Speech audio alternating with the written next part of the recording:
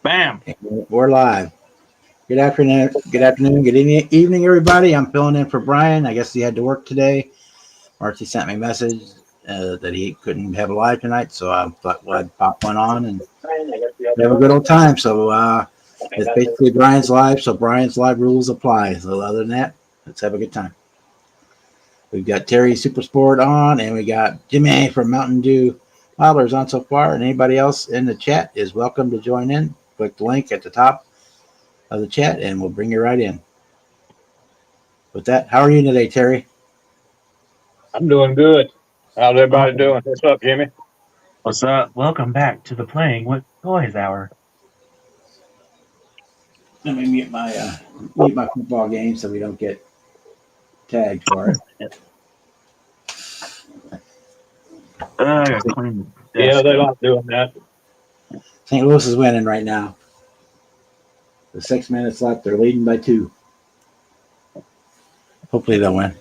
What's up, Butch? Hey, What's up, Mr. Outlaw? Mike? Butch, Pappy sent me a message that he'll be hanging out in the chat tonight. Michael Scale Garage is here in the house. Marcy, she's shopping. She'll be in later. Marcy, if you're on there, buy me something. Buy me a model kit.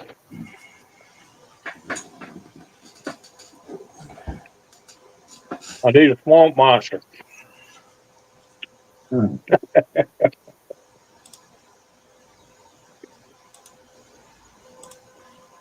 Well, best part about not using the rims from that dually.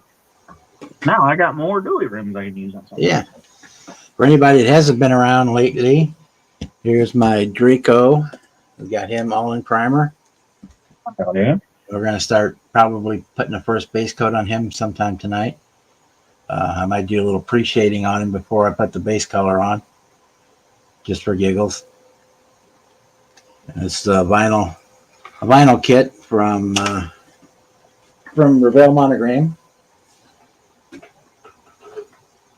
And just for shits and giggles, Bill, this is like from my Shelf of Doom. This is like the last model that was on my Shelf of Doom. We've got it in primer as well today, and we'll start masking it off to get it painted. And we are probably going to do this as a secondary senior bill. We'll use one of those naughty nurses for the nose art on here. I need a little plastic bag to put That'd be cool. together. And in case anybody hasn't been on and noticed, STS does now have the Terry's Toy Camaro decals on their website. And I ordered 2 sets of those today for me. Sweet. Yeah, I think Brian put up a video just a little while ago about that.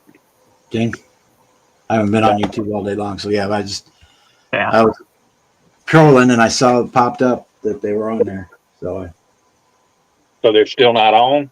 no, they are on. I was Oh. trolling for stuff today, decals, and I saw that they were there, so I ordered Okay. 2 sets. In fact, I could probably go to their website and show them to you guys. They 10 as well? Yeah, no, some of them drawers apart. Yeah, they're $10. Yeah.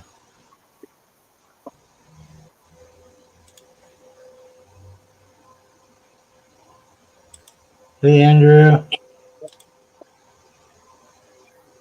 What's up, buddy?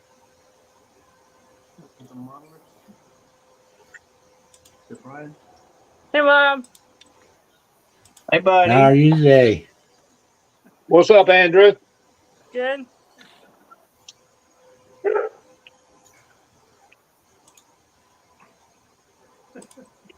You finished the NASCAR of the tank yet, buddy?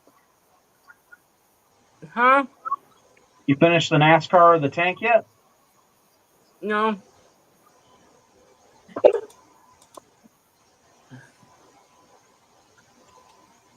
What's up, Kev? What's up, David? Let's throw all these spare parts back in the box. Except for the decals. I'm going to keep the decals separate. Here are the decals for Terry's Toy. Oh, very cool.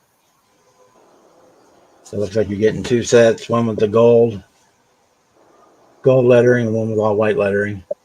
You're getting some SS badges, some Edelbrock decals, and a Kentucky license plate. Looks like it says HBSR on it. Some crane badging. So you're getting a little bit of the contingency badging, and then the main, the Terry's Toys, and the Thacker's Garage, and you can fill it out with whatever you want to fill it out. So yeah, those are available for purchase now. They're $10 a sheet, and the shipping is like $5, just like the last one.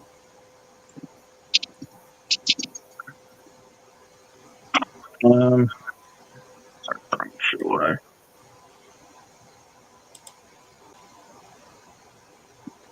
We'll have to wait till next week to order those. Yeah, I just saw them today, and I just clicked on them and got them. It's whatever. I'll probably get them. Probably have them by my live next week. They should be in the house. They ship pretty quickly. It's done Yeah. 4. Your buddy just hit it up. Yay!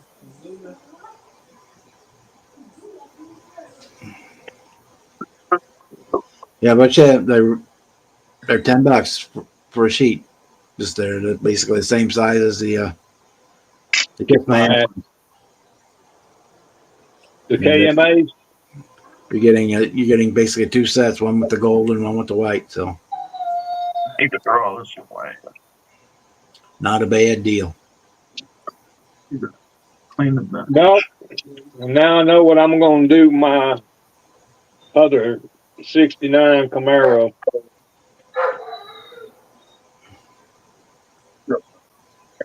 Yeah, I've got one back in the stash. I'll probably pull it out and do it. Put the vinyl top on it. Yeah. I don't know if I'll put the doghouse intake on it or not, but I'll. What are you talking about? Yeah, I don't know if I'm going to put that doghouse on or not, but Oh, that mailbox on the hood. Yeah. doghouse. Oh, I always called them when they're big like that. I always called them mailboxes.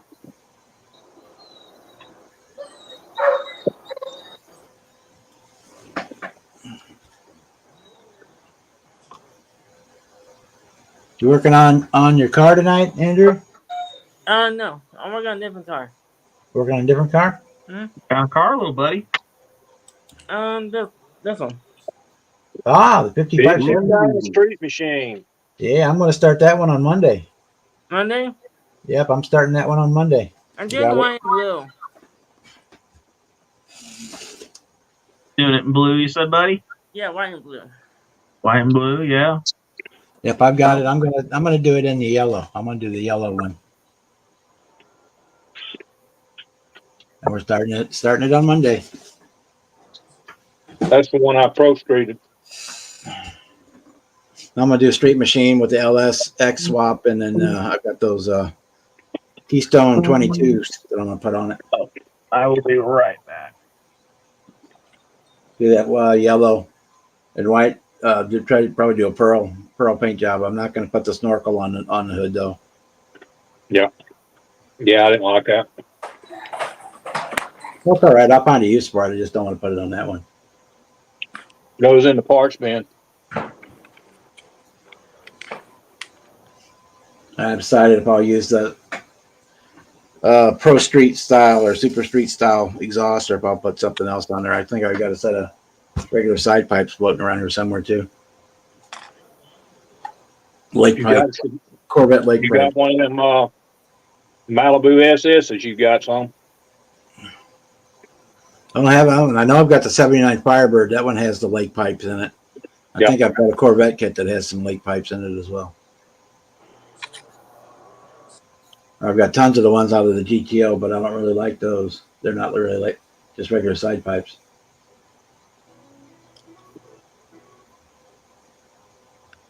Hey, Kevin, how are you? You're welcome to join in. Hi, David.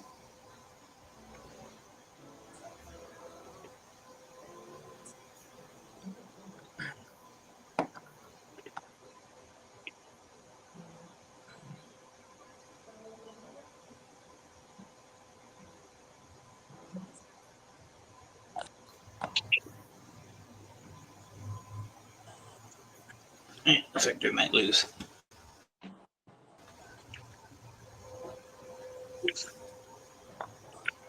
Yeah, the STS is real quick on turnaround. The last ones I ordered them on like a Saturday. They mailed them on Monday, and I had them like Thursday. Would have had them on like Wednesday, but they sat in the Kansas City Regional Post Office for 2 days. Yeah. Yeah, mine was here pretty quick. Same thing. My order from Atlantis is the same thing. It's I think it's supposed to be upstairs now, but it got it at the Kansas City warehouse on Wednesday, and it sat there and sat there and sat there and sat there until they got around to shipping it on last night. Hey, Blue Ridge.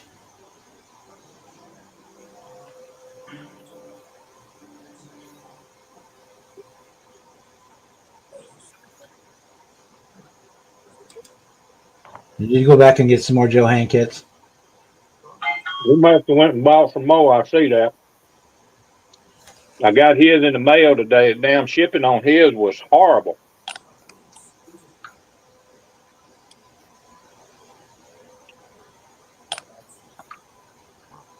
But it's on its way.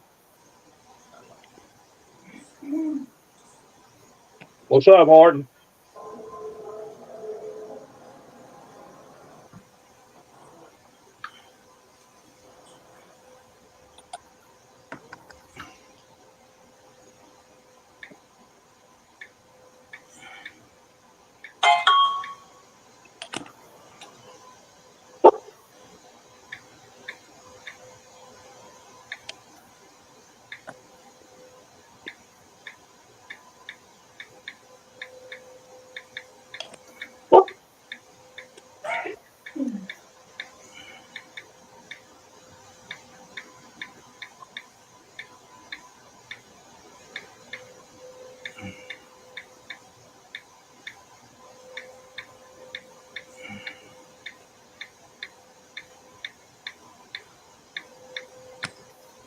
We got one Johann and 7 more.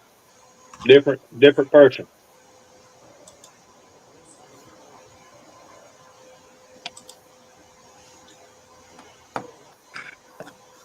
Well, hurry up, get your butt in here so you can have the MCV show. Come on, Mouse. Come on now. Hello, Michael. Hey. Hey, Mr. Bob, do you mind if I do a little show and tell on what Go I right posted ahead. today? That's what it's all about. All right. Not near as much stuff as I've got in the last couple of days, but a buddy of mine called me and I had to go over and check on the boot heel that he had that I was going to pick up for Jason, but I got over there and we opened up the box and it was something that somebody had already put together and it was all broken and destroyed. So, of course, that's I good. went shopping. I ended up with the Ram Charger high roller in a bag. The Grumpy's Vega. Ended up with that. This one was pretty cool. I'd not seen this one before. You guys have probably seen it. I don't think it's all that old or rare, but pretty cool kit. I know it ain't that old because it came from a hobby store and it retailed for $22. So I'm sure Wow. it's not all that old.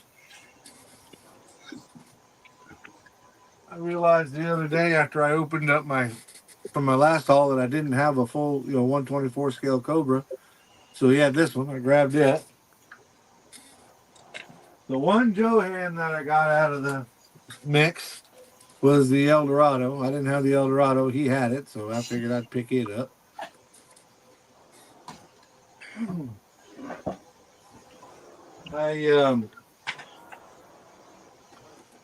I can't remember who it was, but I saw a guy on either YouTube or Facebook that had modified that tractor and made it look really, really cool. Put like pulling tires and stuff Kim on it. did. It made it look really cool. So I Yeah, it was tried my Kim. hand with that. Kim. Pick that one up. It was Kim. This one's a relatively new release too. It's a pretty cool kit. The 32 Ford from Stacy David. Yep. Pretty cool kit.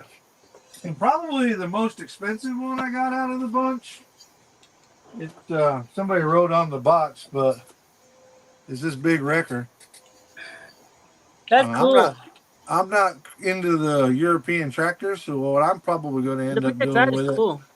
is putting the wrecker boom on the back of maybe, I don't know, I'm going to take the carrier off one of the big Papa trucks and put it on something else. So maybe I'll put that boom behind one of the cab over Papa trucks.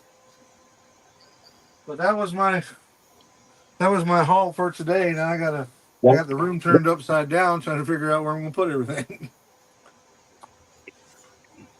But that's the Well, guy you I just have got to that build from is some my. to make room for those new ones.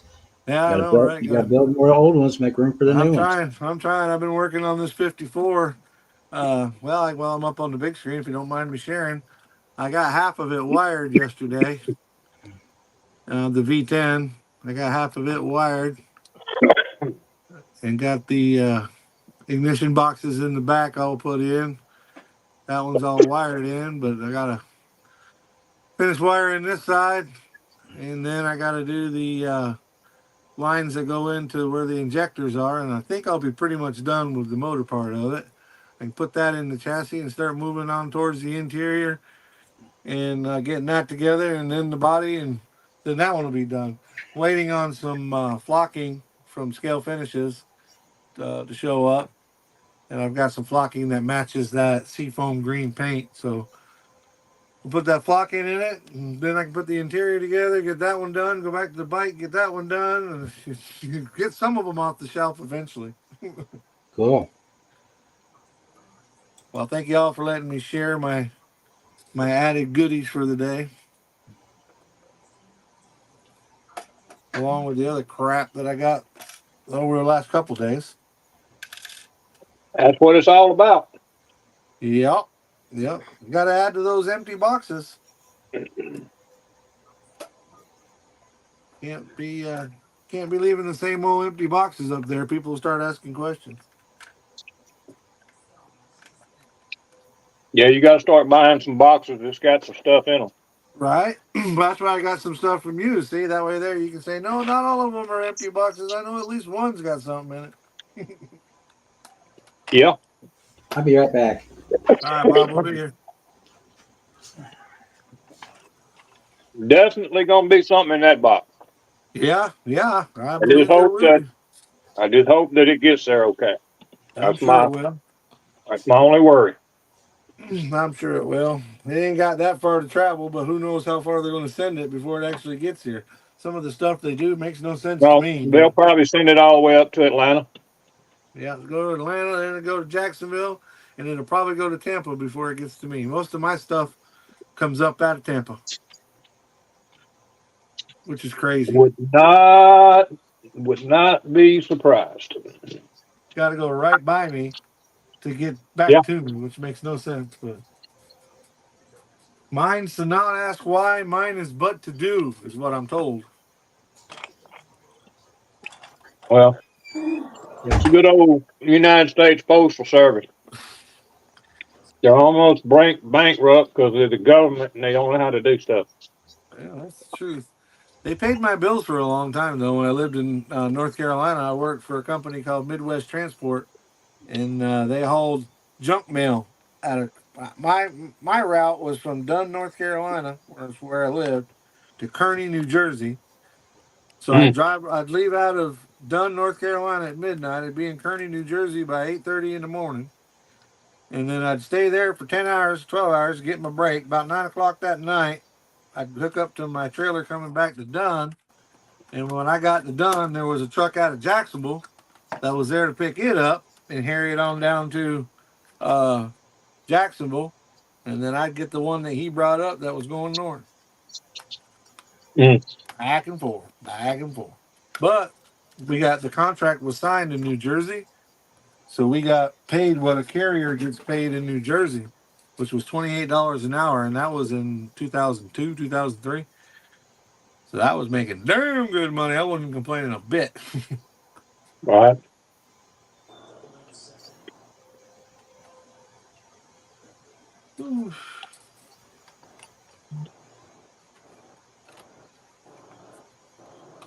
So yeah, I take it. I saw Brian's post.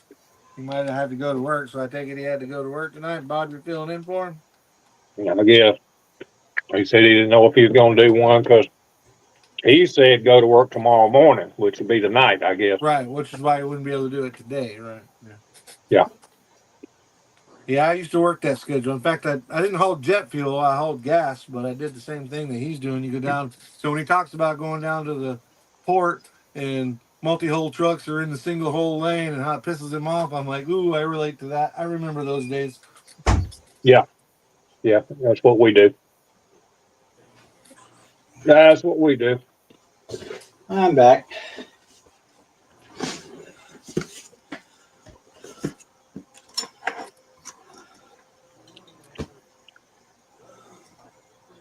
Well, a box came in. Yep. From Atlantis. Uh-oh. Bob's got a box? Maybe he can do some show and tell.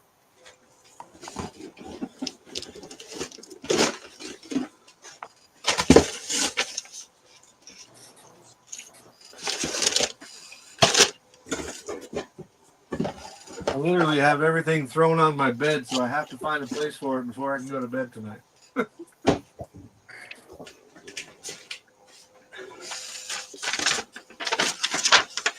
Yeah, play from Atlantis. This is a re-release of the classic 1950s Revell B-58 Hustler. Oh, nice.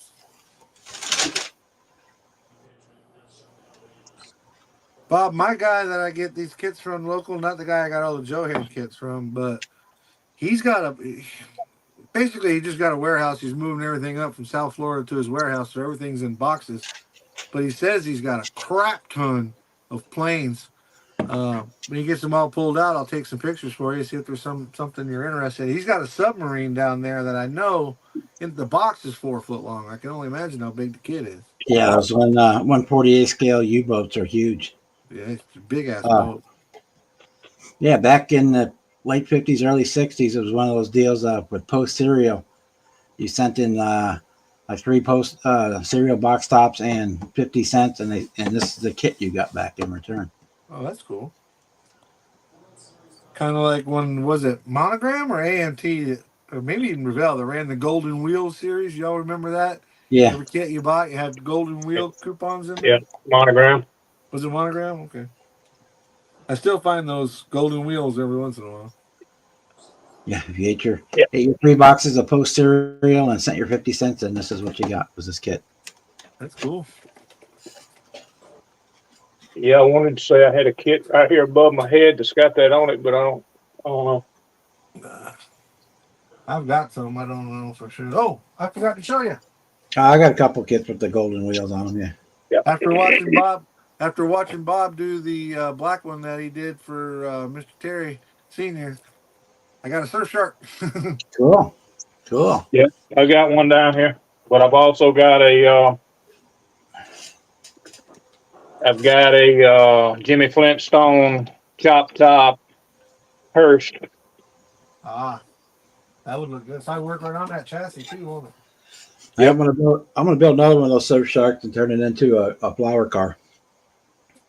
Yeah, for behind the hearse, that'd be cool. Cut the back half of it and make. I just rewatched that second Mad Max movie, and isn't that the same thing Yeah, that they used? yeah. No.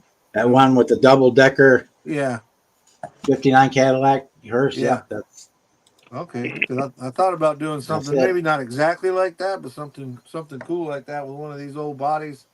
Slap the old body on top of it and make something out of it like that. And a big 4x4. Yeah. Put like a monster truck chassis underneath it or something. Yeah, That's what ran through my mind. But we'll see what happens. There it was. That's exactly what it was. We're winning by 1 point with 8 seconds left. And Michigan's got a 4th and 10.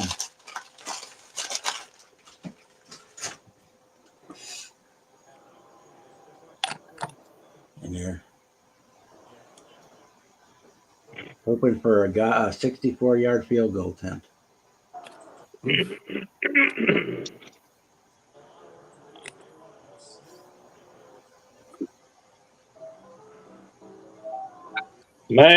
this place is a mess. Yeah, I can relate, Mr. Terry. I can relate. Mine's an absolute mess.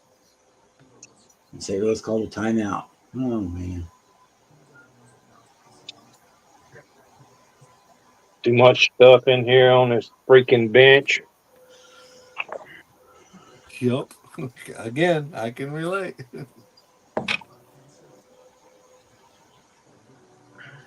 I get everything right where I want it, where it looks good, and everything has its own home. And what do? I go out and buy more stuff. Gotta make room for it. Yeah. Doesn't make any sense. I'm a retard. There ain't no more room for me. Well, my girl asked me the other day when I was going to buy a damn shed and put it outside and move everything out there. And I don't want to do that because that'll just create distance between me and her. You know, I'll be out there all the time. At least if I'm in the room, she can come through the door and here I am. But I don't want it to alienate everybody with it. And I sure as hell don't want to put everything out there and not keep an eye on it and be out there. Well, and not just checking on that, though. Putting it in a shed You forget about and getting above 90 degrees, you're going to have a lot of melted blobs out there. it. Yeah. And that means air conditioning the whole thing. And then That's exactly right. more. Then you got to insulate it. Then, you know, like I said, it starts to snowball on you. Yeah, I looked at that. You got Better to off right where you're at, brother. get one of those hotel heating air conditioning system Mitsubishi ones. That's half inside and half outside, running there. Yeah, if I moved out there and you know had it out there and set up my whole shop, then it would be worth it, I suppose. But like you know, we were saying, you got to run power. You get the building, then you got to run power to it, then you got to finish off the inside of the building with insulation, get the air conditioner in there, build up all your shelves. The next thing you know, your $10,000 sheds turned into a $30,000 damn building. Yeah, might as well put your bed out there. I put my bed out there. Might as well. I'm trying to get away from having my bed the same place. It'd be nice to have a studio where I can, you know, do the channel stuff and have a background and whatever, but I don't know. We'll see what happens. I got a lot more than I did a little over a year ago. I had 13 kits. Yeah, 13 NASCAR kits that I had been dragging around since the mid 90s. January a year ago. That's all I had. An old tester's paint that was dried up in the glass bottles. I had like 5 or 6 bottles of that. And here it is a little over a year later, and I ain't got no room left in there. Time to The stop last buying. kits are all repops of old Revell, Monogram, Aurora. They bought all the old tooling that nobody wanted anymore, and they saved it. And they go through and they clean it up, true it up, and everything, and then they produce the models. But we'll open That's this what one they do. They open it up and they screw it up. Yeah. I can't see the chat because I don't know where I put my phone. Hey, Mike, Sir? it's right where you left it. It's exactly right where I left it. I have no doubts about that. The problem is I don't know where I left it. Do you need me to? Well, I can't dial it because I'm on my phone now. Yeah, that's fine. It's here somewhere. It might be out in the other room. Hey, Britta. So here's our decals, which look really nice. What's up, Britta? I'll be right back, guys. And they gave you the old the decal for the old stands, which they don't sell anymore, which is odd because those were cool little stands. The old little Revell stands that had the round ones with the globe on them.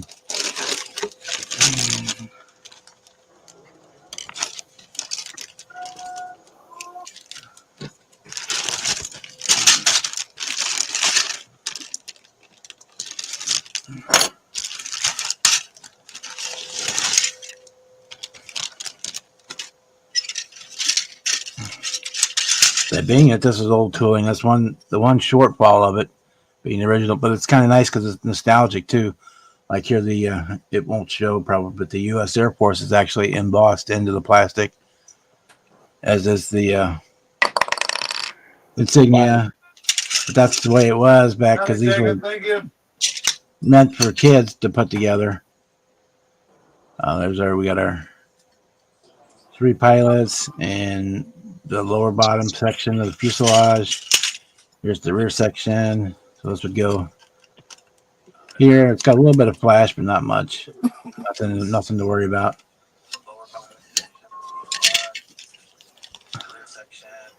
And we got our clear parts. They look good. We've got the nuclear bomb here drop that goes on it. Our wings, same thing. They've got the U.S. Like to catch it. No, but it doesn't matter because your decal goes in the exact same spot.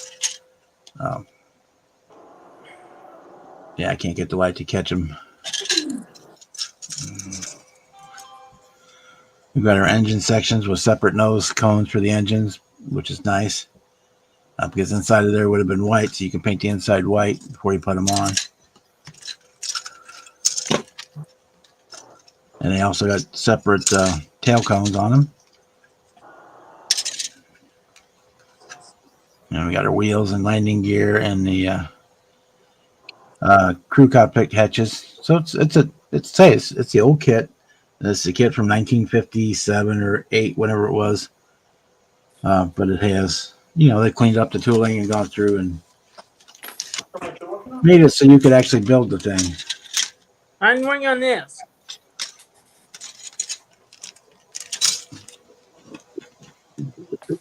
Good. Good.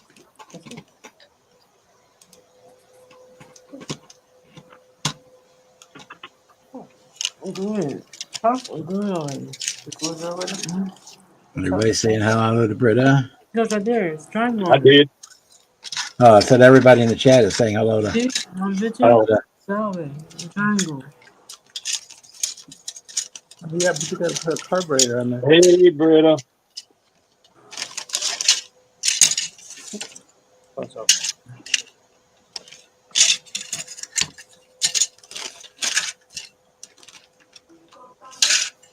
Put the color on you. Oh,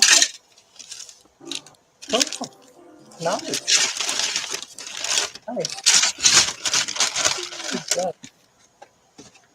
Mike, when you built your motor for your bike, did you airbrush it? Yes, I airbrushed. I used Alclad dull aluminum on the block. Then I used the copper for like the big tube intakes, and then I used the matching Tamiya that golden. What was it we were talking about yesterday that you said you picked up the gold leaf. LP? Yeah, no, it's not gold leaf. It's the LP. I'm trying to find it. You said you got the silver, and there's a gold one too. I can't think of the name of it now. You just picked it up the other day. Oh, you're talking about the titanium. Yes, the titanium gold is what I used to match the copper, or get close to the copper that I used on the motor itself. And then the blue is off of Sharpie because that dull aluminum, or it's either dull aluminum or white aluminum, is a little brighter than. It's not like chrome or polished aluminum, but it's still pretty bright. And then I used where the blue is on the head and whatnot. I used blue Sharpie. And I have found, it sounds weird, but it's really true.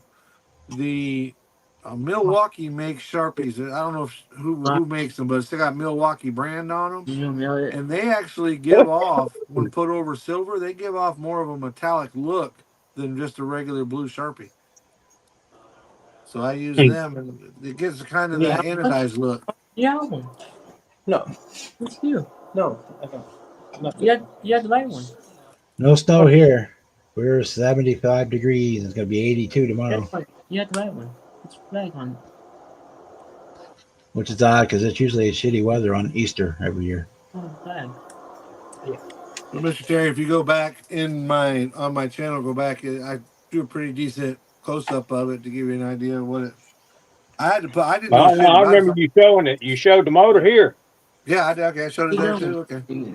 Huh? It's in the. It's once you put it in, you only see the bottom and the front half of it. All the intake and everything to do with the intake, you can't see once it's in there. It's No, all I know. covered by frame and chassis. So all Yeah. the time I spent on getting the injectors right over top of the bowls and and painting them and doing all that, you put it in there and it's like you can't even see it. I know it's there. That's all that matters. That's it. Yep, that damn body, that bike's gonna cover it all up. Yeah. I mean, I'm not really. I mean, just thinking about Yeah. it before I even Yeah. got started on it, I didn't really want to do all the paint to the engine because I knew it was going to be covered up. But I bought Honestly, $69 worth of paint it don't take long. just for this If you bike. painted that whole motor one color and then painted the headers that come off of it another color, that would be all the contrast that you would need. I mean, if you want to do the detail work, it's for your own satisfaction. That's one thing. Yeah. But for as far as looks go, you can paint it all one color with a different color for the headers coming off it, and maybe some black wash to give it some shadows. And it's about as good as it gets. You're not going to see any of the intake at all. You don't get to see the head at all. So here, I'll show you. I can actually. No, this goes on first, and then once that dries, then you can put that on. But you got two So pieces. Terry, if you look at it, that's it. I'm holding it by the oil pan. That's it in the chassis, and I don't even have the body panels on it yet. This is just the motor in the chassis, and it covers up that whole intake that you can't see Yeah. it. But when you get to your instructions, it's got 4. I'll call them velocity stacks, but they're real short. And then Yeah. there's an ejector. Oh yeah, I've been looking at them right here. Yeah, and there's an ejector that sits above them and squirts down in there. But you know what? Really, that's the bottom side of the motorcycle, and you really can't see much with it. I can see that I need to put it somewhere besides where I had it to get the damn dust off of it. A lot of extra pieces on this. Yeah, I mean, the only reason why you'd see it is if you had it to where you could take the body panels off the bike. Yeah, that's the only way you can really see it. It's just, again, if you want to do it, it's your own satisfaction, but you're not going to see it. I'm waiting for the custom forks to show up. Yeah, I ordered that yesterday. But if you look there, you can see where I painted the base of the block black, just to give it some contrast, and then the valve cover and a couple other things, the timing cover on the side and whatnot. I just did it with Sharpie and Sharpied them in, and came out really nice. Right. Once I go inside of it. I've never built one of these things before, and I had 2 or 3 of them, and I said, you know what? I knew that Cliff and them always did this thing every year, and I said, I'm gonna get in it. Yep, I wanted to get in it because I haven't done one. I wanted to open up my, get out of my comfort zone, if you will. Yeah, well, guess what? You're fixing to. Yeah, my buddy that I was telling you about, the guy that lives close to me that I work with all the time getting parts. I went over there and he unloads like a box or 2 when he can, and he had unloaded all of his motorcycle boxes. He's got probably 50 or 60 motorcycle kits. Tamiya's, and he didn't have the one that we had, but he had like a Honda one, a Kawasaki ones. He had a bunch of different ones. I got I've actually got a rider that'll go on this Yamaha. Oh, really? That's cool. Yeah, it's also a model. Oh, that's cool. I didn't know they even had that. Yep. Go to Plaza Japan, check it out. I got an order coming from them. We talked about them Japanese kits that I ordered the other day. That's where I ordered from. I also ordered because everybody else is out. And I say it's a new release stuff, but maybe it's been out and I just haven't seen it before. But Tamiya makes this hose that has a wire in it, and it's all different sizes. And every time I see them, they're always out of stock. And that Plaza Japan had them. So I ordered a bunch of those to be able to have them because they look pretty cool, like a radiator hose. Instead of me having to run a piece of sod wire through it, Now it already has it in there. You just kind of bend it up the way you want it and put it in there. And it was Right. dirt cheap. It was like $2.99 a piece for them, and they were like 2 foot, 3 foot in each little section. Yep. So I was like, what the hell? And again, it was one of those deals where I needed to add something to my cart to make the shipping worthwhile. Yeah. The shippings went up because I have been on there and had shipping below $15. With the 2 And kits and everything I got and some spray paint that I got, it was almost $30 for shipping. yeah, mine was 26. I got the forks and I got 2 egg planes. I've been Yeah, I got wanting the an egg forks. plane forever, and finally broke down and bought one with them. In the morning. I got the forks. Those little packages of the Tamiya wire with the hose wire, and then the 2 of those little wide body. One might be a Celica, the other one might be a Skyline. I forget, but What Yeah. is it? Earrings that you had on already? The ones that you got first time. it worked out though. Yeah, that used to be to where you could buy them from there and you was getting a pretty good deal, but the deals don't look like they're quite as good as what they used to be. Well, Maybe they figured it out. I don't know. Well, if you look at, let's just use those forks for example, and this is just from me looking around. I haven't checked everywhere, but if they got them, first of all, a lot of places are out of stock. And second, if you go to like the eBay or whatever, they're charging you $21, and you got to pay $3 or $4 in shipping, so you're $25 into it. And you buy it from them over there at Plaza Japan, they're charging you $11, and you might have $4 or $5 in shipping. But if you're all in at 16 compared to 25, it's still $9-10 you save. Yep, absolutely. Sometimes it hurts. You are correct.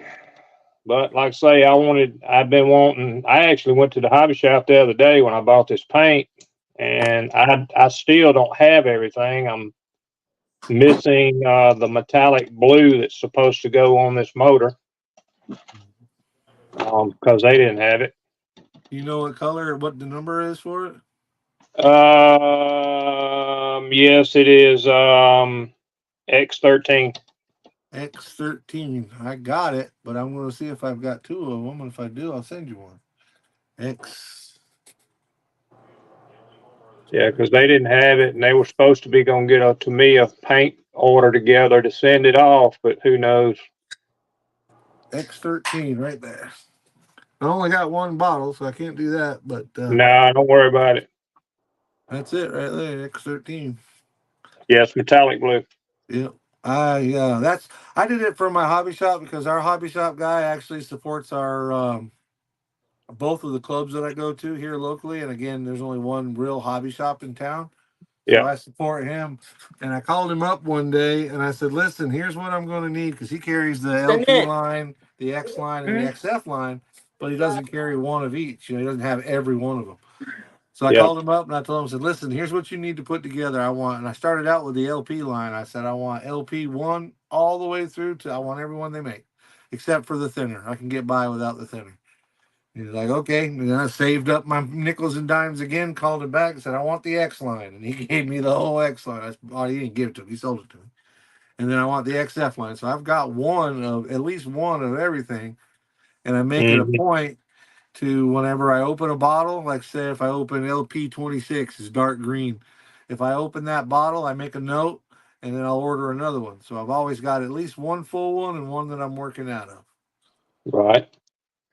And once you make that investment, in my experience, once you make that investment and buy them all, then you got them, and then it's easier to keep up, right? You can buy one, and then the black, obviously, we buy a lot of the blacks and a lot of the white.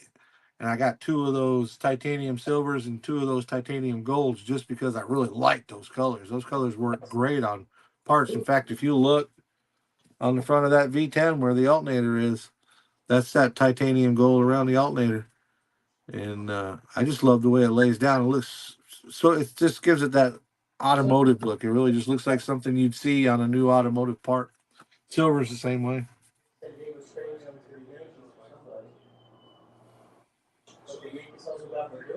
Yeah, like I say, I've never put one of these things together, and I'm seeing right now I'm not really liking this going together like it is. I had to put them together and take them apart. Michael Mitchell, I don't know if I'm familiar with is it Escii, ESCII Italeri motorcycle kits? That would be cool. I like military stuff, so that would be cool. But I'd have to look into those. I've never seen them. My friend has some military stuff, like some old Harley Davidsons that caught my eye just because I'm a Harley guy. But and he had the old, we call them geezer glides, the bikes with the all the fairing and the queen seat in the back, and that now they've got all but air conditioning in them. But those are pretty cool. But he's got an old one, like an old Heritage Classic or something. I'm sure I'll end up with him. He's got a lot of the repops of the Daniel or Tom Daniels stuff too. I mean, like every one, the Paddy Wagon, but it's all repop stuff. But still, it's cool. The tanker one. What else did he get? He got I mean, all the ones that you can think of. I've got the beer truck. He's got the Cherry Bomb with the mini bike or a sidecar or something like that. Something that Yeah, comes it's got with the it. mini bike, Yeah, okay. and a trailer. Yeah, that comes with it, and then the Dragula with the coffin. There's the Yep. coffin one, and then he's got the Munsters mobile. Yeah, that's the one I'd like. Just about every Tom Daniels one show one that I know of. There may be one or two out there that he doesn't have, but again, they're not the old ones, which I don't care. And so I was telling the guy that I got these Johan kits from. I said, I'm not buying these because they're Johan. I'm buying them because nobody else makes them, right? Especially the AMC stuff. Nobody else makes that. They didn't get it repopped. I mean, MPC did some stuff, but I'm buying it because I'm a builder. I ain't trying to resell it. I don't care what. I mean, the box art's always cool, but it's not. I'm not buying it just because it says Johan on it, and I'm not paying prices just because it says Johan on it. Because he would pull up two of them. He's like, "Well, this one doesn't have a UPC code on it, so that means it's more than this one." I said, "They're both wrapped. It's the same kit. If I can get that one for $20 and that one for $10." I'm going to get the $10 one because it's the same stuff. Just because it was made later makes it less valuable. Not to me. No. But there is collectors, and there's people out there that'll pay it just because they can say they got one that's this or that. I'm like, hey, I'm happy for you. Those kits. Have at it. Mike Dominic asked if you got his email. Did I get your email, Dominic? This is something you recently sent. Looks like you. I got an alert for an email. He sent it earlier this week. Let me see. I'll go straight to my emails right now and check. And if I didn't, have him is it under Dominic, his name, or I wonder what. Hang on, let me look and see if I can find it. Did I respond to it? Because if I didn't respond to it, and I can't see the chat because I'm on my other phone, but if I didn't respond to it, I didn't get it, please resend, and I will make sure to respond to it as soon as it comes in. I assume you probably want a shop card, and we'll definitely get one out to you. But if I didn't respond to it, please send me another one, Dominic, and we'll get you taken care of, bud. And I apologize for not seeing it.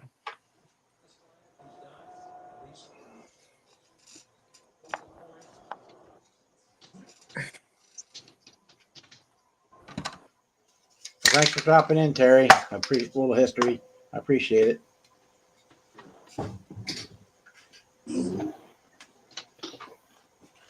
Mike Mitchell, I want to check into those kits, man. They sound pretty cool. Zundat kit with sidecar and BMW R75 kit. Heck yeah. Like I said, this Yamaha that I'm building now, the last and only motorcycle I ever built before this one was the old Fonzarelli Triumph from way back in the day, like 79 or 80. And I think in 80, I would have been 9. So I'm back. I had a question about Terry Sticker Hobby Barn. I did send Dominic. Did I respond to your email? I believe I did because the name now looks familiar, and if so, I've sent you. I just recently sent out stuff at like Tuesday or Wednesday of last week, and I believe you were in there, but if I did not respond to your text, I don't mean to beat a dead horse, but if I did not respond to your email, please resend, and I will respond and get you another one or get you something coming. In 1980, you were 3, Mike. Yeah, I'm a little bit older than you. I'll be 53 next Sunday. About as old as my dad. My dad will be 54 in April. Yep, I'll be 53 the 7th of April. 1971, hit the ground running. Mm-hmm. Spent 9 months trying to get out and the rest of my life trying to get back in. That seems to be the way it goes for everybody. I was gone so long. I had to go out help my dad. We getting the fishing poles out for tomorrow. Cool. Yeah, it's supposed to be 80 degrees tomorrow. Yeah. Might rain a little bit, but It's not saying any Oh, that's rain. cool. down here. We're sitting on this. I need to go. We need to go leave early though, because I freaking need to get my fishing license all cleared away. you should run over to Walmart tonight and get one. We're gonna do it. There's a Walmart right by the our little spot we always go to, so we always just go in there, get the bait and the licenses all at once. Right by the spot. See you later, Mom. Take See it you easy, later. buddy. Night, Andrew. Hey, buddy. All right, Happy buddy. Easter. Don't eat too much Easter Oh, yeah, bunnies happy tomorrow. Easter, everybody. Tomorrow is Don't eat too Easter. much Man. chocolate rabbit. Don't eat too many chocolate bunnies. I need to go get that. I need to get that. We'll get that done tomorrow. This is the first Yeah, fishing what's license up, I'd man? have. I was supposed to get one last year, but I just told everybody I was still 15. Hey, Cliff. Ladies and gentlemen, boys and girls, and children of all ages, Cliff is in the house. Hey, Sarge. What's up, Cliff? You're welcome to hop in if you want. If not, hang out in the chat. We're good with that too. Dominic sent you another email. Okay, cool.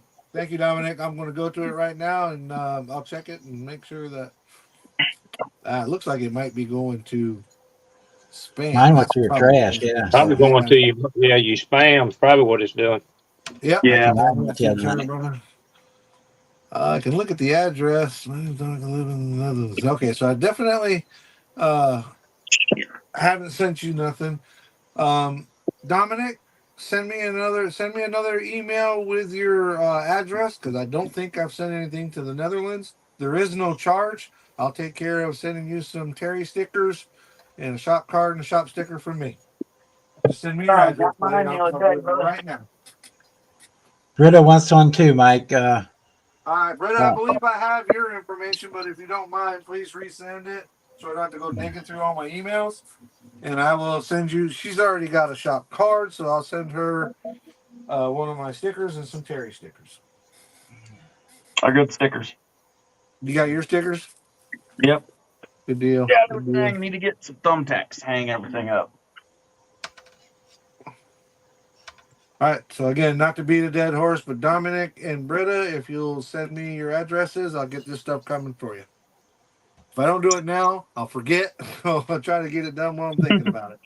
And this is also a very good excuse for me not to have to go over there to the bed and clean it off and try to find a spot for these new kits. I can let them sit there and say I'm working on this. Let me put all the stuff from the square body back on box.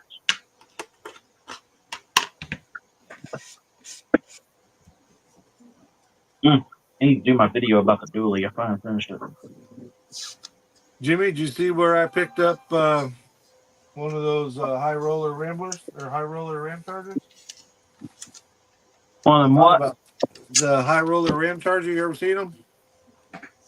High roller ram charger. Yeah, it's an I know old what a school ram monogram. charger is. Yeah, the old ram charger. It's an old monogram kit. This one's from '81, but it's the I don't have a picture of it, but this is the ram charger. It's a pretty cool kit. Comes with the groundhog tires. Ooh. Oversized groundhogs on it. They're like 40s, but pretty cool kit. If you Google it, I'm sure you've seen it before. Yeah, I Google probably it and have. pull it up. It's a pretty cool ram charger. Man, I've done a Jimmy and a Blazer. It's the same. Yeah, they did a Blazer. I think they did a Bronco. full size Bronco, full size Blazer, and the Ram Chargers. I believe that was the 3 in the series, and there might have been an F-150 in there, maybe. If Fafa was here, he could tell us. But I've done a I'll Google it right now and tell you. Monogram done a high roller. I've done a Jimmy, a Blazer. Yeah, they had a Ram Charger. They had an F-150. They had the Camaro too. That's right. I forgot about the Camaro. They had a '69 Camaro. And let me see what else they had. That a square body Chevrolet. That might be. It looks like I got an orange Bronco, maybe. Oh, looks like the high roller. They had a Chevelle, an F-150, the Ram Charger, a Datsun, the Camaro, square body Chevrolet. And they had a whole bunch of different ones. The Ford Bronco was the red one. Mm-hmm. So yeah, they had a bunch of different high roll. There was a whole series that they had out. The Camaro I always thought was goofy, man. I mean, I love a '69 Camaro and I love a 4-wheel drive, but the combination just screams. That's what I'm about to do. It screams mullet. I don't know what's More it redneck screaming, than but you it's can handle. screaming something. That's funny you just said that because I got a '69 Camaro over here and a set of mud boggers that are about to go under it. Or not a '69 Camaro. It's a 80 something. It's the new IROC they just released. 85, I think it says over here. Dominic, you're always welcome in the live stream anytime I'm having one. Anybody's welcome. But on this one, I got a set of Super Swamper 3D printed tires from VCG, and I'm going to use those on it, and then I'll keep the Groundhogs for something else. But the Super Swampers I got from Josh over at VCG are just amazing. They're so detailed. Yeah.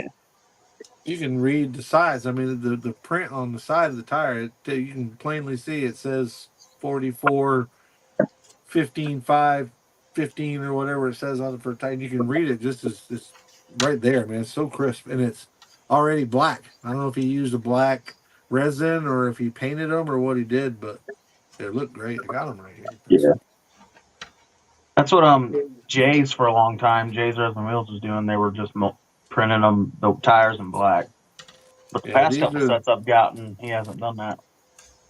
That's them there. Oh, wow. Well, it's probably a pain to have to change resin every time.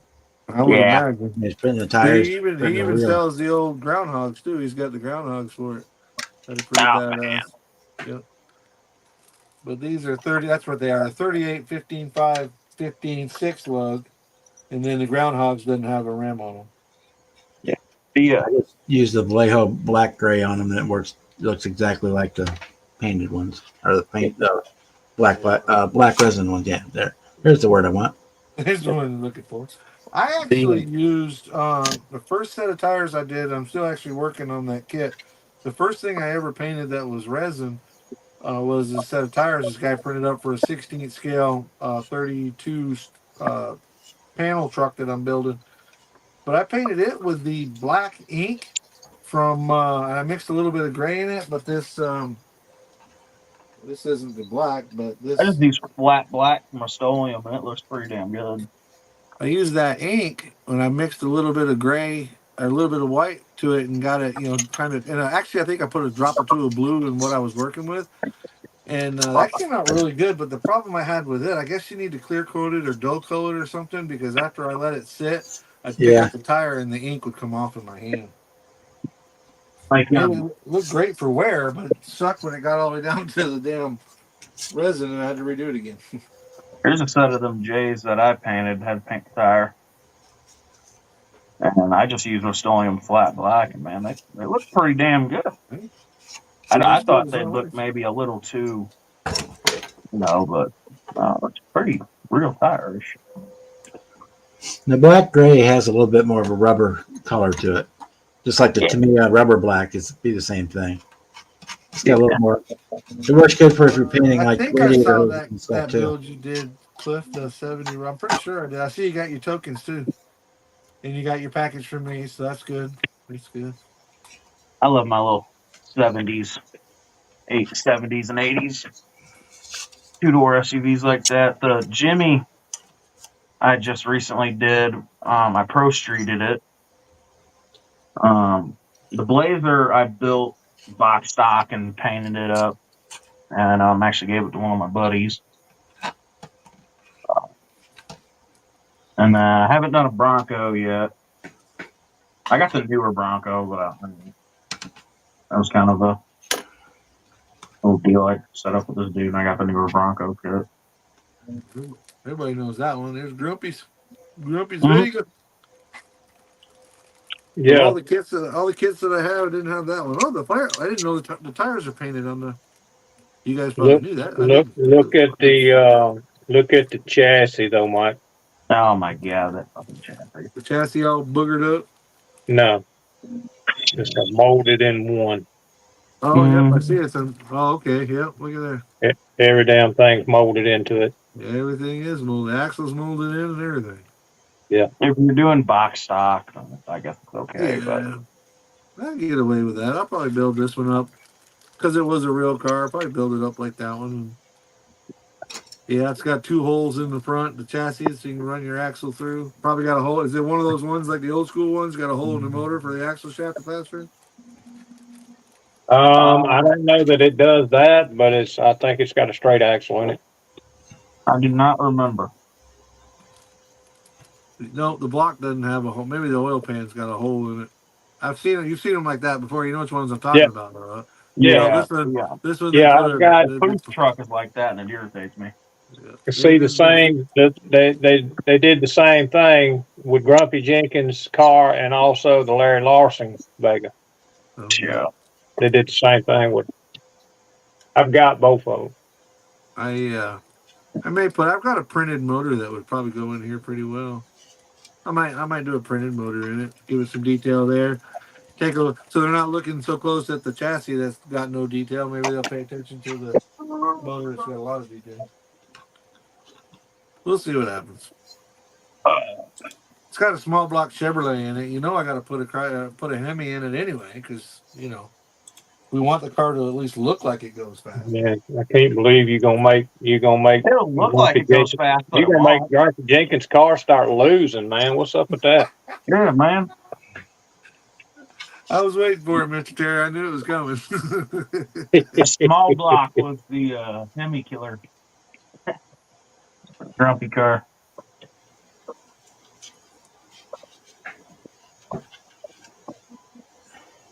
Oh, looky here. I can order from Revell and get me a blue shirt with gold writing that says I'm a top model builder. Yeah. It's got a bow tie on it. You probably ain't gonna wear it. No bow tie. Get a hat. Get a baseball cap for 5 points, and 15 points gets me a T-shirt. Look at that. That's just loving that stuff. That's cool. I got a couple of them old pamphlets that come in kits where you could like check off and send it back in and like order kits and shit. Yeah, I'm just curious to see what year this this Revell kit is. This 54 Galaxy Starliner or 59 Galaxy Starliner. There's an old one. Check. I think it's actually laying over here in this Camaro box. It's from '93. It was a little thing. You write all your information down on it, and send it back into Monogram, and you could enter you in a contest to win a kit of your choice. Well, this one even comes with 2 people that ride in it. That's cool. I always thought about filling it out and sending it in and seeing what it said. Probably nothing, but Doesn't say. I can't see where it says what. I won the Revell Modeler of the Month contest one year, 5 or 6 years back.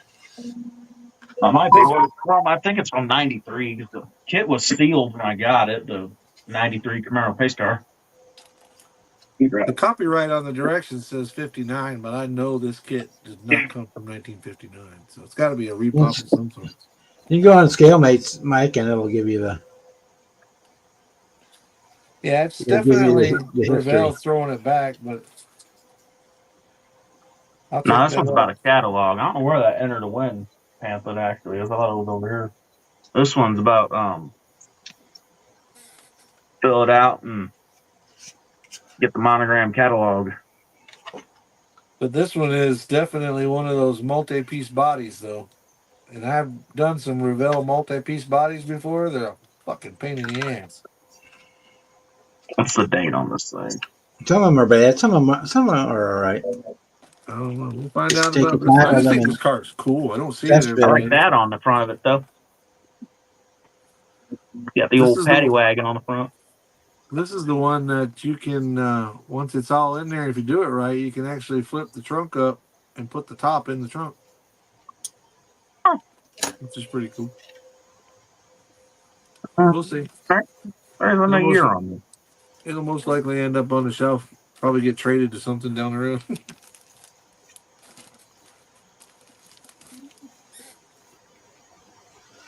It's definitely old.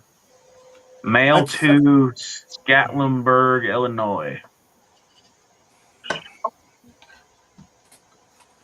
I think I'm saying that right.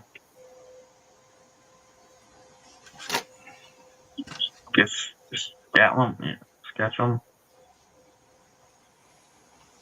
I don't know if I can go. never know.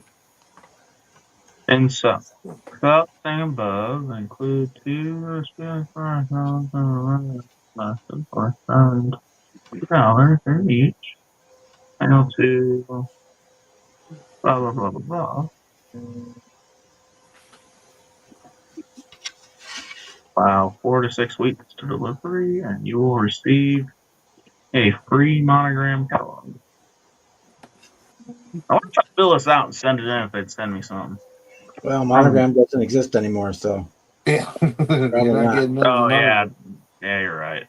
Didn't And Revell has moved to Germany, so again, didn't round two buy monograms? no. No. Revell did. Round 2 is AMT and NPC. Yeah, NBC Lindbergh. So Vino's JR bought some of the NASCAR tooling from Revell Monogram. Yeah. But yeah, Revell and Monogram merged way back when, and then when Revell went bankrupt, they just moved the cream of the crop to their German company, and everything else just kind of went in the trash. Is that the I was Gatlinburg, Illinois. That's kind of wild. This place was over here in Illinois.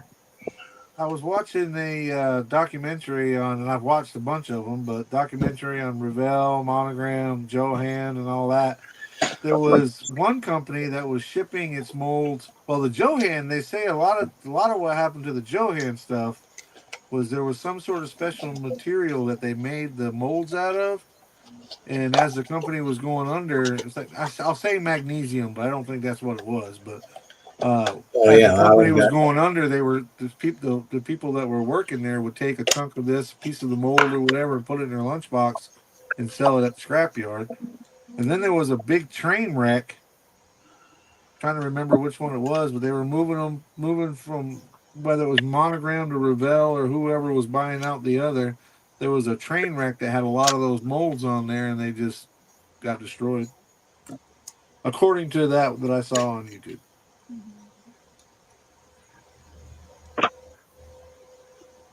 Yeah, I need to put a different motor in this car. I like the way the paint Beryllium. is. That's it, Rick. Beryllium, or however you pronounce it. That's the word they use. That some metal that was in there that was valuable, and they could get it in their lunchbox and take it home. I gotta do this. I can just check out on bottom. Yeah, Horton. I won't check it out. Like I said, I got it for next to nothing, and it seemed cool. So it was different, out of my wheelhouse, and I just love that body style, man. That body. Here I am talking. Just love that body style. 59 Ford. And it should be a challenge to make that top fit right, and then still fold up to fit in the trunk. So that should be fun. They don't bounce off a wall in the hobby room. We'll be all right. Rear fudge and axle. That I think I may have cut too much. No, I didn't know. Aurora molds that Monogram was buying. Okay. I knew that there was a train wreck. She's up there yelling. I don't know what the fuck she's yelling about. I'm down here though, and I don't care.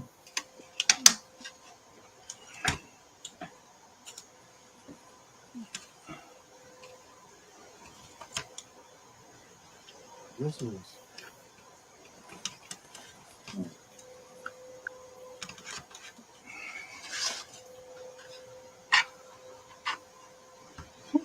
Oh shit!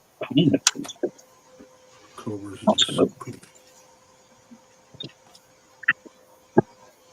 Turn my focus to the dually and kind of put paying attention to shit up. Well, guys, I'm going to hop off here for a minute, go grab something to eat, and come back. If y'all Okay, we'll be we'll here. get back on, and if not, we'll be missing you. But I'll We be should back be here after a most of bit. the night. All right, guys, we'll talk to you in a bit. All right, bud. Bye. That'll just go there. I'm back with that. Oh. Let's build an LS battery. Real motor, not no fucking Hemi.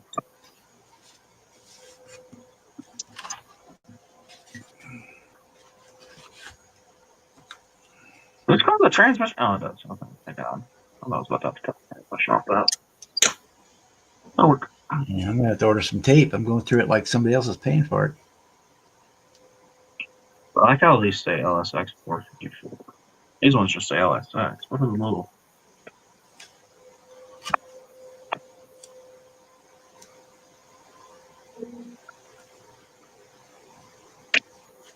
Oh wow. Oh, I like that. This motor comes with little fender emblems that say LSX Cool. for the car.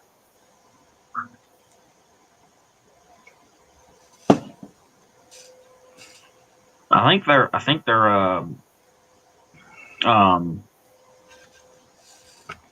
what is that shit called? The thing Josh is always bitching about. Photo etch. Photo etch, that's it. I think they're photo etch. Yeah, right, they're small, and I can get that on there. Don't worry about it.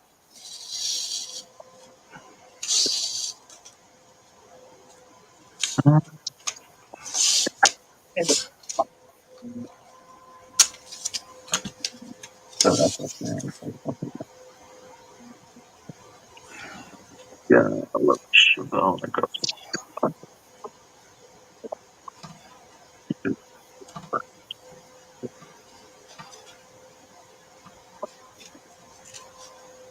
Yeah, cut that.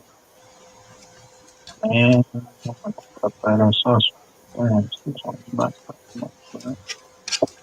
Pretty sure off the front. You know.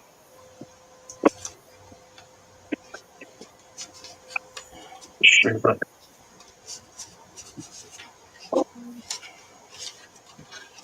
yeah. So, I have to find that.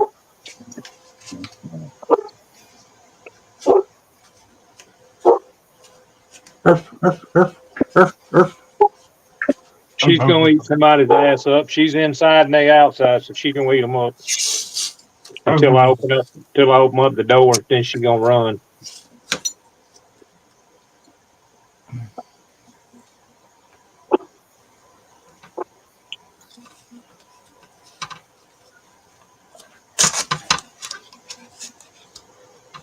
Mm.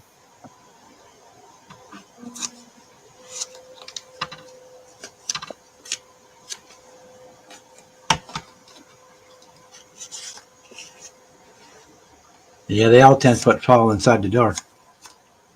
You got that right. Mine will act like they're gonna eat your ass up. Just knock on the door, and then when you open it up, they're gonna lick you to death.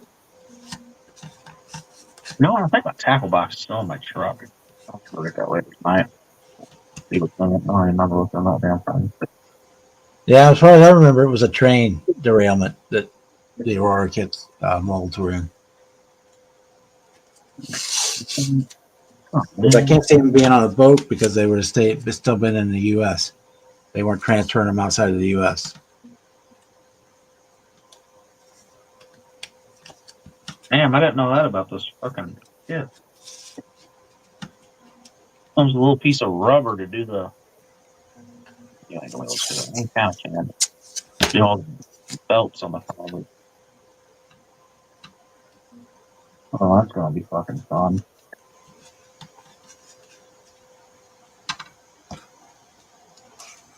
Yeah, I'll just paint some shit black, make it look like that belt. Do it now.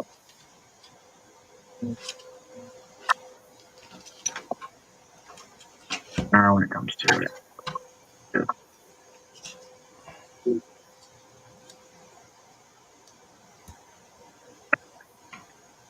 So we tell Josh that we now have an SR-72. Yeah, I seen something about that. The Dark Star project that for the SR-72.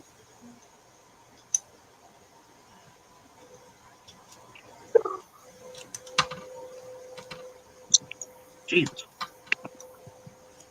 Of course, all the pictures I've seen were the mock-up, the Grumman mock-up from Top Gun Maverick that they did for the movie.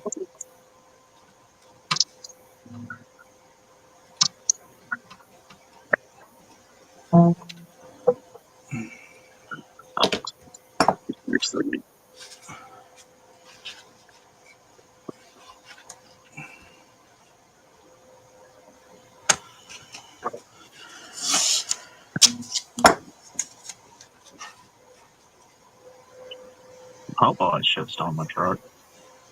Last time me and my buddies went fishing.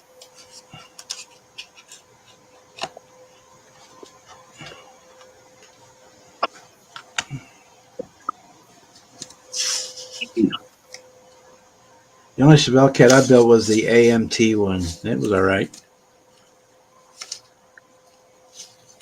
The Revell 69 Chevelle I'm working on now. So looks like a really nice kit.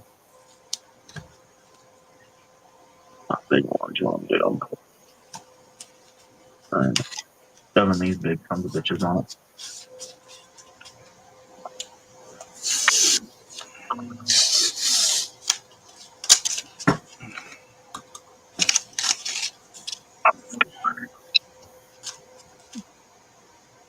Oh, Bob, I was looking through Jay's stuff this morning before work. He's doing a package deal with a couple of Chevy motors that he has. Yeah, he's had those package deals where you get like 3. I might order that. That's a pretty good Yeah, deal. like the, Good.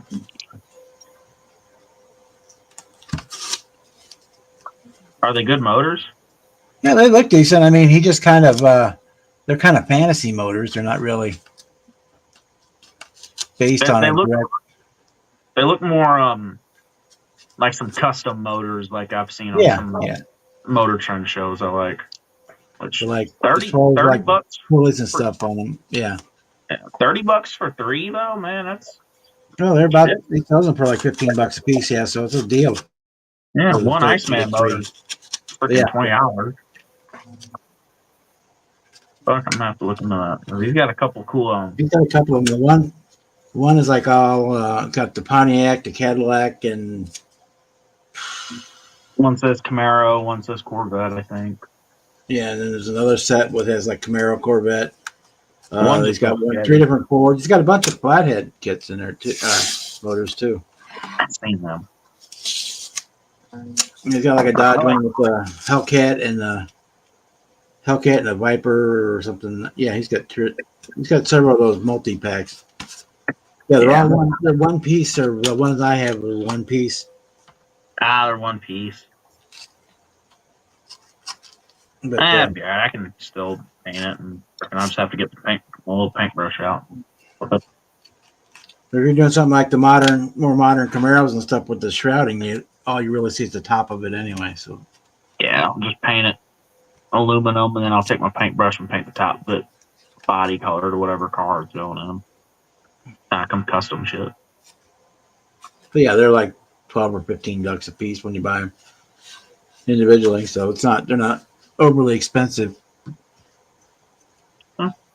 Yeah, hell, $30 for 3 motors, man. You really can't beat that, Yeah. though.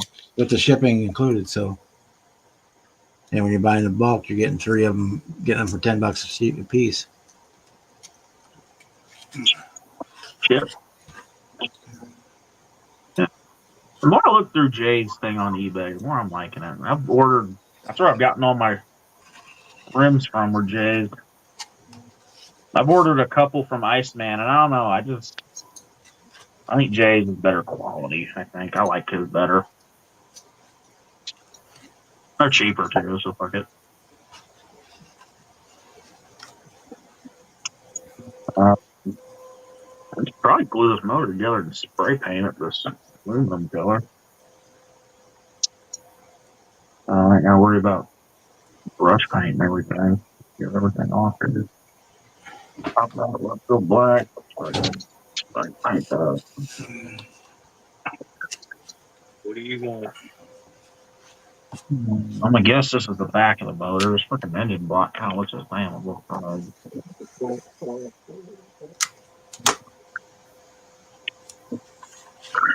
There ain't nobody out there that you want. Shit. Drop All you want is go out there because you heard something. Well, I was going to do the paintbrush on mine, so just make sure I get that right.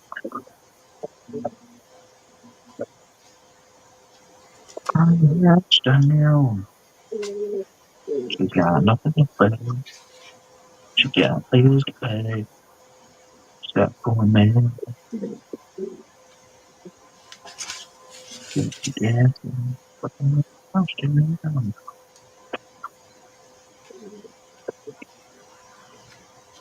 How's that go on there? That goes on there.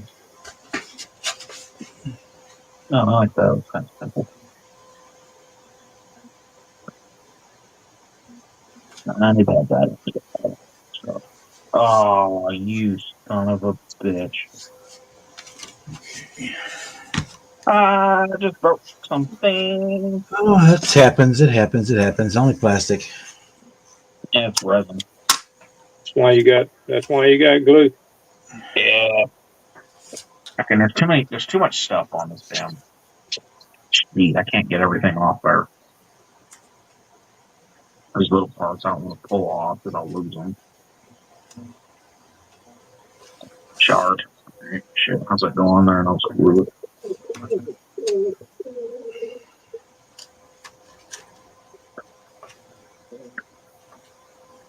What the fuck does that go on there?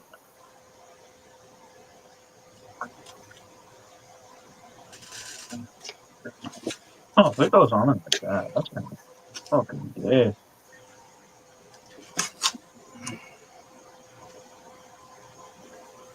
Yeah, I have to go and find myself something to eat in a little while too, because I wasn't planning on being live tonight, so I didn't eat before I came on.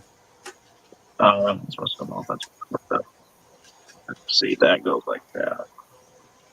As many times as y'all seen me eat on here, get you something and eat. Oh well. I eat on here constantly.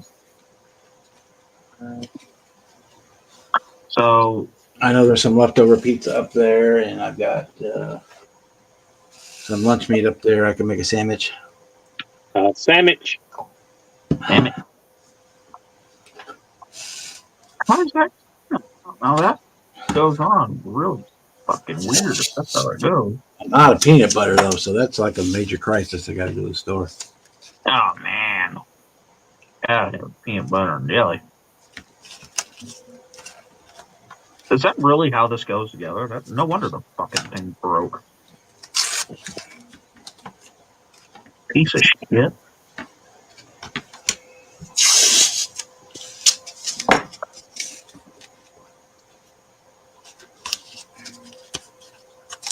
Yeah, I'm gonna shut it out and see where it worked on. You can go broke just on tape when you're building these big airplanes. Let me tell you.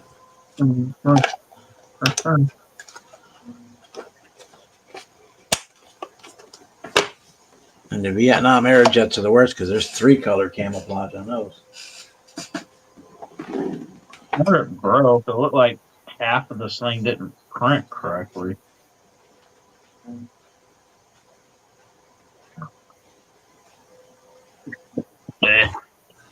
Bugger.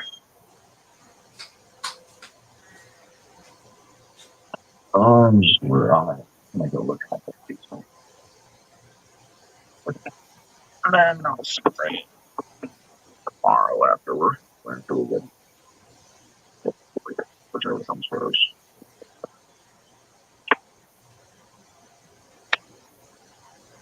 I did not think that right.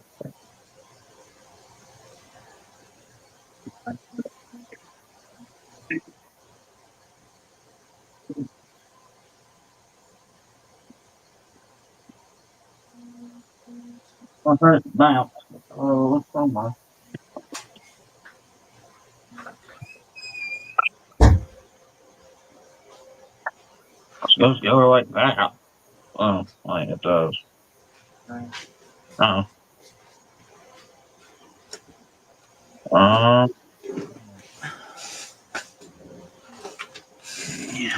know if I broke there. It don't look like it. It don't look that way. 362, 361.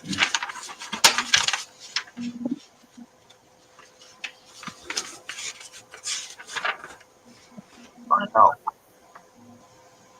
Ooh, I don't think it goes like that, bro.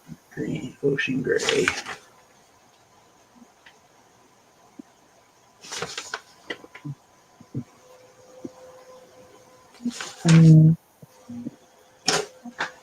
Okay, ocean gray.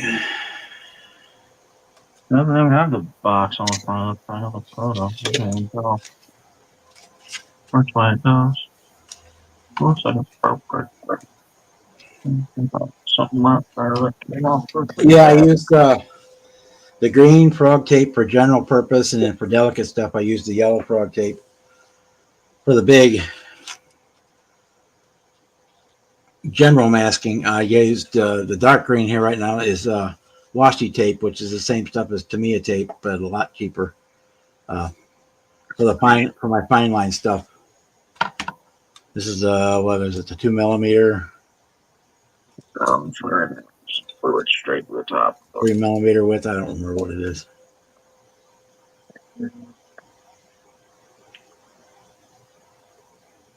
Wanna get some gasoline, burn her house down. Actually, that's 1, 2, 3, 4, Yeah. 5, 6, 7, 8. It's an 8 millimeter width is what I'm using. I thought there was a photo of them. They don't even have that thing on there. Oh, that's weird. And I buy it on the washi tape. I buy on Amazon. You get like 20 rolls for like $25. And it's the same stuff as the is exact. I mean, it's made in the same plant and everything as the Tamiya tape.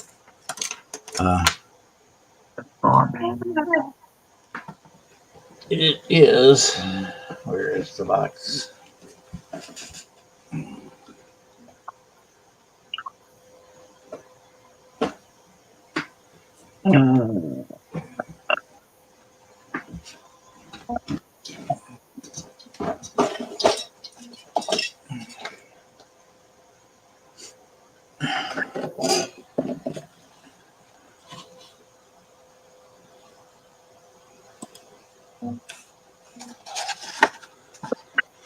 It is MT masking tape. I know it won't focus, but MT. yep. Chamois paper, which is washi paper, which is rice paper adhesive tape, and then you get this particular one was 20 rolls, and it was, I don't think it has the size on.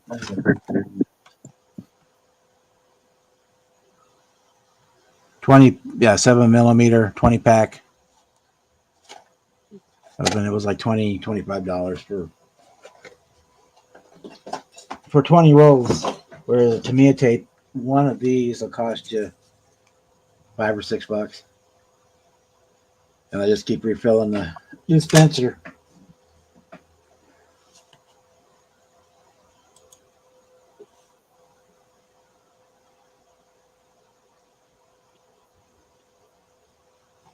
Yeah, and I bought that last box. I bought probably 2 or 3 years ago, and I'm down to left 3 rolls and 3.5 rolls left. So it goes a long way. They have the different widths too, but that matches up the standard Tamiya tape. Actually, I think the Tamiya tape is 6 mil. Yeah, this one is the 6 mil holder, but the 7 mil fits in it just fine. And that's what I use. And then, yeah, for the bulk wide stuff, I'll use either the frog tape, the green, or the yellow. If I'm worried about a delicate paint surface like a metal finish, then I'll use the yellow. But this general finish like that, I'll just use the green.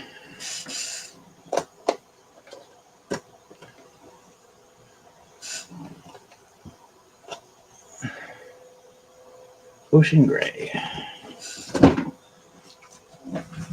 Oh, we lost Jimmy. Down to just me and you, Terry. Uh-oh. He may be back. He may. I'm actually trying to freaking do something tonight about that. That's good. I'm always doing something. So I just ain't been able to get in the mood, but I thought I'd start this bike.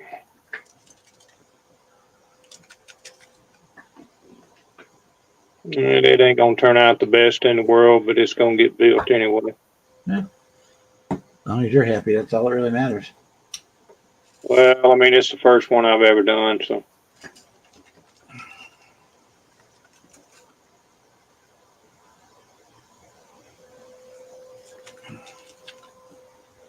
Be the first one. I try to get my stuff on it cheap wherever I can.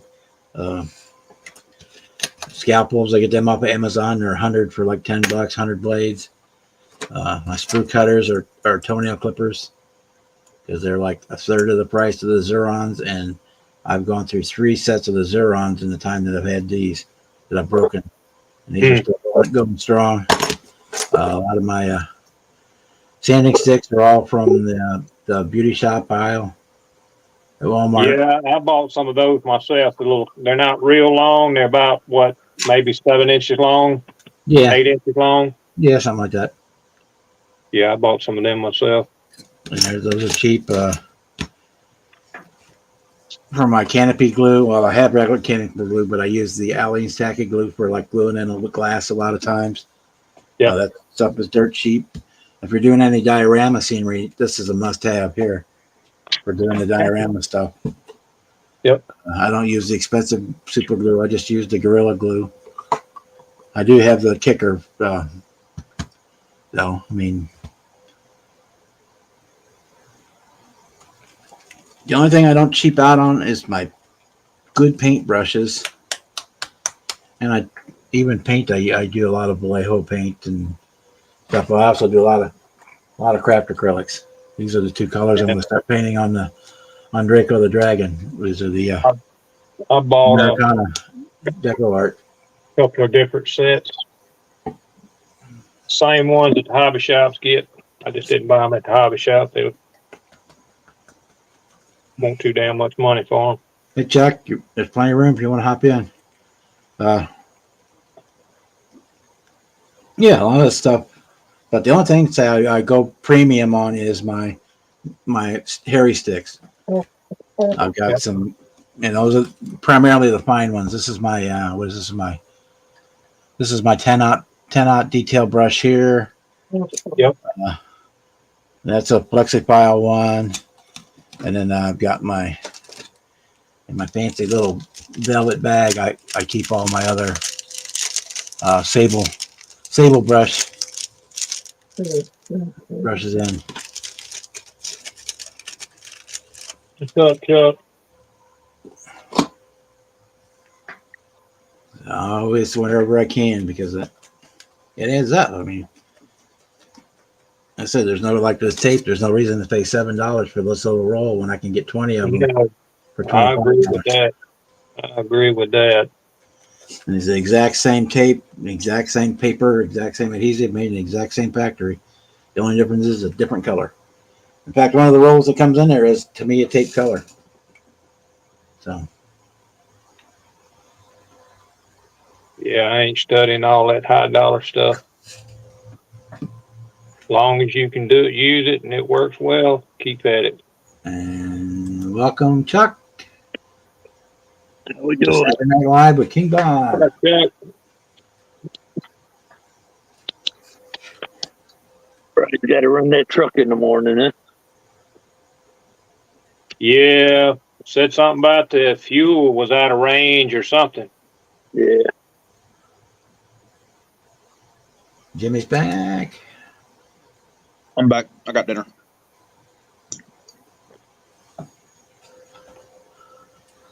Mom fried up some of the morels that I found in the woods.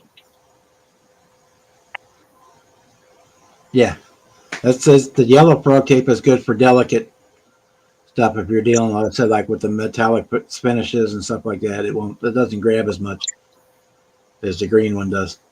You can also take the tape and put it on your t-shirt or on your jeans once or twice. That'll cut the tackiness down a bit too on like the green one. I'm going to mute myself here so I don't blow you out with my airbrush. Okay.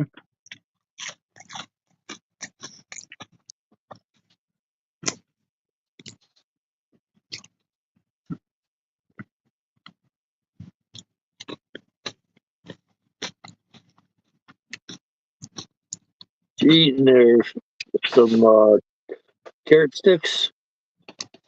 I got. My mom kind of made a little bit of everything tonight because my brother's picky as hell. Tater tots, fried pork steaks, and she fried up some of them morel mushrooms I found in the woods. Uh, Brother's picky, so she's got to make like fries or tater tots with shit. Fussing either is just another name for a big pain in the ass.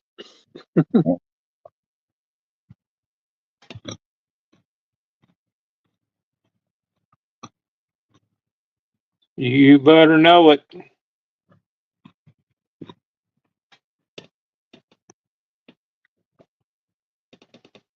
don't know why I'm painting this motor all up. You ain't gonna see a damn bit of it. What you working on? What kid is it for?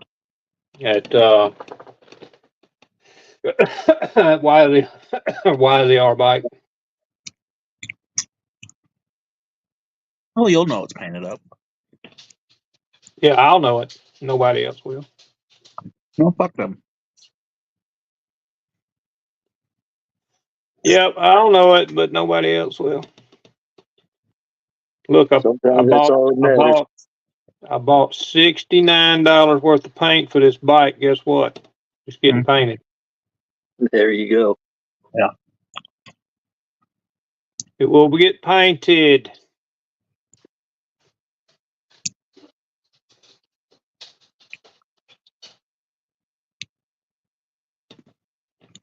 Trying to paint the heads on it right now. Get them all done.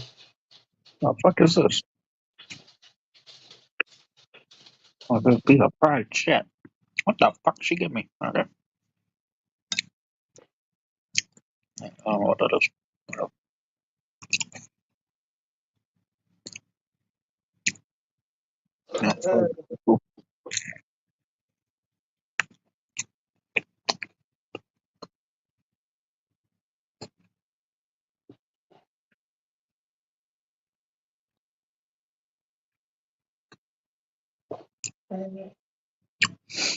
It's pretty good. Fried pork steak. Oh, they always turn out good. Yeah. There ain't too many people that can mess up a pork steak. I don't care who they are. Yeah. My mom got this new for her birthday. Me and my dad chipped in. And we bought her this big like double tray fryer, so she's been frying up all kinds of bullshit. And tonight was a fried pork steak. That shit's pretty good. Ain't nothing wrong with that. Yeah. Nope.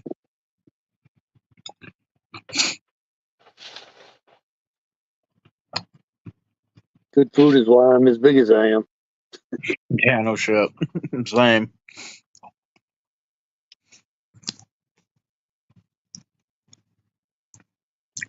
That means somebody knows how to cook. That's all. Yeah. Yeah. That's what that means. Somebody knows how to cook. Yeah, for a while between my mom and now ex girlfriend, Jesus Christ, that was some good food.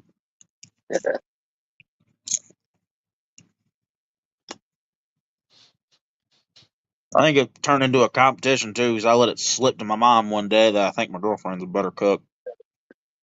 You probably did that intentionally just to get her going. Nah, not even. And then I come home that night. I was like, "Yeah, she made this, this, and this," and she was like, "My mom was like, all right, well, fuck it." Went in there and made a bunch of bullshit. I was like, Jesus.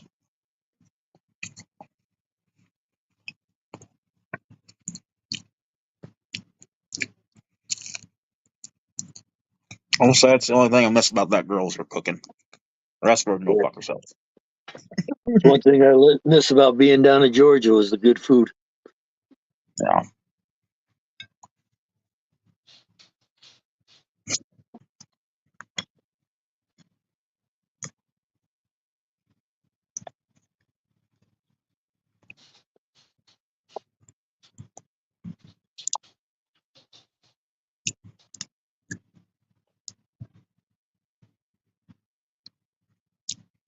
Damn, these fucking mushrooms are greasy. It probably was cooked in that pork steak grease. It's probably did. I don't know. I guess I should have stood there and made them. There's a specific way you gotta make these little fuckers. They're pretty good though.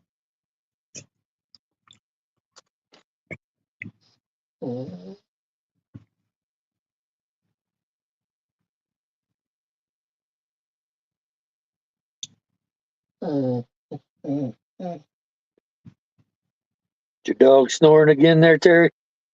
That's the pit sitting back here moaning and groaning. I seen Chuck with his head down. I was like, damn, did Chuck just sit there and fall asleep? No, I'm gluing a scoop together. Hmm. Trying to keep it all on the inside instead of the outside.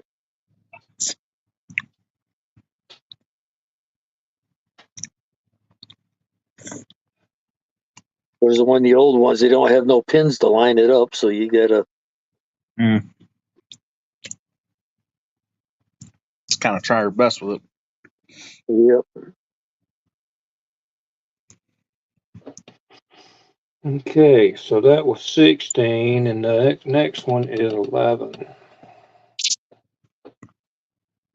Go around this edge right here, right quick.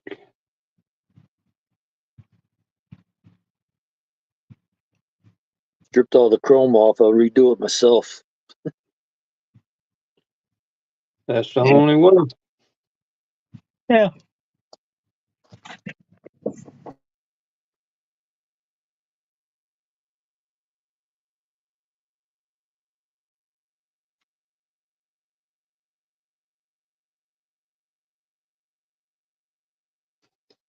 These colors on this thing are so freaking close to the same color. It is freaking unreal. You got one, I just did it.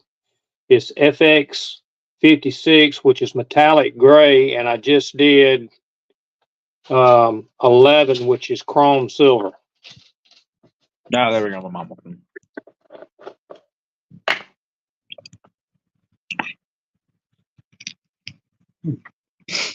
Also, crud dog in half. Still got to get that damn X14. I don't have it. And that's a blue metallic. Oh, Tamiya paints. Yep. Yep. Yeah. I'll let that dry because I got to do the pan and the block. Been trying some of their lacquer paint lately here, man. They got some serious pigment in them. Yeah, they tried to sell it to me and I wouldn't buy it. Oh, you know what? I don't have any more stink bait left, do I? Man, I have to fucking buy some of that tomorrow too. Okay.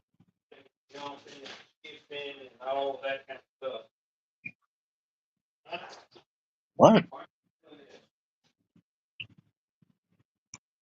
Terry, if you're talking to us, we can't hear you.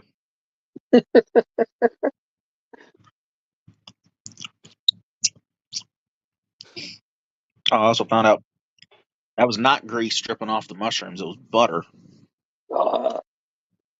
Butter makes everything taste better. They were good. I don't know why the fuck she used butter, though. I thought they had a little... They were good. I thought it was a little odd, though. That was alright. They're pretty good, though. Usually I just throw them in... not a bunch of butter, but I'll put a little butter on the pan, a little oil. Yeah. Throw them all in there, and I'll throw like some garlic or some shit on them. My mom keeps trying new ways to make them. Last year, I don't know what the hell she did. She made like gravy with them. It tasted like shit. Fucking ruined about 30, 40 fucking mushrooms I went and found in the woods. Last time I went mushroom hunting, took in the bulls chased us out of the field. And I live right on a north facing, or north. I don't freaking know. My dad explained it really good to me one day, and I don't fucking remember now. But they grow really good on our hill. We'll walk down in the woods behind my house, and the most I found one year is I found 150 of them one year. Sounds like a feast to me.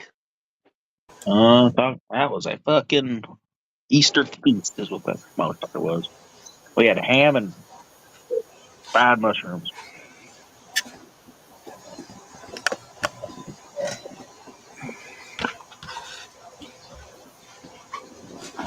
Then my mom was stupid enough to make a post about it on Facebook on finding all of them. And the next year, I went down there to look, and there was a bunch of stems and some random motherfucker I didn't know and don't live around here down there looking.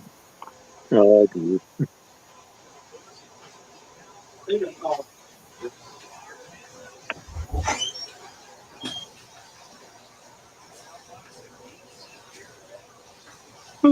Be right back. I'm gonna get this little bit of dog. You can have this stuff.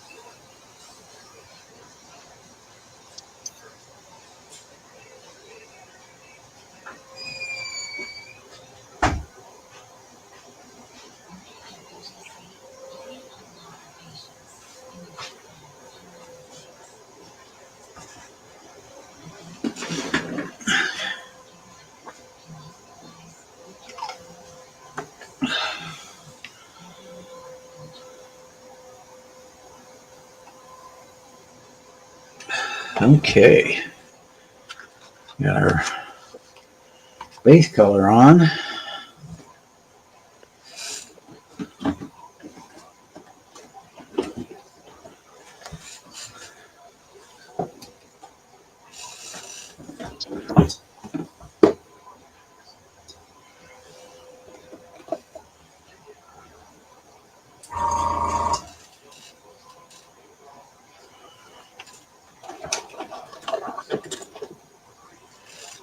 I have any dark green.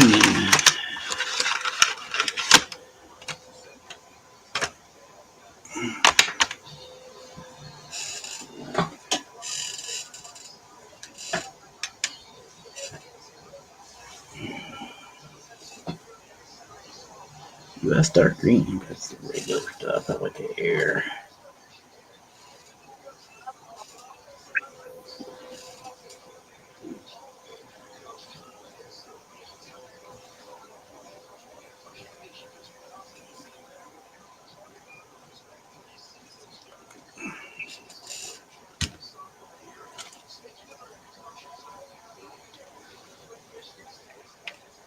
It's too light.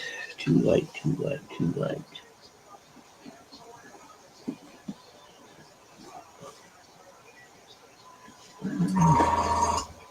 Yeah, shut up.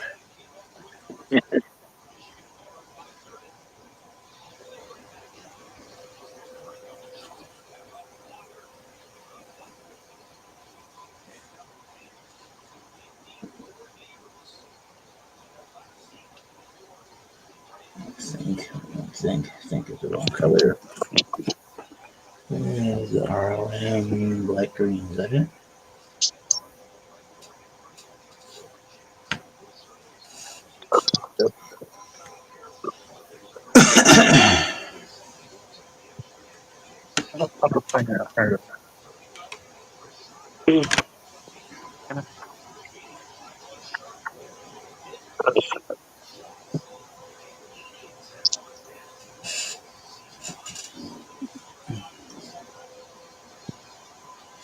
UCS dark green.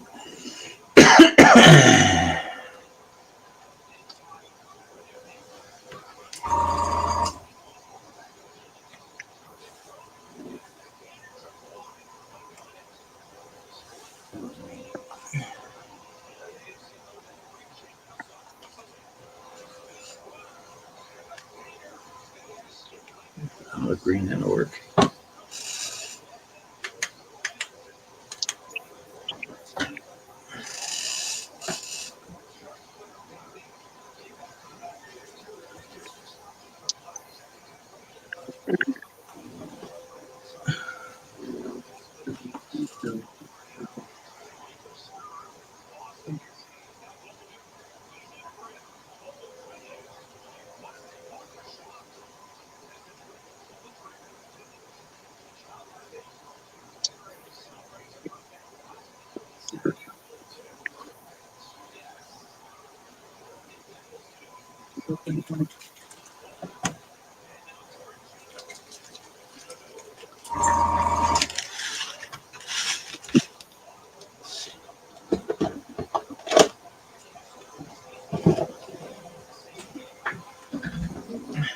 Yeah, we'll be here.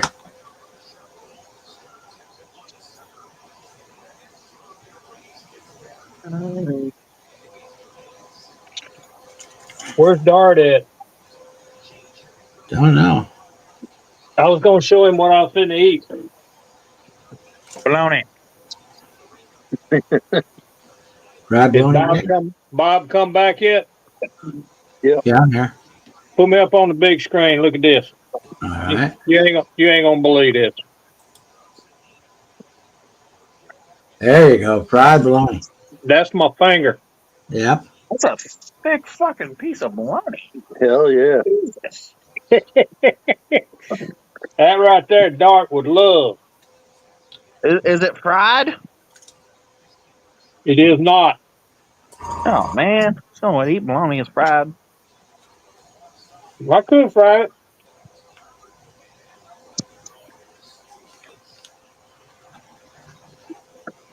All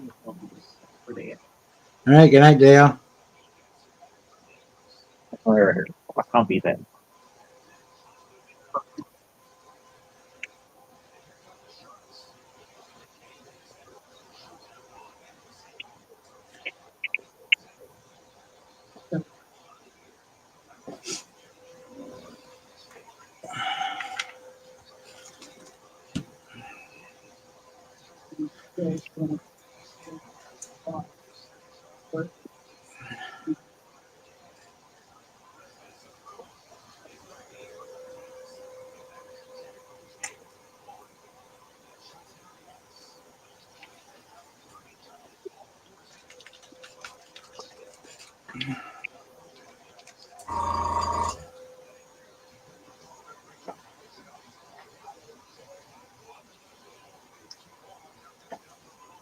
Dale saying something about he can't chat on the live stream. Don't think he can even see my comment. Yeah, we can see it, Dale. They just, I don't know.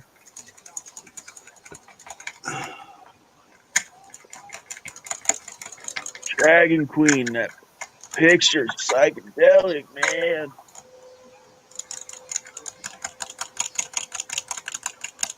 I think I'm tripping, dude.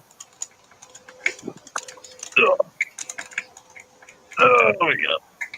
Shit.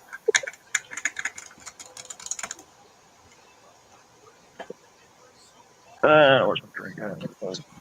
Set it down a little bit. Okay.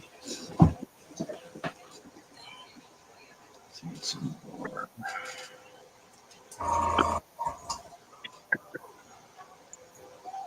Ew.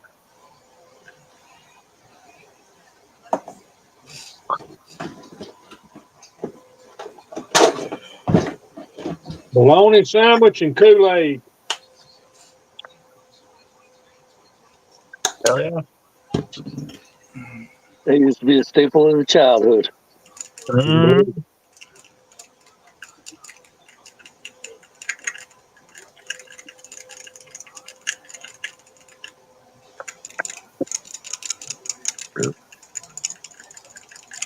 Didn't put you in your bed. Go lay down. Why you think you got to be right up underneath me? Because it can. Yeah. It'll be more than a can. It's going to be a cage.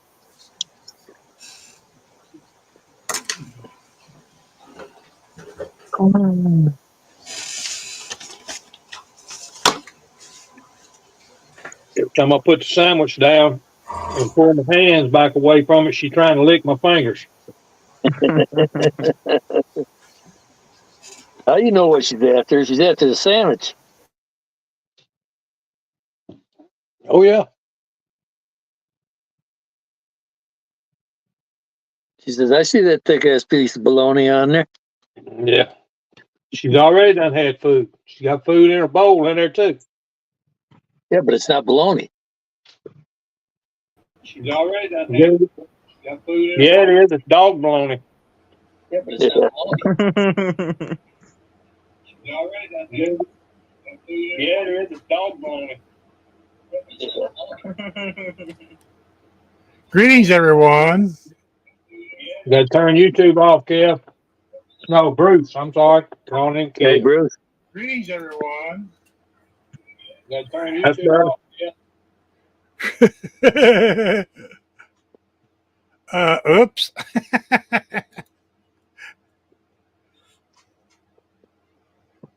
Sorry about that. You all right? Simple matter happens. I did, but it was on the other TV, on the other computer. Shit happens. Don't worry about it. Well, you know, I'm old. That's my only defense. Hello, everybody in the chat. I'll have to start using that as my excuse now, too. Yeah, I'm getting old. That was my mother's favorite saying. She had a friend that got pulled over one time. She was 73, and she ran a stoplight, and the cop pulled her over. He said, ma'am, do you know you ran the red light? She goes, yeah. She goes, I'm old. I can do that. He just kind of looked at her and said, okay, we'll be more careful next time. My mom was sitting on the other side. She couldn't believe that worked. Probably the cop didn't have a comeback for it, so he said, I better let it go. Well, yeah, she said he just kind of stood there for a few seconds, didn't say anything. Well, okay, just be more careful, please. Oh, well, the joys of being old. That was probably the first time he had ever heard that. Could be. Well, my mom used it for another 15 years. I thought, well, I'll carry it on. You know, I'm old, I can do that. My grandmother went to the post office one day, and she's got her big old Cadillac. She always drove the damn thing. And so she's pulling into this parking spot, and the little guy or guy in the little car come in there and jumped in the parking spot before. She gets inside, and she goes, the guy goes, oh, you weren't quick enough to get that parking spot. My grandmother hauled off and punched him in the face.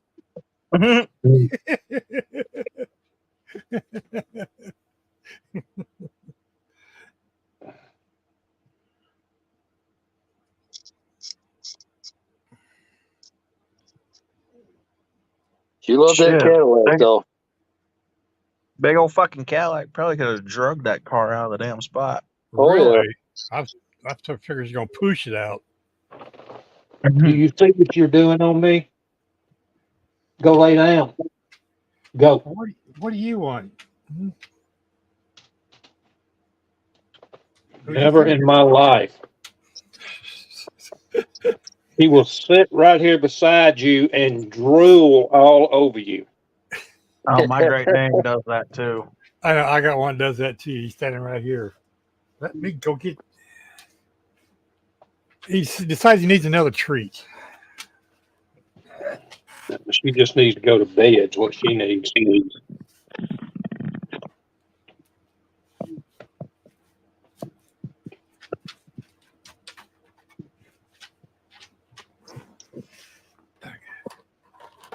Yeah. If I don't give him another one, he'll sit there and whine and whine. She won't whine, but she will flood you with slobber. She'll sit in this when I'm sitting in the living room in a recliner eating. She'll sit right beside the chair. And by the time I get through eating, when you go around the corner, it's like a mud hole right there where she just slobbered everywhere.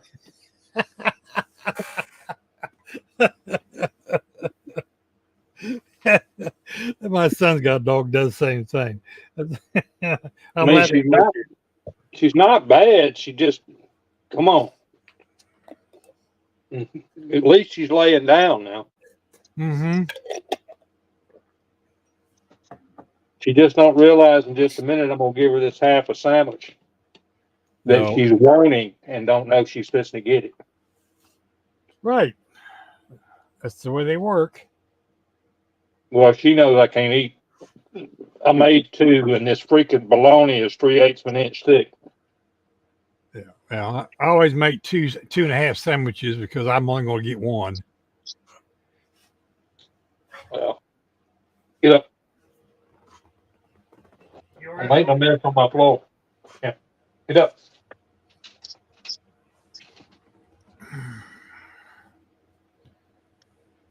Oh. Yeah, go in there underneath it. Can't eat like I used to. No, I can't either. Lost Jimmy again. Went to Golden Corral today for lunch. And I used to go up like 5 times for refills. Yeah. I think I went up twice today. That was enough. I did the same thing when I went to Ponderosa the other day. I usually go back 2 or 3 times. I went back, I got my one plate, and I went and got some dessert, and I was done. Yep.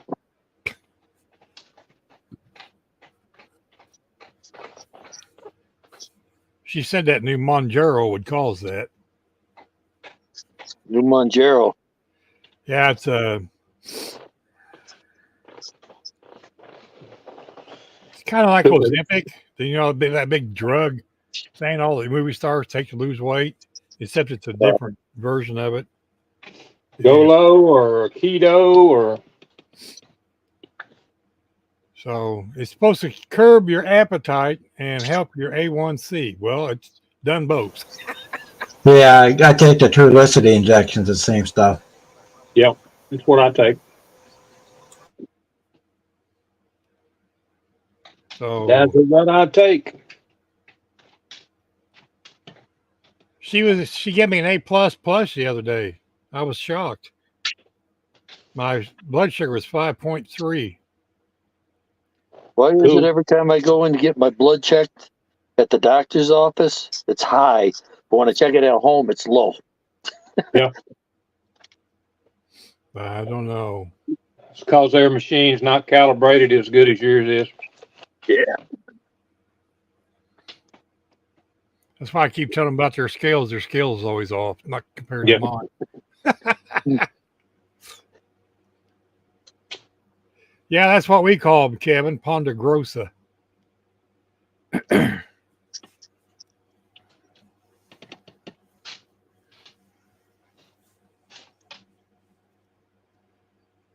So the last 6 months, I've lost 32 pounds. Hey, that's nothing to complain about. No. I know I'm losing weight, but I haven't been on the scales in a while. Well, I don't check myself that often because I don't want to know. Well, you know how you fix that, don't you? Throw the scales away. You get rid of the scale. That way you don't have to do it. I keep waiting for the battery to die, but that's been 10 years now. Oh, man. I didn't think that damn watch battery would last that long.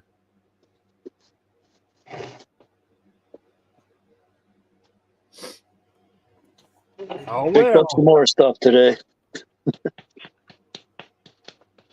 That's an awesome kit. Yeah, it is. I got a couple of the originals left, but I'm getting down on them, so I figured I better pick up another one. And 32 5 window, picked up another one of them too. Yeah, I don't have that one.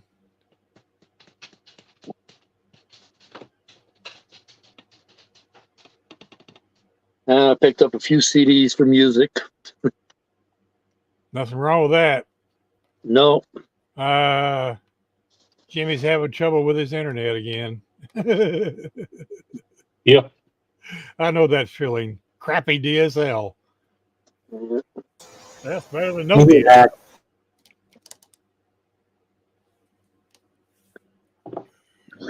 oh, excuse me. Yeah, I built that 5 window for Tom's appreciation build. Yeah. That's the one I lit up. Oh, okay. Yep. I'm gonna tell you something. That front end is like in 12 different pieces. Oh yeah, I built a few of the 32s there. But yeah, that one, I finally got tired trying to use regular glue. I just said, screw you. I'm super gluing every piece. Yeah. So yeah, I finally got it together after 4 tries. It's called persistence. Yeah, it's called I didn't pick up the big hammer. Well, I couldn't smash it because it was Tom's. Yeah. And I did pick up Boba Fett too for Ollie's. What is it? Boba Fett. Oh, okay. Wars. I stopped there 2 days ago. They didn't have anything new. That's pretty much why I picked up that one, is because they didn't have any cars left. I got to do a stash yet. I'm getting quite a pile here. That's what I do. I stack them up beside my desk here. Now, well, I guess I better do a stash ad.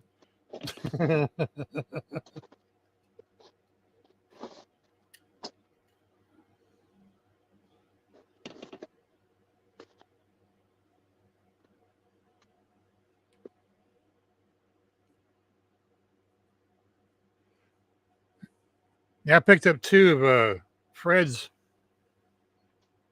66s the other day when I was over at Hobby Lobby. The 67 Pro Street.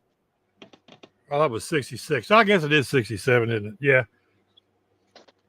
I got a couple of those Ollie kits, and I want to make one of them a drag car. There you go. Well, Pro Street. I'm sorry. Duh. I'm not up on these hot rod terms because I'm not a hot rod builder. I build old cars. Yeah. Semis. I had to get a snail too. Awesome. I know who would like that. Yeah.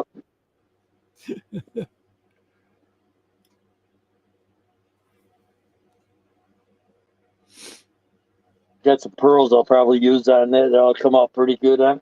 Mm-hmm.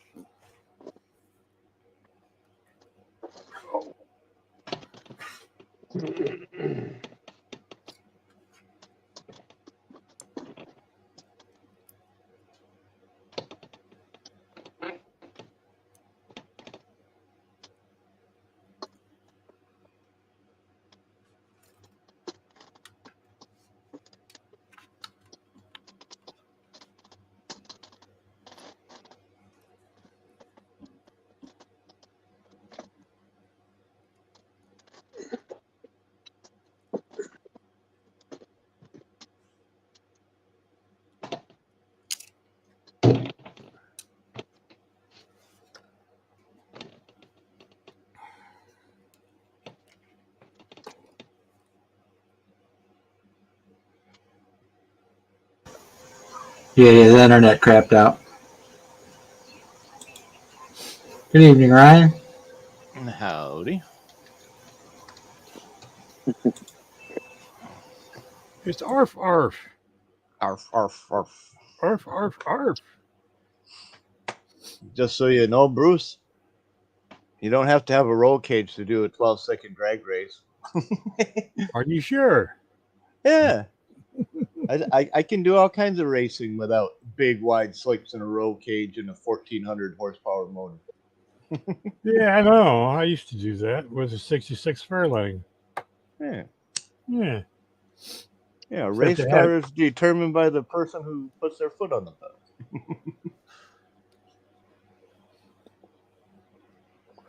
Greetings, everyone. How we Cliff, doing? Fredo, and Kevin, and Boston, and Jimmy, and Chuck, and Terry, and Bob, and Bruce. What's going on, brother? Lions, you know. tigers, and bears. I think I've almost finished my Impala. I've got it to the point where I decided no decals, just single color. Keep it clean and simple. Yeah. It was funny too. I dug up my box of decals and I'm like, I know for a fact I'm going to spend 20 minutes going through all of these decals looking for something. I'll have a few of them laid out. I'll get done. I'll go back to the little pile, throw them back in the box and say no decals. That's exactly what I did. Yeah, I Well, do you that. know your limitations. Well, I just don't care for decals. I just don't. Yeah. Yep. Only decal I use is a license plate. Yeah, I'll use those on occasion. I normally just cut around them and glue them on instead of dip them in water. But Well, here lately, I've been just putting them on white paper and using the glue stick, sticking them on there. right. You know how the models come with the super thick license plate that you got to glue on, and then you put your decal on it. If you bypass the chrome piece and just stick the decal on there, it's as thin as an aluminum plate. Doesn't have that super thick chrome thing behind it, you know. And you can't really do it on all of them, like say the tail light of a 56 Ford or something, you know how they got the little bracket. But for me, I like my 60s and 70s muscle cars. And they all got a license plate spot in the bumper. So why throw that big thick chrome piece on there? We can just throw the decal on it.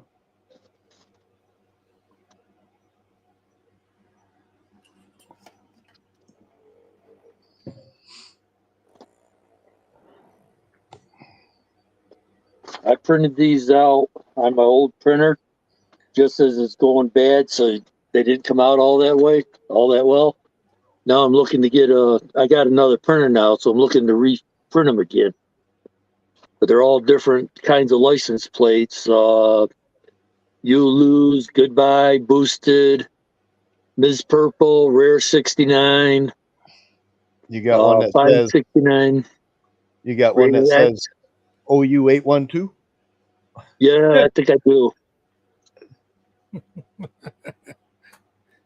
Little Van Halen reference there. Yep. It took me about 6 months before I realized what that was. Yeah.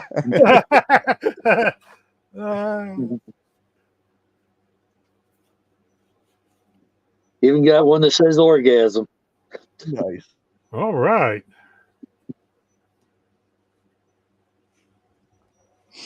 Got 2LAIWON.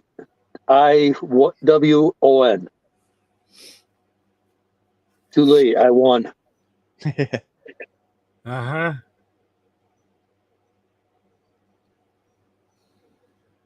Got oh my God, shut the fuck up. Just the initials. Right. STFU. Got a slow turd.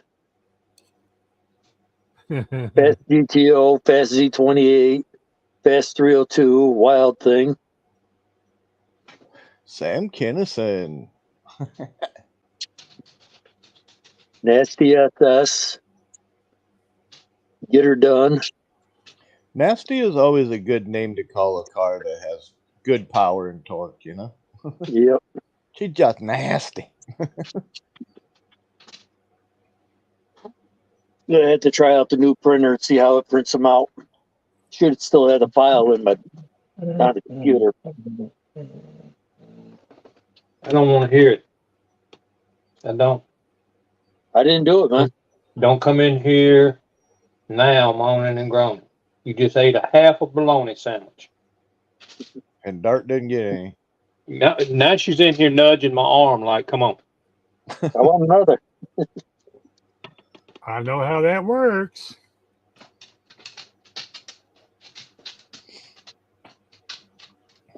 Well, what's that shit? I heard the pitter patter of those little feet. You're not liking that 172 there, Cliff? His Gotta be little some tiny fingers little- his little fingers are stumbling with them little parts. Yeah. Oh, I'm sure. Come on, Cliff. I did the 1/200, the photo etch on that 1/200 scale Aries. You can do it on a 72nd scale. That's like huge compared to that. Cliff is waiting for the guy from Deadpool to stop by with his small hand, put it together. That's gonna feel huge.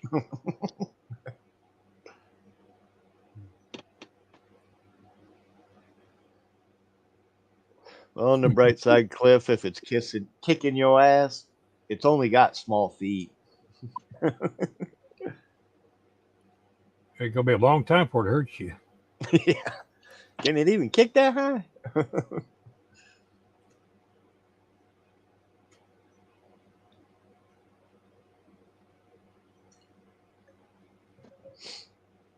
My wife will say that too. I'm going to kick your ass. You got to bend down here. Do squats. Help me out. Do squats. I'm 6'3" and she's 5 foot, so Yeah.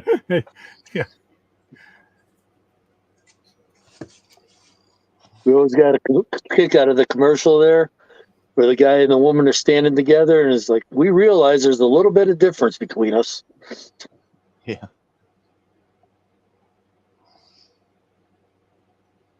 Just a little.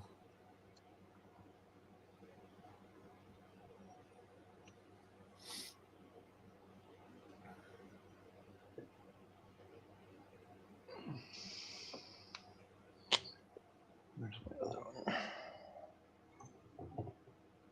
Oh. The right one.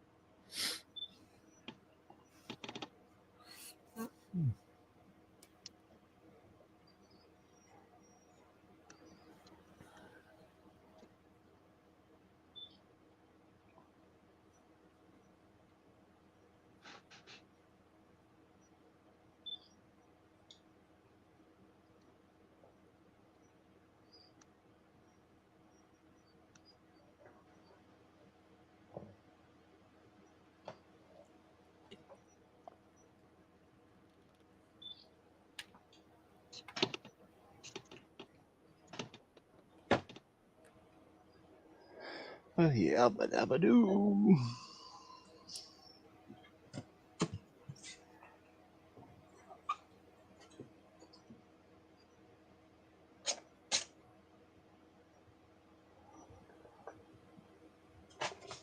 Just a modern Stone Age family. Mm-hmm. You know, one thing about that commercial, I still want to do one of these days is eat a Bronto burger. Big old fucking slide of ribs and freaking knock the car over. Apparently, I'm getting ready to have a thunderstorm. My house just shook. Was that a Awesome. thunderstorm or did you fart?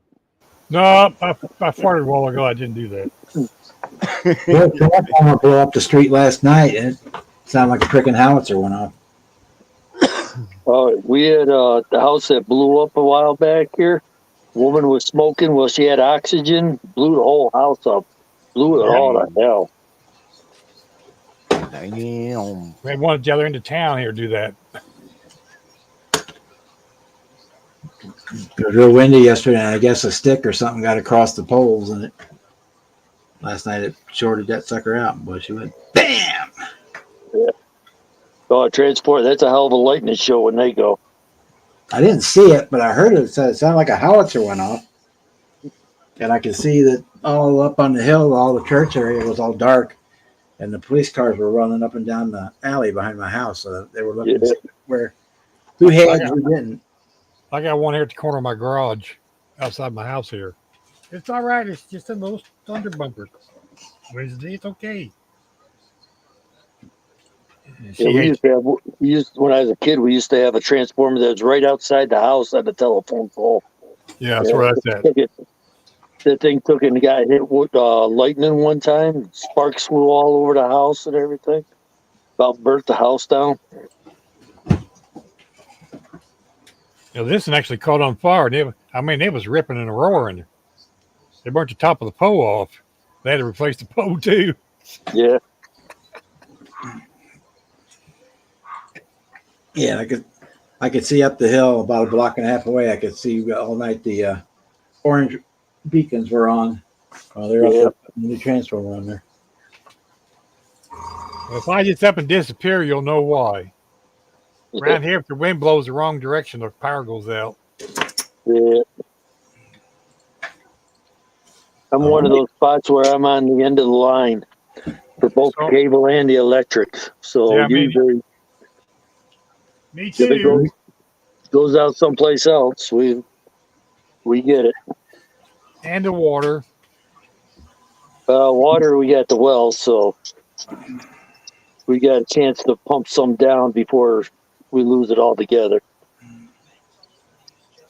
Yeah, and bladder tanks work wonders, don't they? Oh, yeah.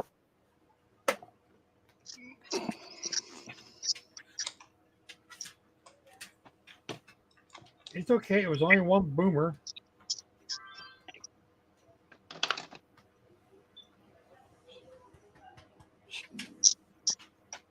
Be a big girl. It's okay.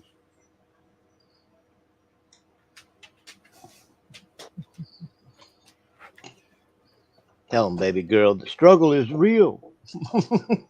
It's okay, baby girl. For you. Convince her of that. Yeah, well, it's not working. No. It's okay. I can just imagine. Will that help? No? How about that one? We have to go back and touch this motor up. I don't know. We're going to find out. We'll let it dry. My dog's name is Twerp. Twerp. Well, my little, I call my little French bulldog Pecker. His real name is Henry, but he responds to Pecker more than he does Henry.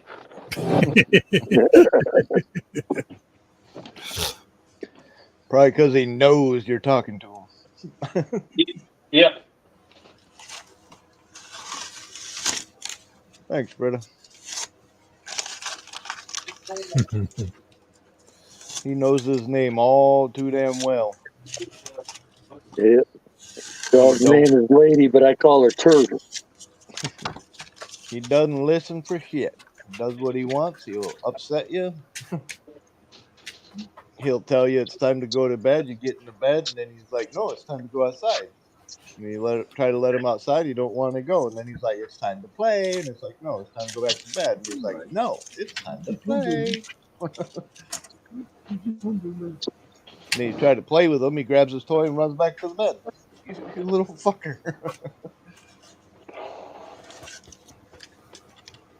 It's amazing how fast the animals become part of the family. Oh, instantly. Ain't that the truth? I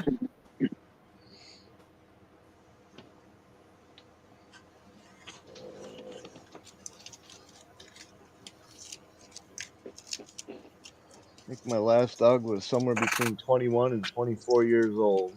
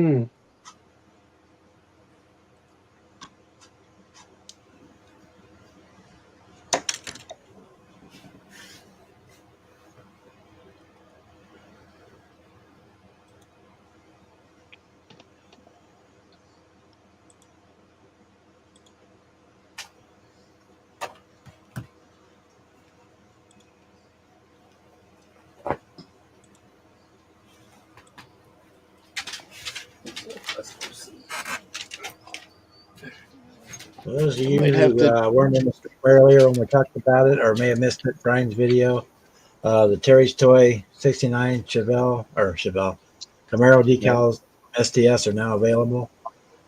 They're $10 a set, so you can get those if you want to do the 69 Camaro Terry's Toy, the 69 Camaro. And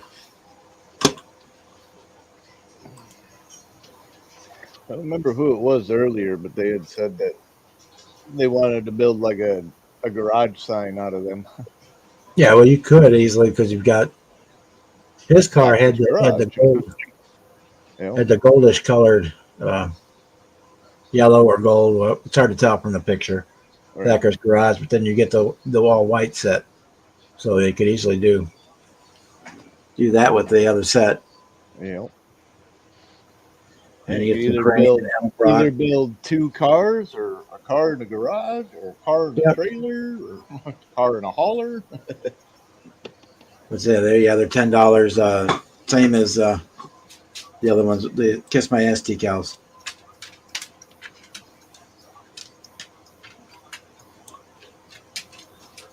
Surprised they didn't put a KMA on there.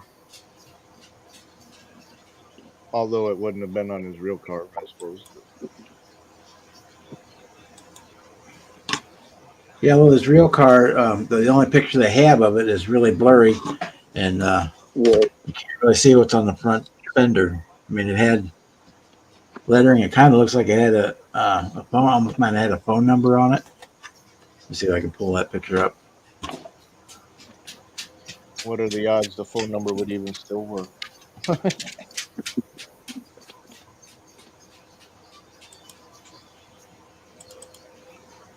And this is a copy of a copy of a copy that I have, so it's not the best.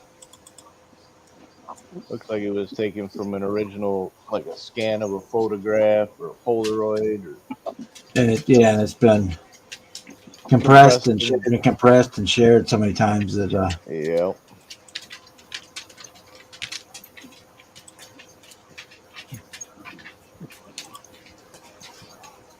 I think the one what Brian was working with was a better picture than what this one is. Yeah, but probably still, even then, but not by much.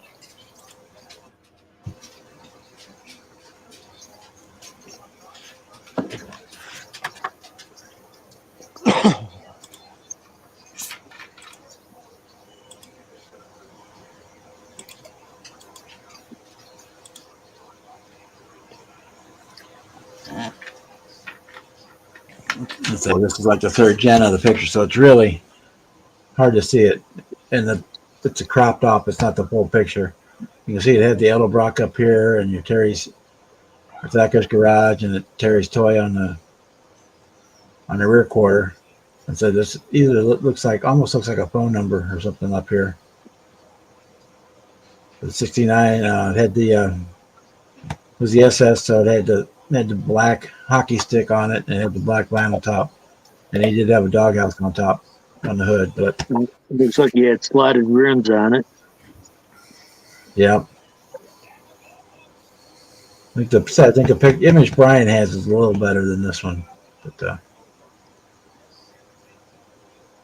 I know it's not cropped off the way this one is. You can tell it was like a scan of an actual picture.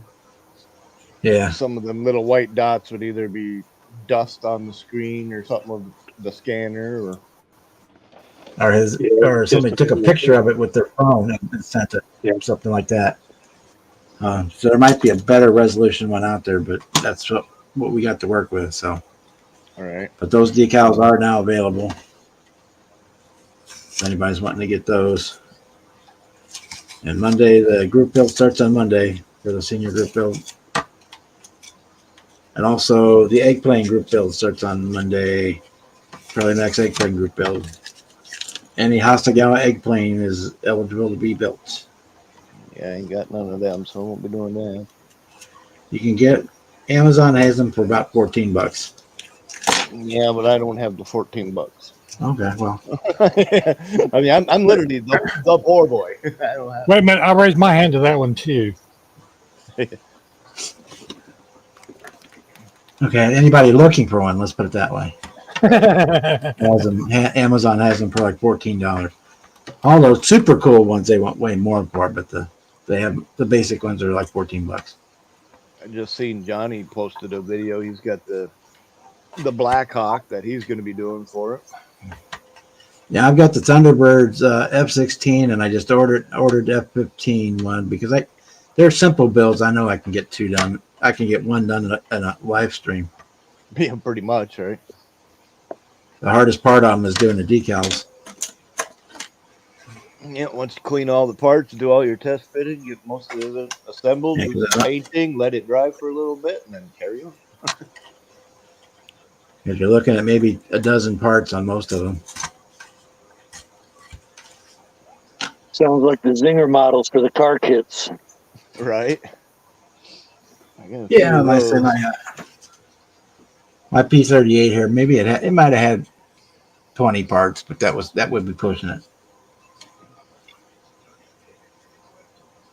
And you can do cool stuff with them. I mean, a couple years ago, Brian Gugamos took one of the MiG-15s and cut it in half like the egg was cracked and had it in a frying pan with egg running out of it.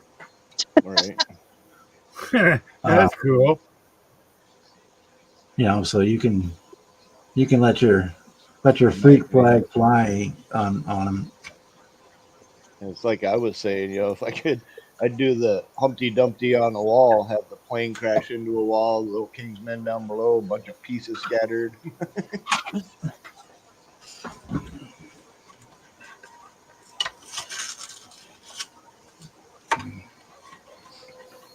And in the fall, unless they change their mind, they have the deformed group build, which is basically all those eggplane type stuff that is not Hasegawa. And that you could do The any twin kit. tanks and Yeah. the ships, and I've got like the deformed Battlestar Galactica Viper, or I've got some F-104 starfighters that are deformed planes. They're fun to do. The goofy toon style stuff. Yeah. Yeah, you don't have to worry so much about realism and accuracy because it ain't that way to start with. But just like everything else, if you go on if you're on Facebook, you can look up the group, the Cheap Remasters. And those guys they're all from Japan. They take that seriously, man. They make some amazing stuff. And they scratch build it all. They start with the plastic Easter egg. Where do we go here? Where did my screen minimize? Okay. Yeah, starting with a plastic Easter egg, I could probably do that. That'd be up my poor boy alley. Well, the originals they used to start with the legs packaging, the egg from the I was leg. going to say it probably started with somebody with a legs egg. Yeah, that's where it started at, using those legs pantyhose eggs, and building stuff out of those. He just never told you he was wearing them before he used the egg. Of course, those aren't around anymore, so then they just went to the plastic Easter eggs. Yeah. But some of those guys now, they just seem to start from scratch. They form their own eggs from the ground up. So it's cool. There's some really cool stuff.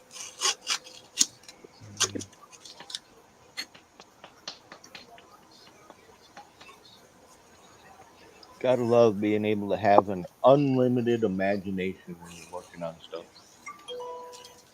In fact, I saw one. There's one on there where they took. Where is it at?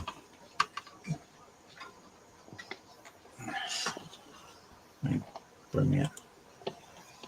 They took this little round 2 Star Trek Enterprise, and they took the saucer off, and they made a plastic fried egg, and put the plastic fried egg, sunny side up egg, was the saucer. That's cool. It's an egg.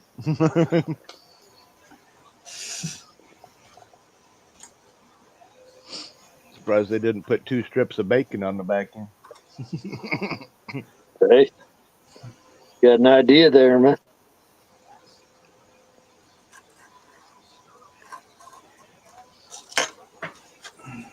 Because they're what you call bacon rocket. Yeah. Right.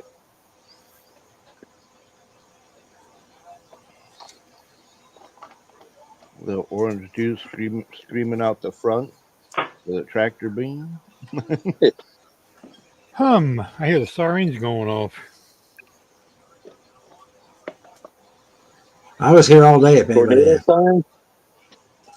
No, outside 2 blocks up from my house, I hear the sirens going off. Awesome. Whereabouts you live, man? Southern Indiana that might get blown away. Yeah. Be singing somewhere over the rainbow before the night's over with. Well, I'll be headed towards Ohio probably. That's usually the way the wind blows. Any way the wind blows doesn't really matter. To me. Dum dum dum dum dum. Severe thunderstorm warnings, damaging hail, and what else did that text say? Till 10:30 p.m. Awesome. Well, stay safe, man. They ain't ate me yet, so I'm still here. Just know that I'm marked safe from anything they want me to fear. Yeah. I saw going through Jasper and Owensville and Evansville. Yeah, that's the direction it's coming from.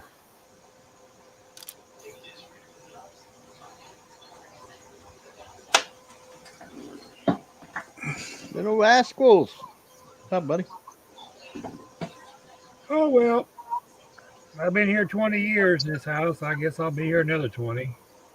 Hey, Rascals Hobbies, welcome to the stream.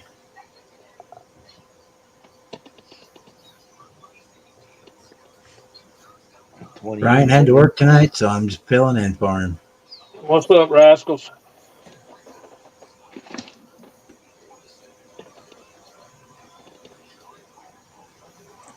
Imagine anybody with a family's out doing things.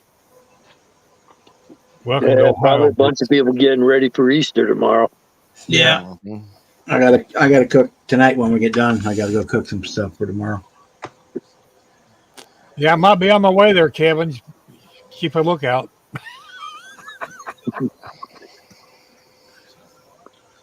We're frying turkeys, so I gotta make some cranberry sauce tonight. And I gotta make some. I'll make some mac and cheese up tonight, so I can just throw it in the oven tomorrow. Baked mac and cheese. Good stuff. I put hamburger and cheese in mine. Yummy. Chili mac. Mac and cheese, I usually put hot wing sauce in it. Angry mac and cheese. Yeah, I like that too, but the kids will freak out if they get hot sauce in their mac and cheese.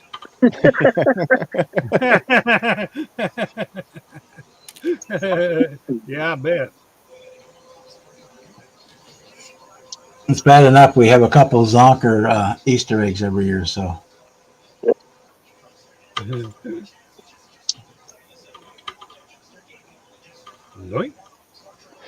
So that means you guys must have watched Let's Make a Deal. Yeah. No. Never. No. It was match game 74. Come on now. That's one show I did not watch. Oh, come on. That was good stuff, man. I didn't like those matchmaking shows. Well, it wasn't really like a dating game or anything. It was just they'd give you a sentence or a story, and you'd have to come up with a definitive answer or an answer, and then the 6 members on the panel would give their answer, and you'd see how many you can match, and whoever matched the most has got to go spin the wheel and match some people and try again for more money. Yeah, they redid it with Alec Baldwin for a while. He was hosting it. I was a Bob Barker fan. Damn straight. I think that was on the Game Show channel where that was. I don't know if it was on network TV or not. Yeah, I think it was. I think you're right there, Bob. I remember seeing it one night. I was flipping through the old channels on my Philco, whatever the hell it's called, subscription service. And oh, what the hell is Alec Baldwin doing on a TV show, a game show?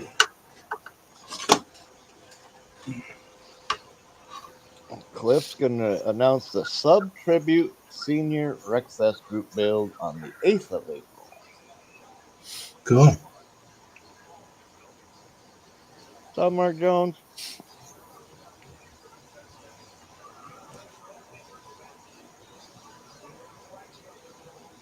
Hey, Mark. What's up, Mark Jones? Hey, Mark.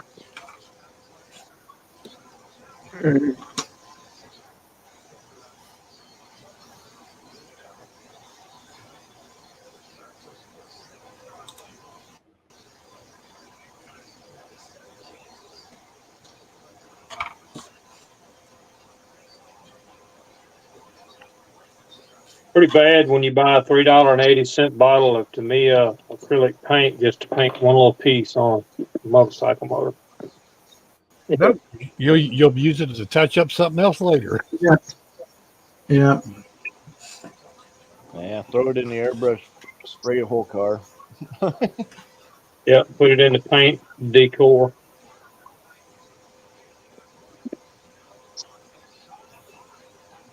Yeah, I got probably 40 bottles behind me.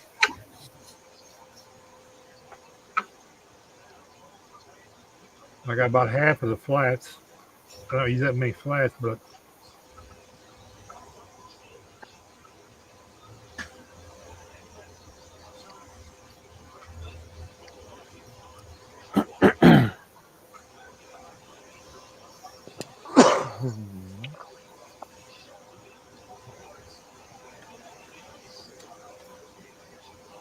You got some you hardly ever use, but they're nice to have around, and then you got stuff that you Yeah. go through like it's going on a style, yeah, like black, well, silver.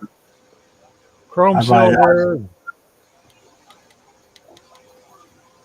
two, three others I keep 3 bottles of because I use clear blue. That's another one you use a lot That's of. what I don't have is the freaking blue. Well, what the hell's wrong with you? You know, the damn hobby shop didn't have it. Oh, I like the Tamiya clear orange. Works beautiful for turn signals. yeah. I still got a couple bottles of the testers of that. I got the orange, green, and the yellow and red. The yellow works good too if you don't have anything to do a good gold. You could paint it silver and hit it with the transparent yellow. Yeah. Oh, Tom's appreciation bill. That's chrome silver with clear blue sprayed over it. Worked out great.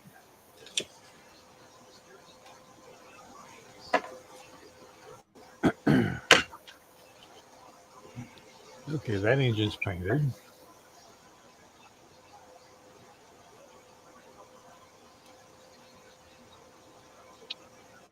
Well, that sucks. Only when you turn the wrong direction.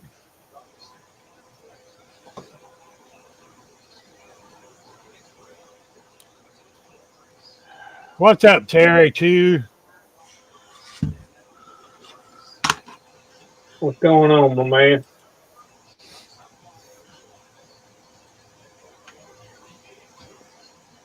Trying to work on this bike. Sounds like the bike's trying to work on you. Well, not really. I mean, if I had the blue metallic paint that I need, I wouldn't have an issue. But right now, I've got an issue because I don't have it. Greetings, Natasha. Good Hey, Tasha, how are you tonight? You. You're welcome to come in and join in if you like. Yeah, where's everybody at? I think just a holiday weekend. Everybody's on the road to grandma's house or something. Yeah, I know, but Hope they don't get run over by a reindeer. Yeah. hey, Shannis. Seamus? Hey. Yeah, he just popped Hey, in. Seamus. You know how those leprechauns are. Who was it that was talking about a certain year escort the other day? And I had mentioned, ask Seamus, he might know. I think it was Amanda. I think it was Amanda. Yeah, that's who it was. 89 escort she was looking for. Yeah, Seamus, do they make an 89 Ford Escort model kit? I know they did an Escort before. Oh, yeah. Don't remember what year it was. He's got a few of them, and some of them are rally cars, some of them are slightly hot rodded or whatever. But it's not one of them super common you want a model of, but some people do.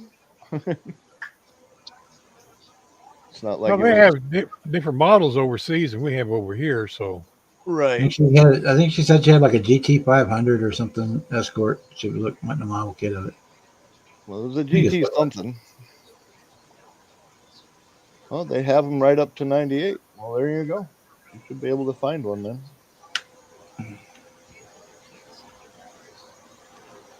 Blocks is fine. Bring the blocks. There's our other girl.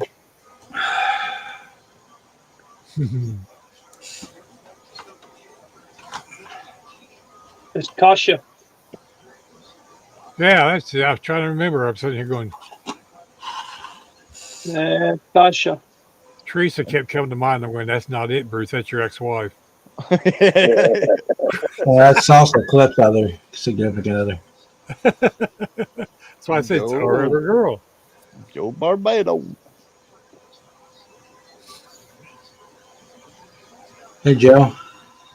We're just hanging out tonight. Nothing big going on.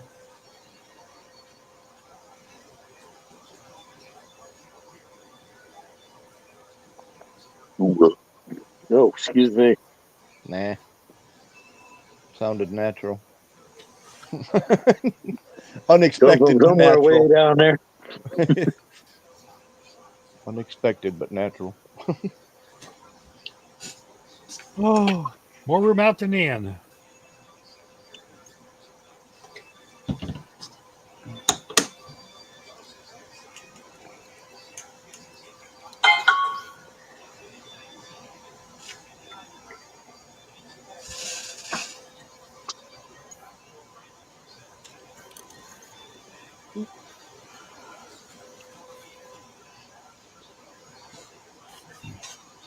Yeah, I'm going to mute you all out here. I'm going to do a little bit of grinding on this. Okay. Get her did, man. Don't do like I do. Keep talking and forget it's muted. I do that a lot. Well, why is those guys answering me? Duh, it's muted.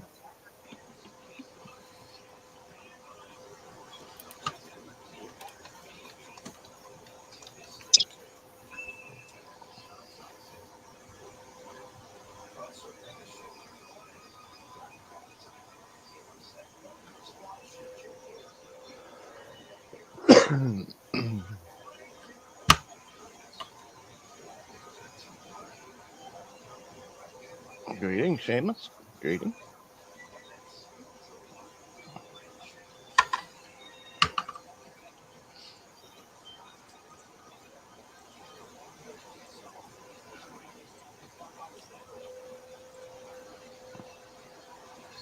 Well, it's not the best looking by any means, but it's done.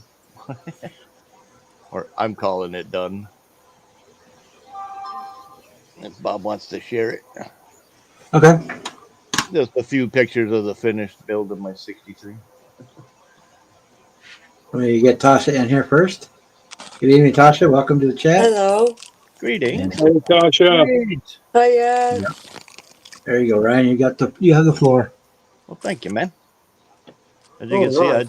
I just kept it clean and simple. Used the custom nose and bumper and the little doodads with it. Slammed it down on the 40 Chevy wheels. Found some side pipes for it. And I put some of my glittery blue vinyl on the bottom to kind of do something with it.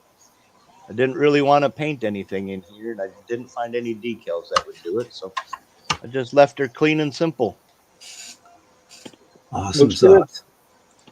We got the glittery looking front and rear pans, which is why I put this down there, because it kind of matched in a way.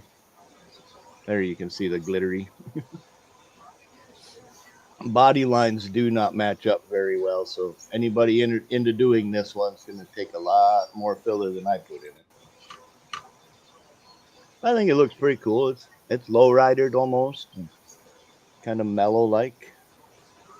I got my two-tone interior in it. Nothing super special, just kind of cool, fun, decent.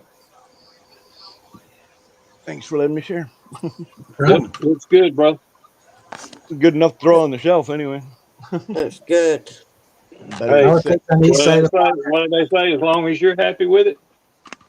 Yeah. Well, I got a little more than a smirk and a little less than a cheek-to-cheek smile. It's good enough. It'll fit with the rest of my show rod type of stuff. You know, it would show up at a car show with any show rod sitting.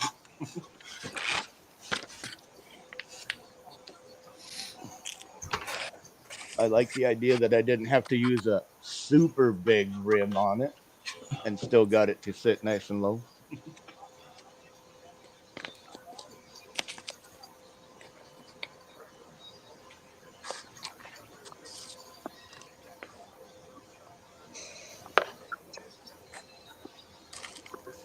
How is everybody? Pretty good.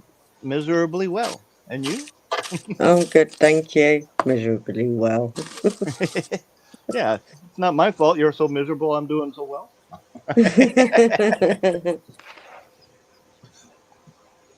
I have another comeback that I've said many times too. Not as good as you look, but most people think that's an offense rather than a compliment. So. Yeah, I could just imagine that.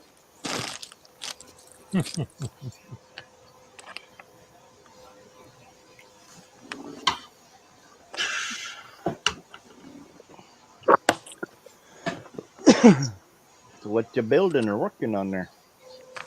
I have decided to build this. Oh, yeah. You get you up on the big screen. Ah, cool. It's gonna take forever. Ooh, nice. Little temple and pagoda. Awesome. So I thought I'd give it a go. How big is that on the platform? It's pretty It's a pretty big. good It's got size. squares. And they're tiny. Wow. Okay. So it'll take me some time to get used to this. Absolutely. Looks like fun though. It does, yeah, I'm looking at it going, what? What have I got to do? But I finished Wally. Wally. Yeah, finished him. And Yoshi. He's next to me. Yeah, he's pretty big, Yoshi. He's heavy.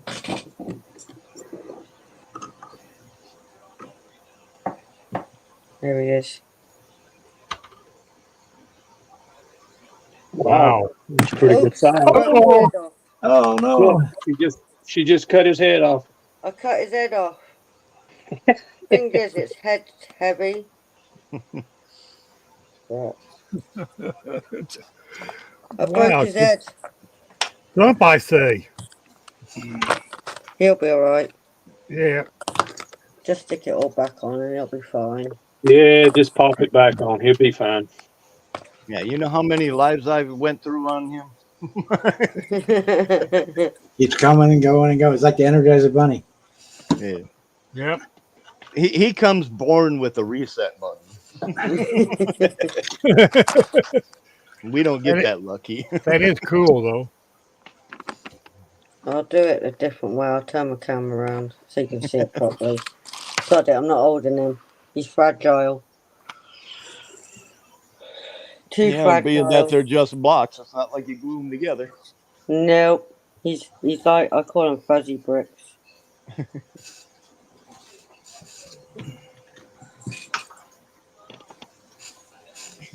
I'll move stuff out of the way. He's a good size, too. He's big. Really? He's 32 centimeters. Nice. So it took me forever to build him. I'd still be working on it. Would ya? I don't know. It was quite easy once you got to know how to do it. I just would not be able to see the picture in my head. You killed it. Yep, I killed him. Well, Up, truly Katie. killed him. And there's Wally sitting next to him. Pride of joy. Oops, sorry. He's a cutie. He is. But got there in the end. So do they make an Eva kit as well? To go with Wally? Like, Wally, he's a kit. Yeah, but do they make an Eva to go with I'm him? after Eva, but I can't find her anywhere. I've been looking everywhere for Eva because I need her for him. can't be without his girlfriend, can he? Not really, no. No. No. It's the only thing he's ever seen in his life that moved and talked. I know. If anyone finds an Eva, let me know. I'd love to go with her. Well, he used to call her Eva, so I'm like, it's Eva. Yep. Yeah, he was fun to make. It was actually a really good movie too. Oh, I loved that movie. A couple parts were a little sad, which most Disney's are, but you know, Yeah, Pixar or Disney, whichever, is the same thing to me. I know. It's not nice seeing him sad, though, was it? No, not at all. I didn't like it. But when they're both outside flying around with fire extinguishers, that sounds like fun. Hello. Evening, Ed. Hey, Tasha, King Hey, Bob, Gary, Chuck, Brian. Eddie Word. What's up, Ed? Oh, not a whole lot. And then over here in chat, looks like we got Rascal, Britta, Jones, Mark, We got Kyle. We got RKD, Sure. Joe Barbado, Kevin Smith. If you had to weigh the Arts people in in chat, we'd have a couple tons. We got a couple tons over there. One of them's Cliff. Oh, is that a fat joke fired at Cliff? Wow. No, he's just a big boy. And he's strapping, so you know that weighs a few extra pounds.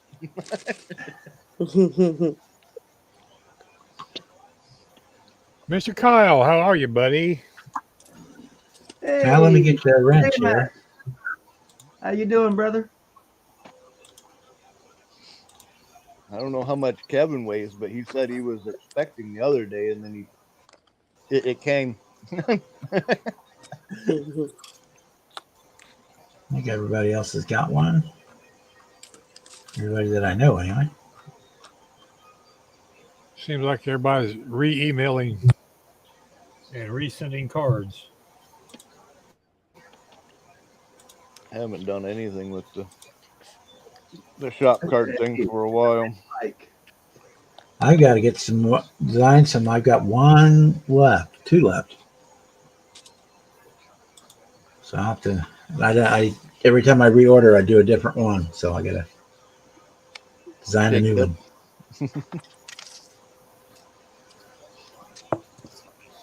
You still got any of the aerodrome ones?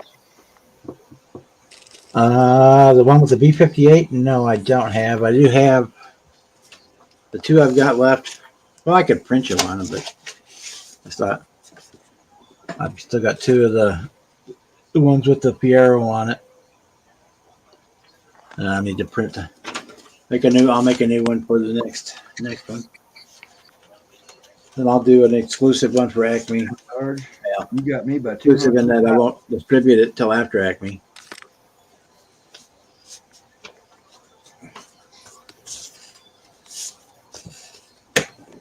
I'm 2 inches shorter than you and 205 pounds lighter there, Sarge. Mini Mike found a crack to put his kits in. Yeah, he got rid of his bed. Right?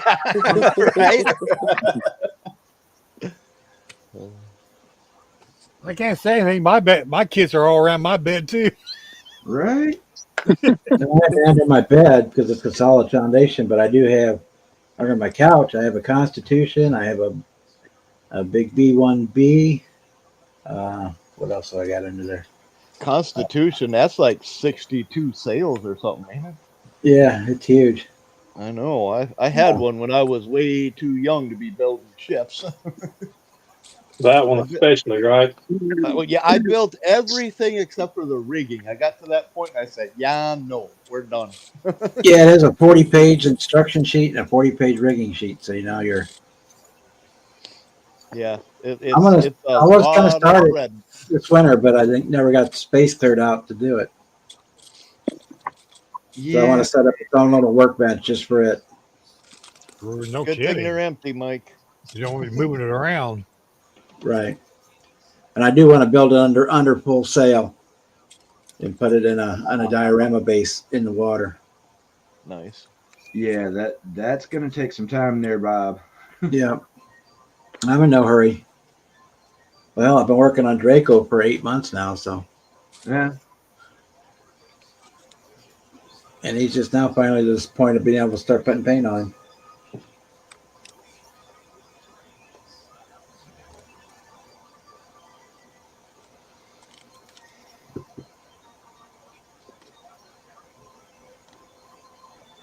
You know, Tasha, one of the nice things about that kind of a kit, Yeah. you don't have to test fit it. You just get to see progress as you go. Yeah. We're all over here, test fit, take it apart, test fit. Sanding, test fitting, trimming, filing, You just keep on chucking, one waiting block for at a paint to time. dry. Well, I No, have built my first couple of models. She just But they, flopping them down there, ain't she? Right? but they That's ain't entertaining to perfect. watch. Go ahead. Go ahead. Hey, none of our kits perfect, Tasha. Far from it. I mean, we might want to eventually get to perfection, but I ain't seen nobody yet. Got a long way for me to go. Got a great big thumbprint right here. I don't build mine for perfection. Mm. Exactly. I mean, I would like to eventually achieve perfection, No, but I build mine for what pleases me, what makes me happy. Yeah. If it doesn't have to be perfect to do that, hey, True. I just shared my 63 Impala. And like I said, I got somewhere between a smirk and not quite an ear-to-ear grin. hey, kind of Do you want to almost. see my very first build? And it definitely ain't perfect. Damn, Michael. Who made me mod? Ooh, nice. that looks good, Tasha. Yeah, buddy. That's my first ever model. Do a good job on it. And there's my Sherman tank. That's something I've never done. I have weathered it. Very cool. That looks really nice. I like that. So he's Every time they have, completed. every time they have those ollies, I keep thinking about picking one up. Yeah. It was quite fun to do, actually. And that's the my important little. part, having fun. Yes, I enjoyed this one, to be honest. I mean, Sometimes it's not even about the fun. Sometimes it's just simply therapeutic. Yeah. Oh, Lucas C. Why do we build models? Because it's fun. Keep cutting that styrene and gluing them fingers. That's Oh, right. yes. Stick your fingers to everything. Yeah, pretty much. And if I'm not gluing my fingers, I'm painting my fingers. Exactly. Well, I know I got a little bit of spray paint on my hand yesterday. Oh, when I get to spraying, I get more than a little bit on my hand. I get a whole lot on my hand and 3/4 of the way up my arm. Oh, God, yeah. Get it on my Okay. elbow and all. Okay, Right. now you need to learn how to paint. You got it 3/4 of the way up your elbow. That's when you're painting. Yeah. Well, see, I'm painting now. Look at me.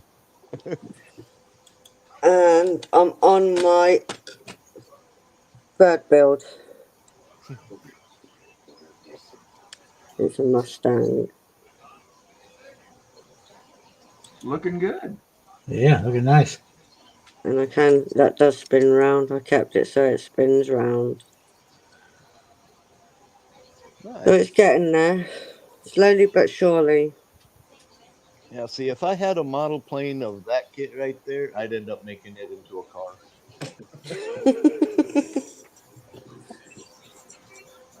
Well, it took me a lot of attempts to get it like that. And I'm like, that spot does not go there. Can I unstick it so I can put it in its right place? Yes, Seamus, I do agree 100%. We are our own worst critics. Yes.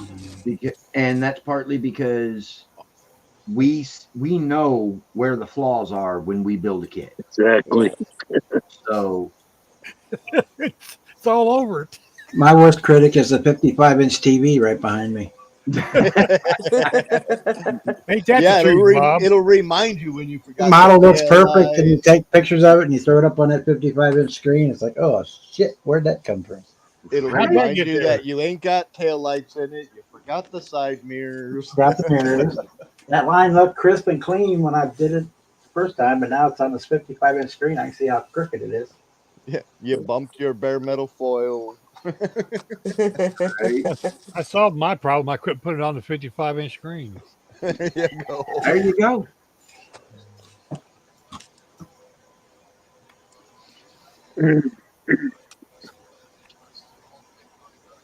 And then there is that the various kits, when you pull them out of the box, they aren't always perfect out of the molds either. So, you know, No. and they do generally tend to require some kind of work on them just to Well, get them. that's not a very big fan then, Mike. Seems you are mini Mike.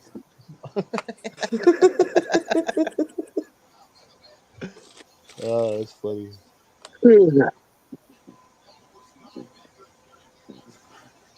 And My no, biggest fan is the one that hangs from the kitchen ceiling.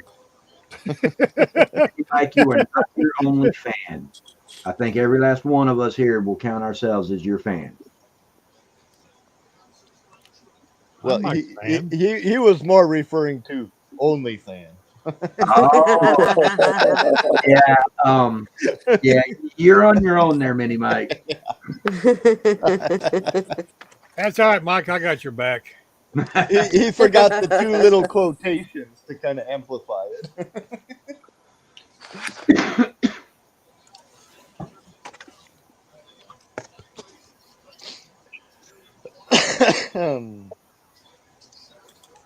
Well, Cliff, you better get some new pasties then.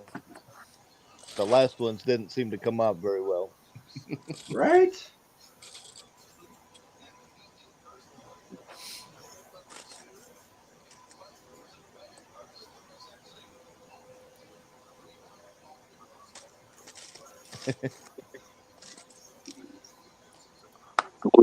Oh, excuse me again.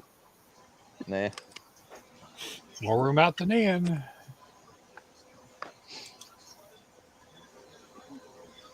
Oh, I'm sorry. Did you bump into that hiccup or burp? Excuse me for farting in front of you, but I didn't know it was your turn.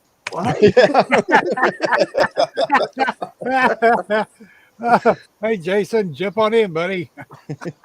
Jason. That's a good one, Chuck. I like What's up, that. Jason? I might remember that. That's why I just happened to remember it at that time. Yeah, well. Now we got KRD and RKD both in the Yeah. And I still get them mixed up now and then in the video. Oh, I always do.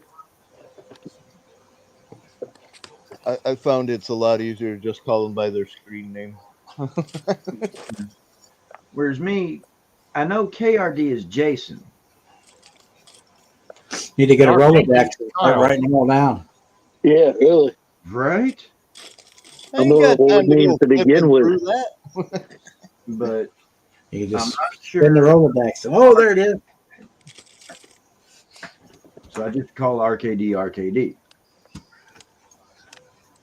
Yeah, once I get to know somebody and I know their name, it becomes a little more commonplace. But until then, I mean, for all I know, Joe Barbado isn't even named Joe. I don't know. His name's Fred. He could be a John. We don't know. And along came John.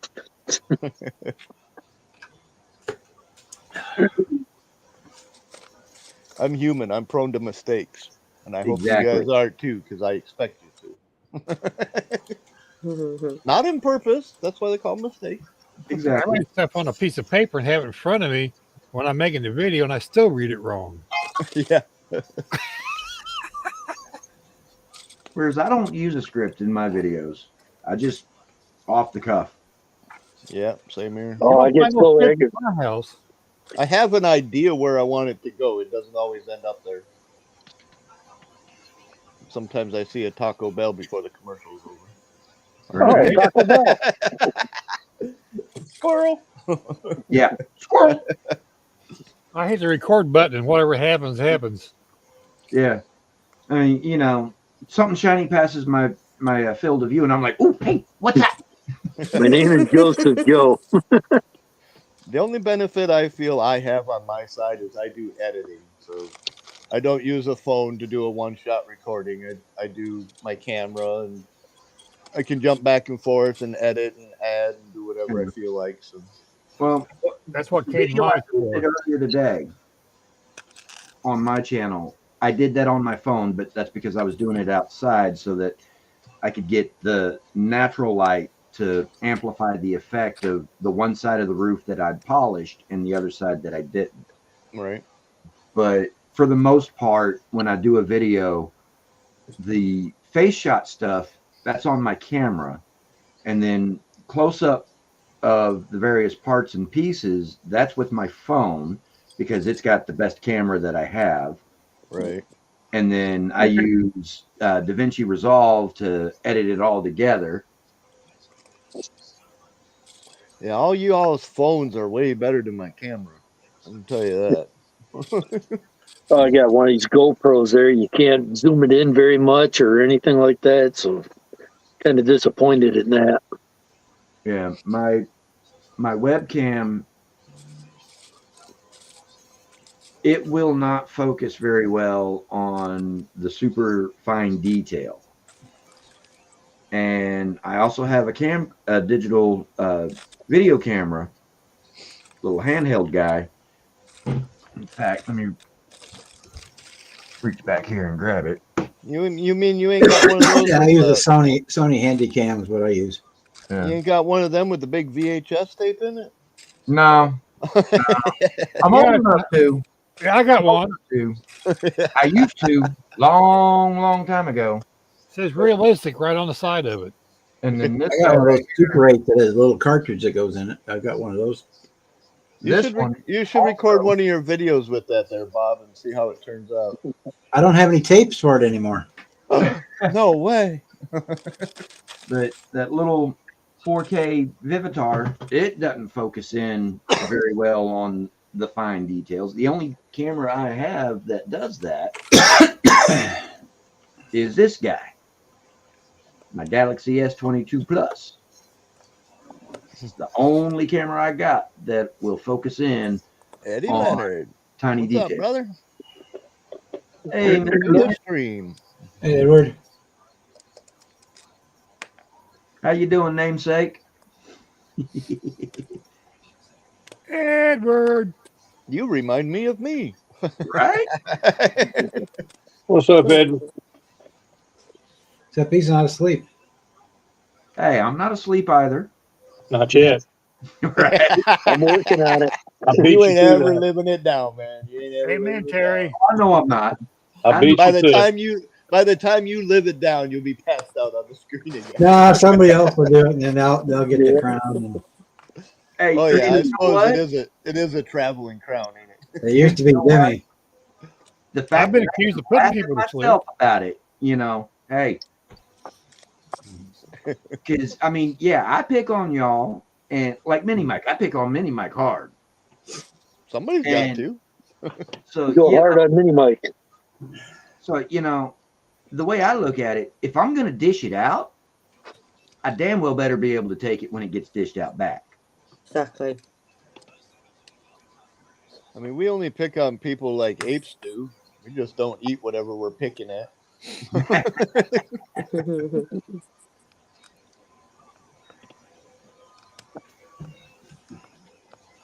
Have a Yeah, good 'cause one, it used to Mark. be Terry. Never It used did, to be man. Terry was the one that fell asleep on all the live streams. Then it was Jimmy.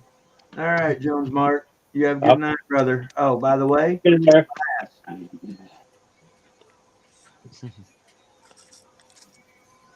yeah, I'm not the only Ed in my family either. My biological mother's grandfather was Edward, and that's who I'm named after.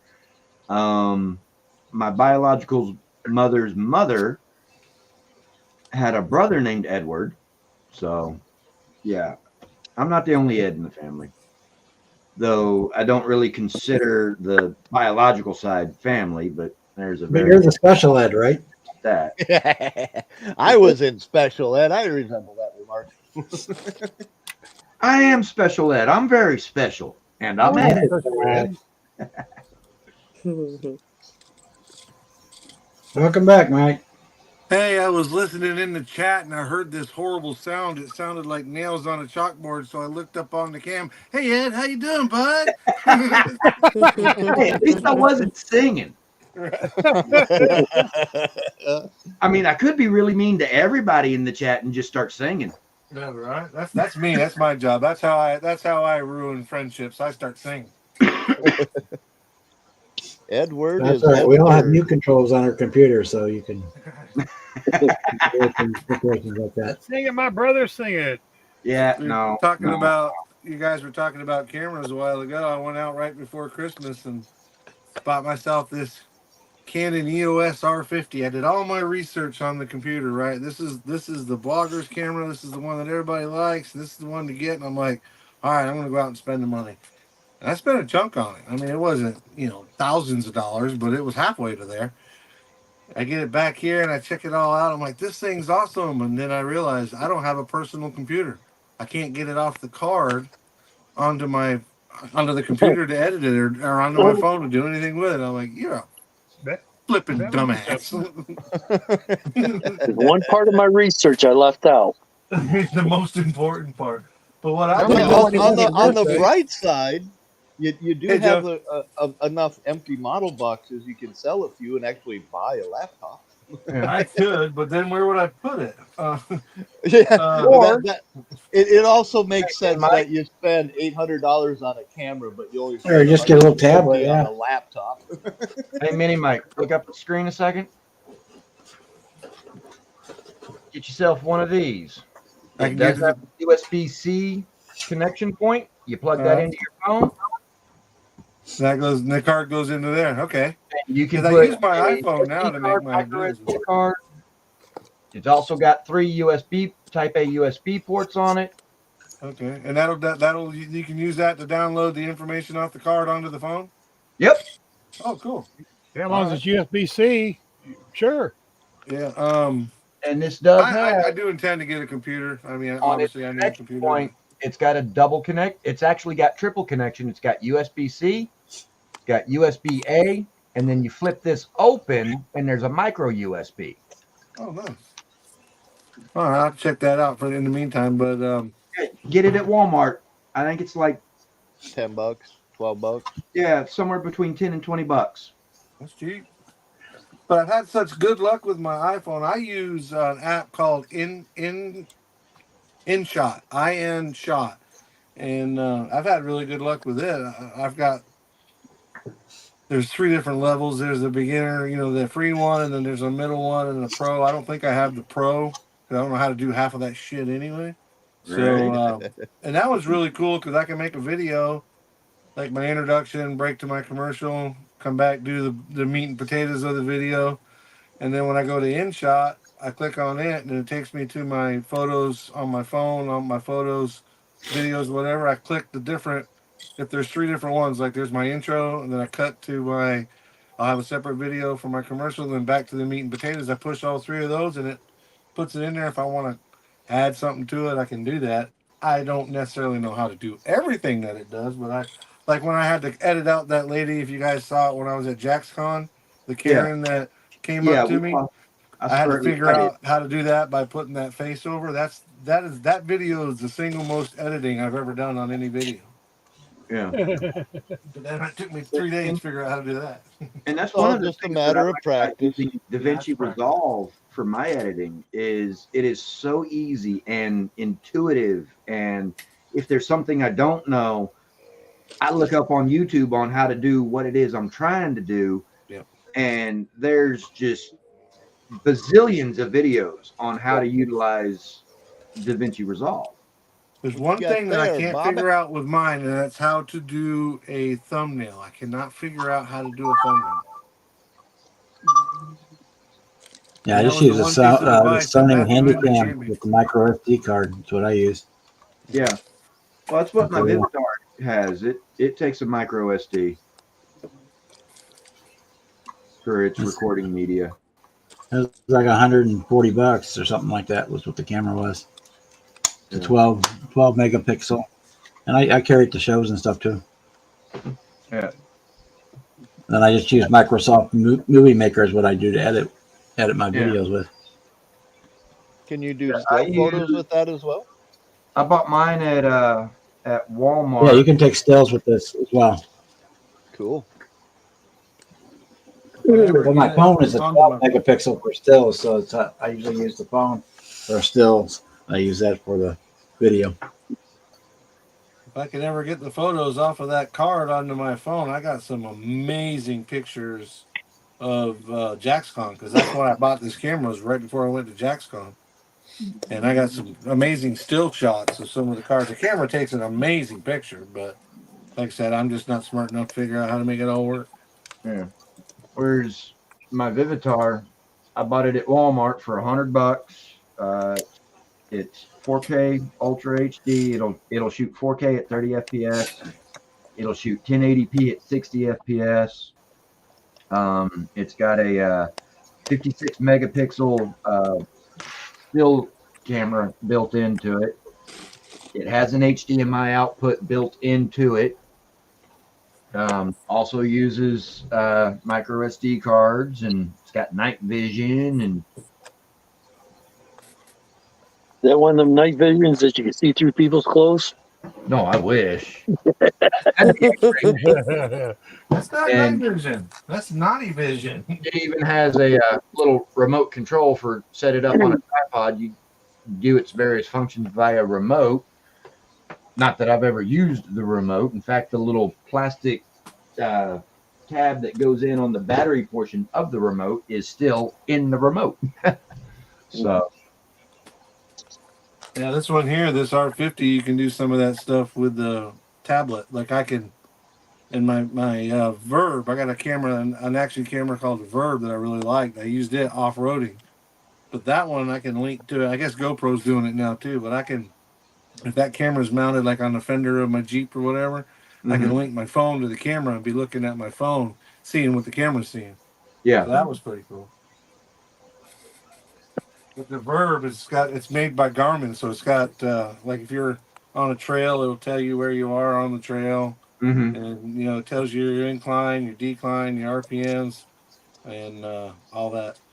Pretty neat. Joe, I'm actually down working fast. on getting the decals into this is my decal folder, and I got some decals the other day I needed to get in there, so I was putting my decals in my folder for another day. Well, See how guys, I'm people- thinking to head on out of here. All right. Have a good night, Chuck. Chuck. Yeah. all right. Take care. Later, Chuck. Have a good night. Sweet Chuck, Happy glad you Easter, got to and we'll see see you me. next I'll be week. back next week. signing Happy autographs. Easter. Oh, and kiss Yeah, it's my Happy Easter, everybody. Yep. Everybody in chat, too. Happy Easter. Happy Easter. Happy Easter. Hop, hop, hop, hop, hop, Easter. Little bunny foo hopping through the forest, picking up the field, mice and bottom on the hill.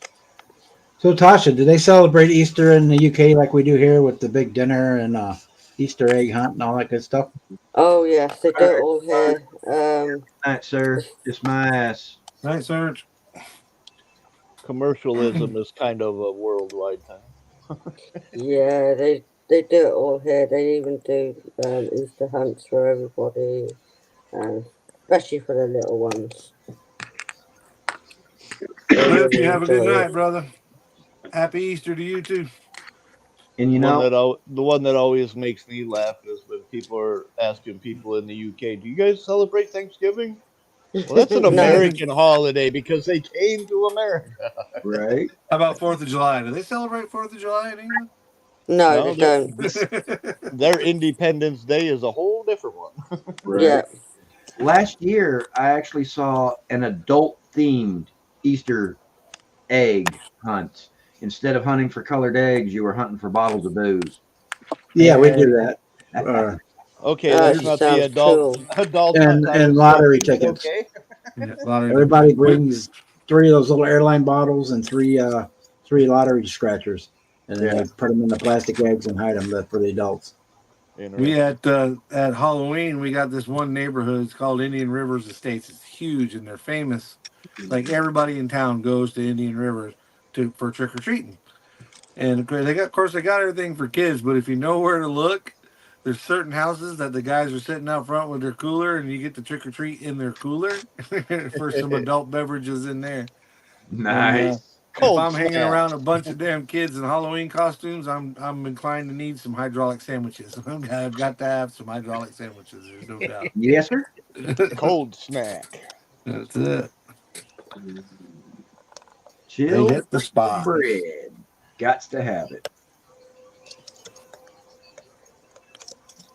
I've been working on putting that stuff away, reorganizing, and then when I get bored, I sit down and work on these wires on this V10. I've managed to get all day 2 spark plug wires ran on this thing. That's 2 less than what you got now. Yeah, that only leaves 3 more out of 10, so I guess I'm doing all right. Progress is progress. It is that, but mostly I got my bed cleaned out, so when it does come time to go to bed, I can actually go to bed tonight. Well, we figured you got rid of that already. No. And then get this, you guys might be interested in this. I'll show you what I got. I get these little plastic cases. They're for 1/64th matchboxes. Yeah. And when I'm building a kit, if I'm working on something like I'm working on the motor or whatever, I'll put the little pieces in here. Mhm. And just because it's easier than taking the box apart or whatever. But I had a few extras, so I started putting my printed stuff in there, like the little carburetors and the coils, and just a little bit of stuff. So I had 2 of them full, sitting on the end of my bed, and I was crawling across the bed putting stuff away. And sure enough, about the time I got all the model kits put away, and I thought I'd done a stroke of business, I spun around and hit both of those cases with my foot. They hit the floor, and 3D parts went everywhere. Yep. I picked up I picked up 200 carburetors and put them back in the box. Oh, so you had your Easter hunt early. I did. I don't know how well you can see it, but that's one of the boxes that hit the ground, so I had to start all over again. Oh wow! Awesome. Yeah, there's got to be 50 coils in there, 50 carburetors, 10 air filters, 50 steering wheels. The speakers are on, and of course when it hit, it just went everywhere. There wasn't a We single can't do piece clothing left in the optional plastic. because the kids are still around. But There wasn't a single piece left in the kids do plastic. their hunting, then we did set the adult one. So needless to say, I spit out a few bad words and once the pick up kids stuff. had their Easter egg hunt, you kind of Wouldn't be right if you didn't say a let them few go kind through what they words. found, right? While the adults go and do theirs.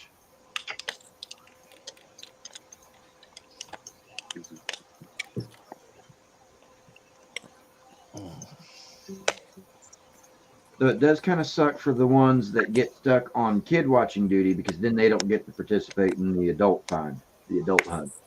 Some of them don't do that.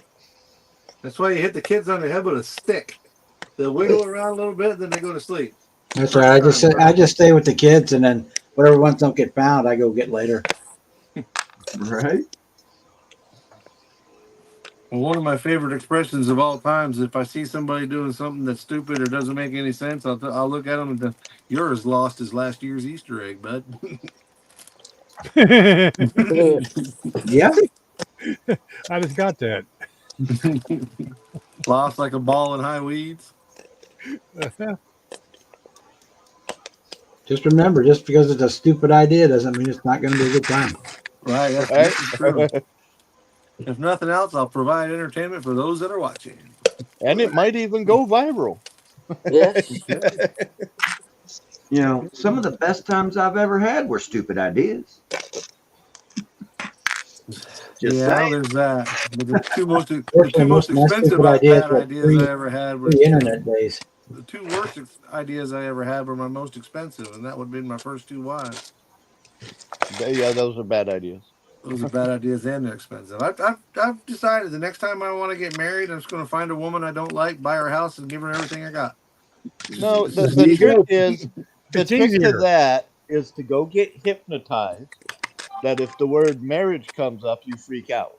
I can do that. I can do that. Yeah, there's have a 2-minute bout of Tourette's anytime you hear that word. Actually, what I did, and I didn't intentionally do it, but it worked out to play into my hand. Is I found a woman who feels the exact same way I do about marriage. She don't ever want to get married again, and I don't ever want to get married again. I'm like, you're perfect. You're a keeper. I'll keep you forever, and I will love you, and I will hold you, and I will caress you, and I'll treat you like my best friend. You Just are my don't best call her friend. George. Call her George. And call her I George. love her and squeeze her and hug her and call her That's George. right. You call her George. She does look at me weird when I call her George, but it's Clearly, we all grew up watching that cartoon. what was it? Marvin the it? Martian and Bugs Bunny. Yeah, Surely she's getting used to it by now. yeah, she's used to it by now. She just thinks it's still a little weird. But like I told her, like I picked up from Dart, don't be kink shaming me, honey. He said that for the first time, and I about fell out of my chair. I'm like, I am stealing that one.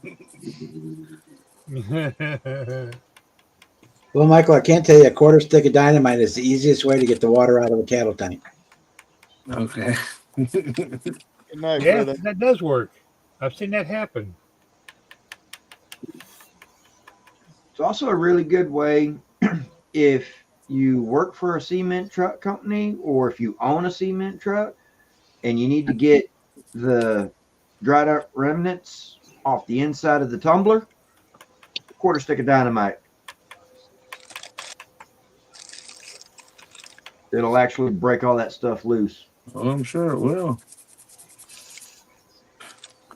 Yeah, So my go grandpa bang. dug new toilets for the outhouses. He just buried a stick of dynamite in the ground and set it off. And then moved the outhouse over. Throw down a little bit of lime and you're good to go. Yep.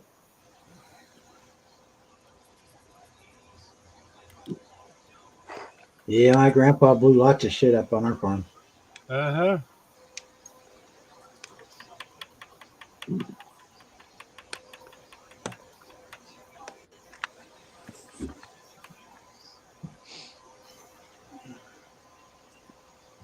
Yeah, a quarter stick of dynamite will empty 1,000-gallon water cattle tank just like that. Yep. I've seen that happen too. And you scrape the mud out of the bottom and fill her back up. A little bit of vinegar and you'll have a. Of course, the scraping the mud out of the bottom was my job, of course. Right. Yeah. Yeah, of course you got the worst part of it.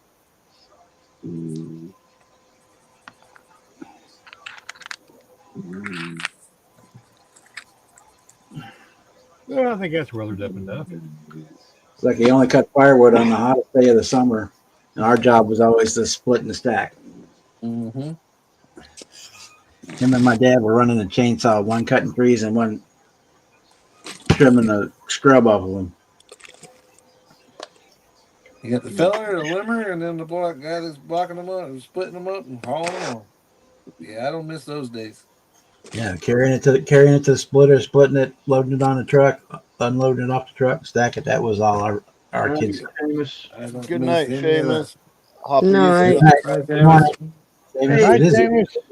So we're real close to it. Oh yeah, it is. Poor GIs cause the most trouble. I can believe that. I can't speak to it, but I can believe that.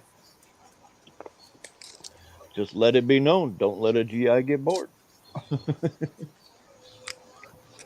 Well, you know, when Marines get bored, when sailors get bored, you know, we tend to get some shit started too. So, especially if the sailors happen to be Seabees. That's the Seabees. They're a special bunch. They really are. My dad was a CB. Oh yeah. Yep. So you already know then. Uh-huh.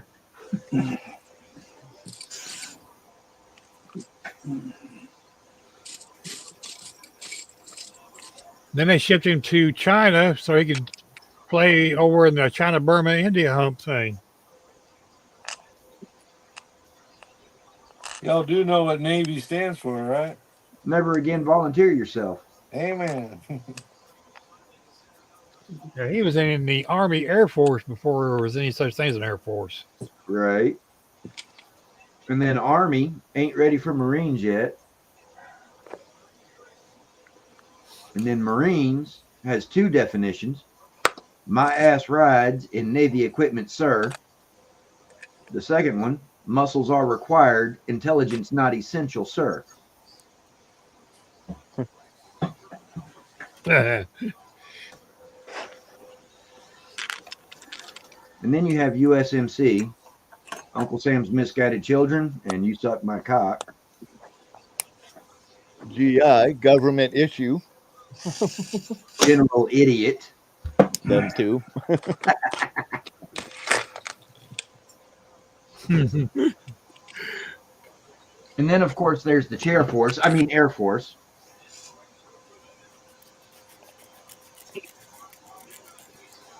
Everything looks better higher up.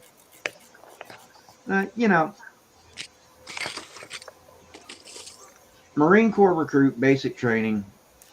He's in his full battle BDUs. He's got his 80-pound ruck on his back. He's got his M16 in his hands. He's on a 20-mile triple time hike. Hoorah! I love this shit. Give me some more. United States Army recruit. He's at basic training. He's in his BDUs. He's got his 60-pound ruck on his back. He's got his M16 on his shoulder. And he's on a 10-mile regular time hike. What? Love this shit. Give me some more. United States Navy recruit. He's at basic. He's in his dungarees, no ruck, no rifle. He's just marching in formation down to the chow. Hoo-yah, I love this shit. Give me some more. Is that a clutch or a sprocket or what? Sitting in his recliner. I'm assuming it's the sprocket. What is this shit? I was wondering if Mike done his detail work. On what part of it? I think that's the motor sprocket.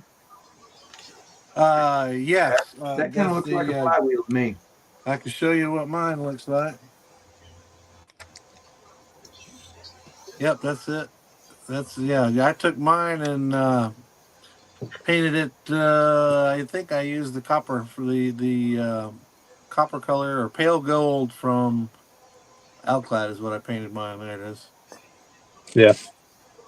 Yeah, that's red. What is it? Titanium silver. Yeah, titanium silver. Titanium gold. Yeah. Red. Yeah. Yeah, that's good.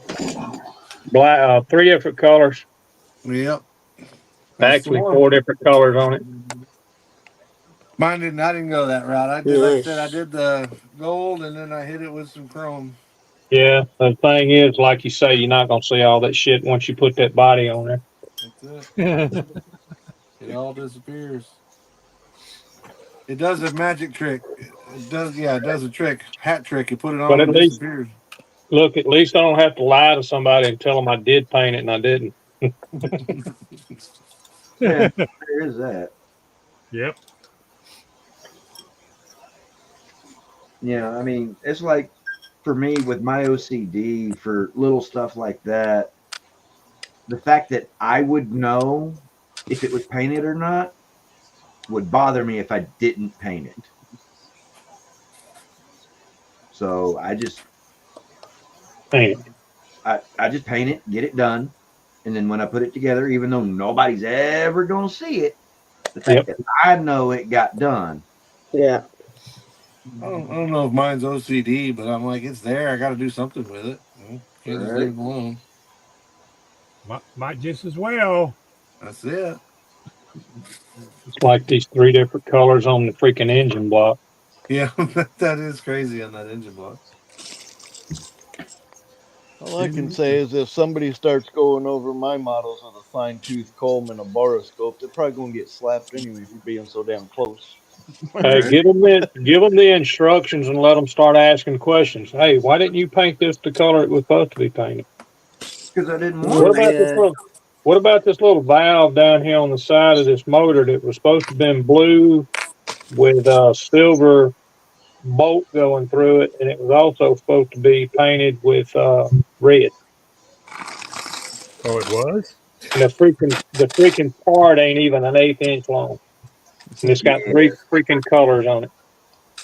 AN fittings. Get the fact that 9 times out of 10, when I build a kit, I don't go by what the model kit instruction paint call out is. I go by how I want to paint it. It's my model. Exactly. I'm gonna paint it the way I want to paint it. Well, I can assure you, I didn't paint it the 14 different colors that it wanted to be painted. Or they wanted me to paint it. That it said to paint it. Yeah, I didn't. I painted it just that It's like pale I said. gold. I got $69 worth of freaking paint sitting here that I might have to paint that one little part blue that I don't have. That's literally. It's already trying to get me to paint that blue part, and I don't have it. Night, Britta. Oh, and Britta, I Night, Britta. didn't reply yet. Yeah, Britta. Thank you for the like on my video, Britta. Night, Britta. Well, yeah, Terry, that's literally what it does. It's asking you for one color and it's just a drop of paint on one particular piece, and you don't use it again. Yeah. Did you just use the blue Sharpie on it and call it a day? That's what I did on my motor. As tiny as that part is, the size of the tip of the Sharpie won't even reach it. Yeah. Or like you can't even paint it with a Sharpie. Or like on the instructions that Let me have find the freaking part.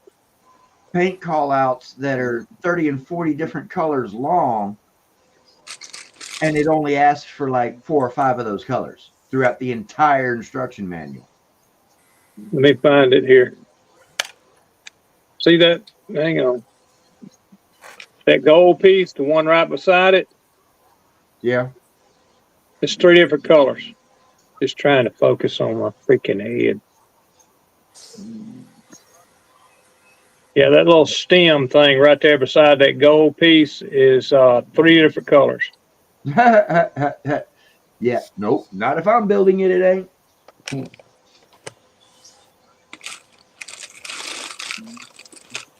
You'll get her. Yep. You'll get her. Oh, I'm gonna get it. I'm gonna paint it like it says to paint it, and at least I know it's painted. Oh, it didn't get painted if I were building that kit. It just wouldn't get painted the way the instructions say.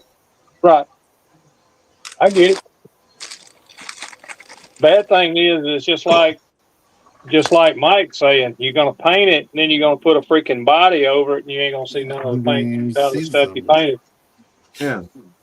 And then Or you when you gotta pick it up, decide turn it not over. to paint the part, it'll be the one part that's exposed when there is no. Yeah, they didn't show it. Yeah. And that was Some of my the luck shit, that's the because one I I didn't still know paint. what was going to see and what wasn't going to see.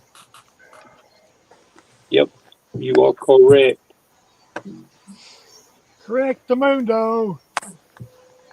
You are correct. Messing with these damn mega tires, thinking about that tractor I bought today. I need to put this shit away and not start a third one because I'll never get done with anything. See, there's this, since you still got me up there, let me raise this up, that out the way. I don't even know if you can even tell.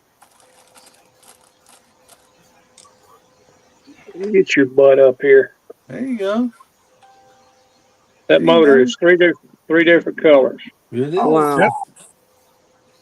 I still got to paint that part right there, but just trying to get it to where it would focus. Pull The it back a head little bit. Pull it back. There you go. Yeah. is focus. It's trying to focus on me. That's nice. Yep. Good. But there's 2 pieces of head there, and one's one color, different color, and then the block's a different color. Wow. And it's not enough it's not enough contrast there to really be even worried about it, to be honest about it. I mean, you can tell it by looking at it, but it's just, How yeah, anal are you? I'm glad because Looks it don't good take though. a whole lot. I'll paint this and I won't want to fool with it again for a while. That's Now I kind of know where why I am Jamie. with mine Now, because of the hydro dip. I keep practicing here and there on different stuff, but Blue Ridge. that's kind of Hey, where I'm at with mine. That's why I haven't moved much farther than what I got. evening. Hi, yeah, Henry. I think that's why Jamie G and Cliff give us so long on it is because there's so damn many small parts and it's got to be painted 50 colors.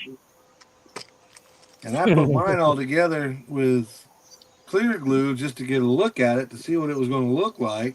So then I could get a paint scheme in my head, and then tore it all apart, painted it, then put it back together again. That's what Yeah. I do. Yeah. Nah, I'm gonna paint it and I'm gonna put shit together and be done with it. I just didn't have a clue of what it was supposed to look like, what went where, Yeah, and I didn't want to screw anything up. I really wanted to get some different decals to put on this thing. I didn't really want this Spain on it. That's kind of why I went with the hydro dip and something different. I tell you what, you can try, Mr. Terry. I don't know if you've ever done it, but I thought about using carbon fiber decals. I seen that. I seen some of that. I've I not almost done it, bought it. but I almost bought it. I think Plaza Japan's got it. yeah, scale. I got mine from Scale Motorsports, but I don't know if there's somebody else out there that makes it because that Scale Motorsports stuff is not cheap. It's good stuff, but it's not cheap. Everything that they Yeah. sell is expensive. Yeah, I seen somebody that had a whole sheet of it. I can't remember who it was. As I really gave that a lot of thought prior to the hydro dipping, and then the idea of the hydro dipping really excited me because I haven't done it before, and I was like, you know what, might as well try it on a bike I haven't done before, and I get it all out of the way at once. If you're gonna get in, get all in, right? Don't mess around with it. That's what Dad always says. If you're gonna do it all in. Buy once, cry once. All right, here we go. One, two things are going to happen. It's either going to work or not. Oh, yeah, exactly right. It's either gonna end up in the trash can and I start over, or it's gonna come out and it's hero or zero. That's your options. You're either gonna be a hero or you're gonna be a zero. And it's completely up to you how it works out.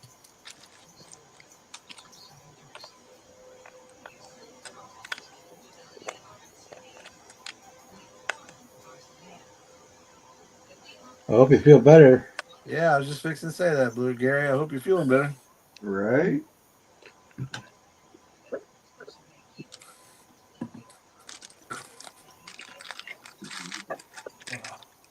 Man, that sucks. I hate that. That sounds like that. Probably pollen along with some other shit going on with it. Yep.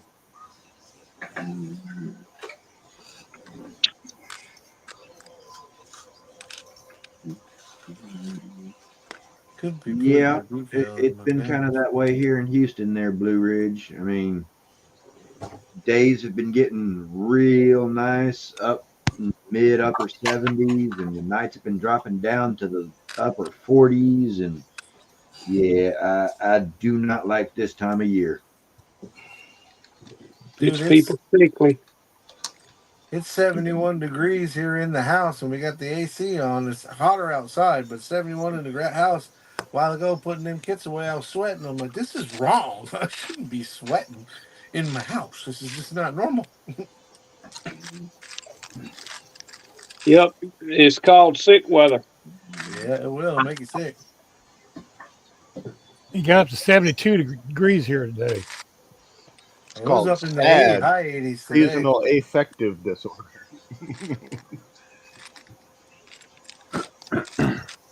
It was in the high 80s outside today, but it was 71 in here because that's what the AC set on. Yeah. Whereas I've got my thermostat set at 76. It's currently 79 inside, or at least it was a little bit ago. 70 degrees outside, according to a little widget on my screen down here. Yeah, I can't do that.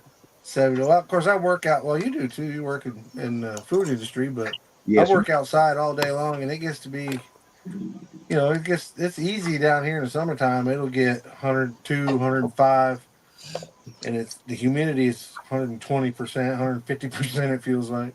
When I Right. come to the house, I don't want to sweat. It stays on 71 year round. So when it's putting on heat, it gets it up to 71, and then when it's cooling off, it gets down to 71. Yeah. Whereas here in Houston, come summertime, 110, 115 pre-heat index. Yeah, that's preheated. That's pretty typical. And then with the heat index, because of the humidity, as close as we are to the you're Gulf like of Mexico, that makes it feel 125, 130, 135. It's like literally like standing in steam. Yeah. I mean, it's the same way here, man. It sucks. To the point that you step outside to go smoke a cigarette or something, and it feels like somebody done slapped you in the face with a hot, wet wash rag. Exactly. Wow, that bad. But you know what I don't have to deal with? All that white stuff that comes out of the sky in the wintertime. Or what you Same here. Wintertime. Same here. They talk about going plowing and all that. I'm like, I don't miss a bit of that. None of that. Yeah. I lived in Vermont for 14 years. I don't miss a bit of it. You know all about that stuff. Yes, I do. Yeah. I have no idea what that snow thing is you're just mentioning. On the super rare occasion that it actually gets cold enough during winter here in Houston for the roads to ice up and stuff like that, I do actually know how to drive in those kind of conditions, whereas the extreme vast majority of Houstonians don't, because we don't get that kind of weather here. Yep, that's the truth. I don't miss doing it on a very regular basis during the wintertime. It's just, yeah.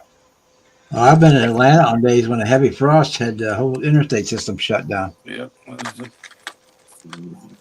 I've seen guys that drive in the snow up north. Like I'd go up to New York when I was hauling, and of course I've driven in all kinds of different weather. But those guys were driving like UPS and FedEx guys. They drive the same route every day, right?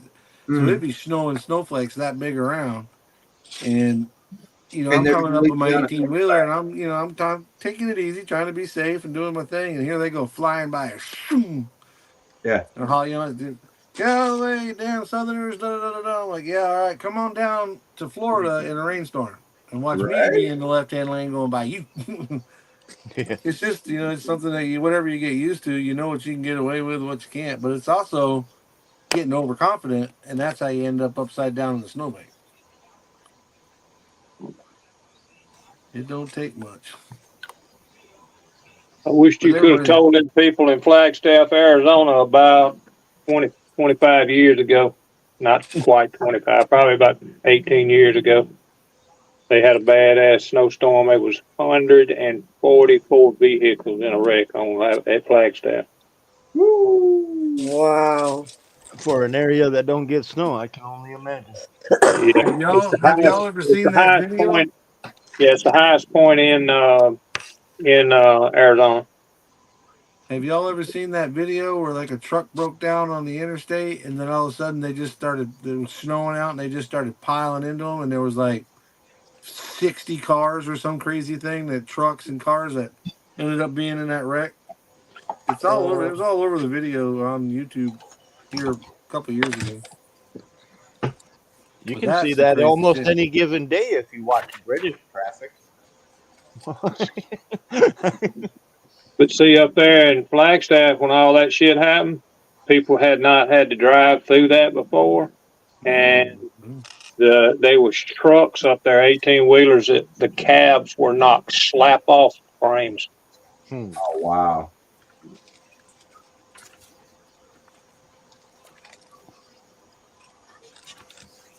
And that's like here in Houston. We get rain all the time. And for whatever reason, these Houstonians, they think that when it starts raining, that means time to drive faster. And I'm like, you stupid sons of Anarchy. I mean, when the roads are dry and the weather's decent, I take my 94 Chevy out on the highway and I'll run 85, 90 mile an hour down the highway all day, every day. But when it gets to raining, because that pickup is a little heavier than your standard little 4-door sedan, and it's got a whole lot more steel in its construction than these little sedans do. Therefore, it don't stop so well when it gets wet. I tend to move over further to the right side of the highway, and I keep my speed down. And people are flying past me like, I don't know what they're doing, and I'm thinking to myself, y'all fools. No wonder we have so many accidents in this city when it rains. Yeah, but you pass them 2 miles down the road, they're upside down in the ditch, standing outside your car going, I don't know what happened. I don't know what happened. I know exactly what happened. Talent. I can't say that they still do, but when I was going through driver's ed in school before I got my license, the big statement was always never drive faster than the conditions allow. Yeah. Okay. How do you know what that is? Experience. It's That's 10 the miles only an hour per condition. If it's rain, it's 45. If it's snow, it's 35. And you're going to tell a teenager to do that? I'm not, but that's what the teachers did. But then again, when we were going through school, driver's ed was part of your regular school curriculum. Now, I didn't have that you here. actually have to do it as an extracurricular thing outside of your regular school, where you actually have to pay for it. Well, and I'm glad I went to school when I did. Right? For as little as I was there, at least. Yeah, for no longer than I was there. I actually got drop kicked out of school. Wow. I dropped out, got a truancy card, went to court. They told me I'd go back to school and do what I was told. The next day, I walked into school and got kicked out of class, sent home. The following day, I went back to school, got kicked out, went to the principal's office, put my hands on his desk, and I said, you can take your school and shove it up your fucking ass. 2 Right? weeks later, I went and signed up to get my HSD, or my GED, and they talked me into taking the HSED, which was only 2 tests more, and I had my diploma in my hand February 22nd. I started January 8th or something like that, and I got it February 22nd. Wow. Which means I graduated a year and a few months before my class. Wow. It's not that I was stupid, it's just that I had no desire to do any of their stupid shit. Right?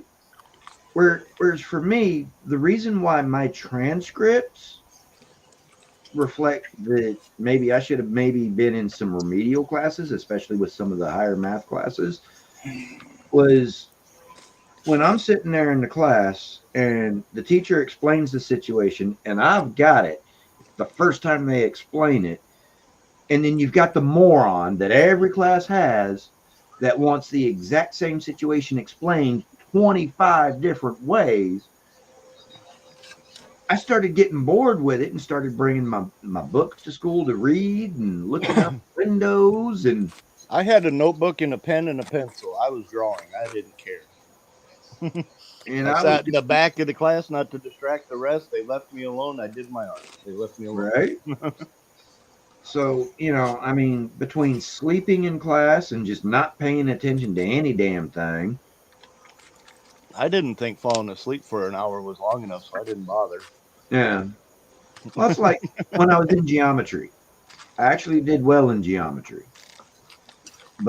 And with geometry, I sat in the very, very, very back of the class. And it was my last class of the day. So I'd walk in, set my bag down on the floor behind my desk, sit down at my desk, cross my arms, lay my head down, and sleep. most normally would have a puddle of drool on the table in the process. So what you're saying is the lives are now your geometry class. As entertaining. Sorry, Ed, had to go there, brother. About as Hey, equally you know, entertaining. It is what it is, bro. But my geometry teacher, Miss Thurman, she would stop me on a random day each week and ask me what the lesson was about. And I'd give it to her almost verbatim, except for the multiple repeats of the moron having to have it repeated over and over and over. And she'd look at me, she says, "How do you do it?"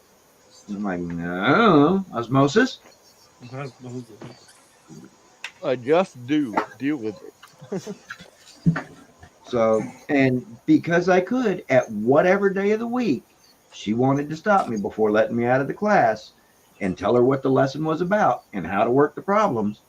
She never bothered me about sleeping in her class. Miss Thurman was the coolest teacher ever. She was also one of my class sponsors. So, you know.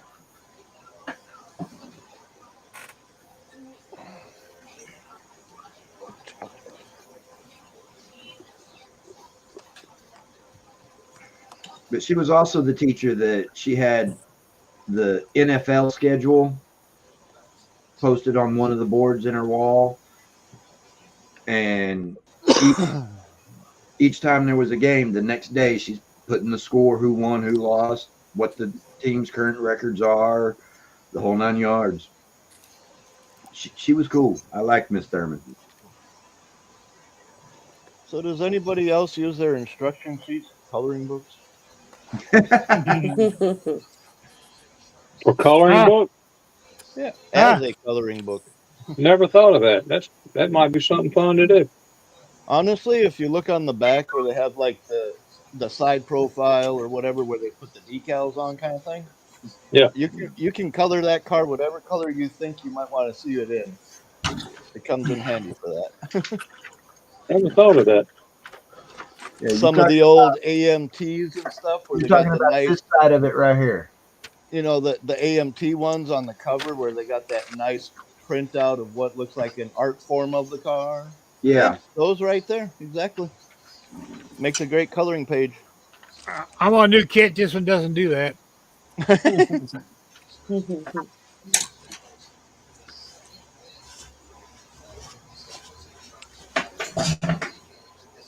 I know some people just throw them away. I tend to just throw them all in a box, and eventually I gather them all together, and I have almost all the instruction sheets I've ever built models of. Yeah. I put them back in the box. Yeah, Ben, once their kits are done for me, the box instructions, all of it goes. The only thing I save is leftover parts or decals. Yeah. The only part of the box I save is the box top. I'll cut the box top off, throw the rest of the box away. Mr. Horton. And I've got a little Ziploc bag that I've got in a drawer down here that has my instruction manuals in it. Not that I generally pay too awful much attention to the instruction manuals when I'm putting the model together in the first place. But every once in a while, I'll run across a part that I'm like, now what in the hell is this, and where in the hell does it go? So I have to look through the instructions real quick to find it. But for the most part, two of my favorite coloring pages is the Orange Blossom Special and the Bigfoot. The way they were drawn out on the instructions, them look so freaking badass.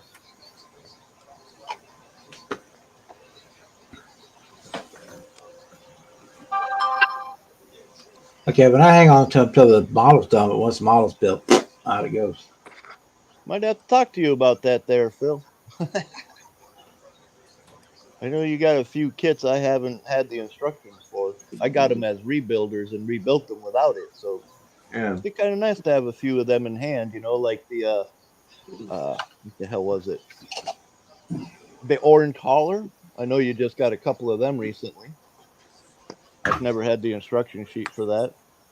Didn't need it. I rebuilt it anyway.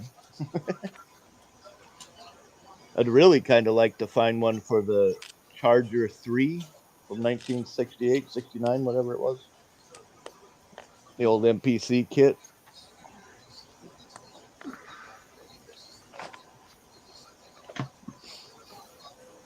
I don't know. I kind of like them. They're kind of their own little niche area within the model hobby in and of itself. You know.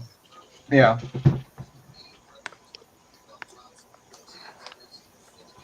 And I know people that buy them. So Yeah, I've seen people that will buy and collect these things. well, there's also a couple of websites where they scan it and put it on the website in case you need it. Yeah. You know, I know Revell has their own.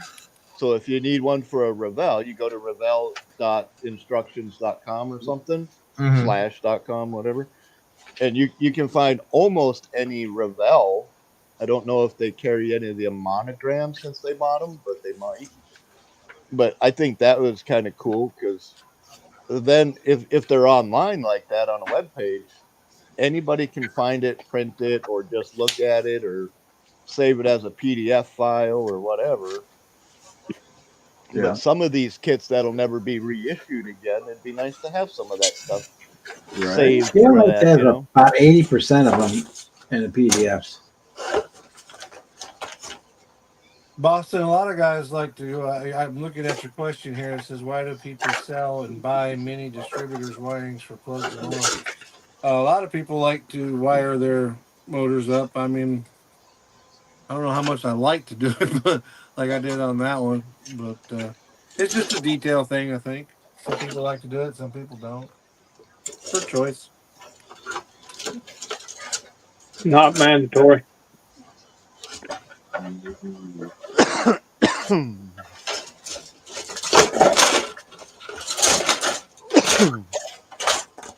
Well, Horton, now you know you got another kit on your I may have to keep my eyes open for list. All I know is I was buying a junkyard lot. I think there was 5 Corvettes. You know, all missing parts and no tires. Some had no engine, whatever. They were just Corvette parts. But I seen this car in there. I'm like, what the hell is that? It didn't look like any Corvette I had seen before. So I bought it for like $9 at the auction plus shipping, so maybe 12, 15 bucks or whatever. Mm-hmm. I get the box and I start going through it. The first 2 were Corvettes. Then I open this other one. I'm like, this ain't no fucking Corvette. And I happened to see on the inside interior, it said Charger III, Charger 3. Nice. And I'm like, dude, this ain't no fucking Corvette. This is the Dodge Charger concept car. Nice. The old MPC. It's only been issued as the Charger 3, the Flying Dutchman dragster car, and as a toy. They have the matchbox of it, but they also have a ripcord kind of car. Mm-hmm.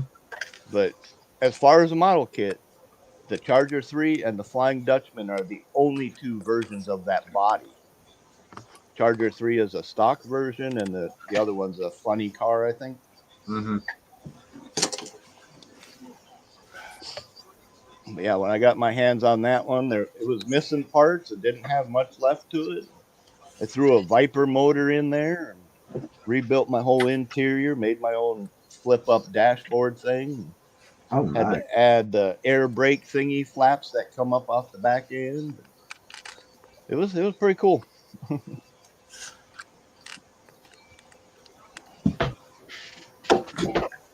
Didn't even have a chassis with it, so I grabbed some Corvette parts and threw that under there from like an 85 Vet.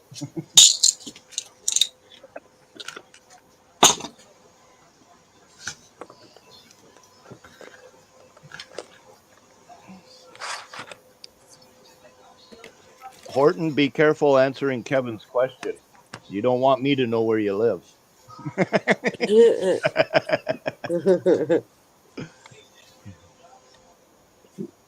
I know you have show rods, and I will find you.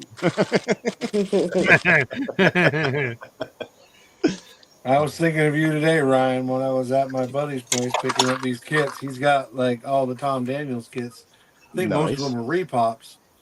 But I'm like, I know somebody that would love to have each in it because he's got like the tanker one. He's even got like the Munster Mobile and the coffin one that Grandpa drove, and Yep. he's got. I think he's, to my knowledge, at least my limited experience with Tom Daniels kits, he's definitely got all the popular ones.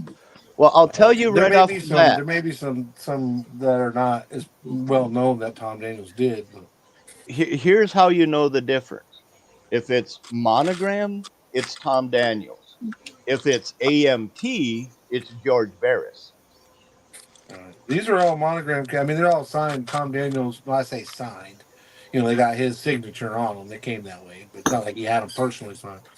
But you know what I'm talking about. You're talking, the fire truck one, the yellow school bus one, the tanker one. He has them all. The beer truck. I have the beer truck. That's my favorite one out of his list. But, Yeah, there's other builders, Starberg and Olerheim, Jim or Joe Olerheim, whatever the hell, however you pronounce his name.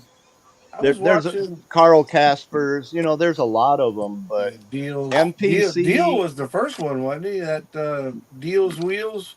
Wasn't Dave's Deal's Wheels. Yeah, that actually came later. Did it? I thought I watched a documentary where Monogram saw that Revell was doing the Deal's Wheels, and then that's where Tom Daniels came in because he was working for somebody like a big manufacturer, and then went to work doing I forget. I watched a biography on him, but it was one of those deals that was on in the background while I was working, so I wasn't giving it my full attention. Right. But a little more than white noise. A little more than white noise, yeah. Yeah, most people don't understand or know. Tom Daniels drew and designed the Munsters coach, but George Barris built it, and therefore George Barris got the credit for it. Well, I watched that, and George Barris didn't actually build it with his own hands. There was a guy that George Barris contracted to build it. Dick Dean, usually. Okay, then maybe I don't remember that dude's name either, but I remember that was the case. It wasn't like Barris built it with his hands. It may have came out of his mind, and this dude, the fabricator, actually built it. But yeah, they're because they in that documentary about Tom Daniels, they talked about that, and him and Barris ended up just being friends anyway. He said that they was a little pissed at first, but he kind of got over it and was like, you know what, it's for the hobby. That's all that matters. And, yeah, sometimes you got to bite your tongue and business is business. Right. It's like when they went to film the car for the Munsters, Ed Roth Fink he had the Druid Princess, and it wasn't finished in time. Otherwise, his car could have very well been the Munsters coach.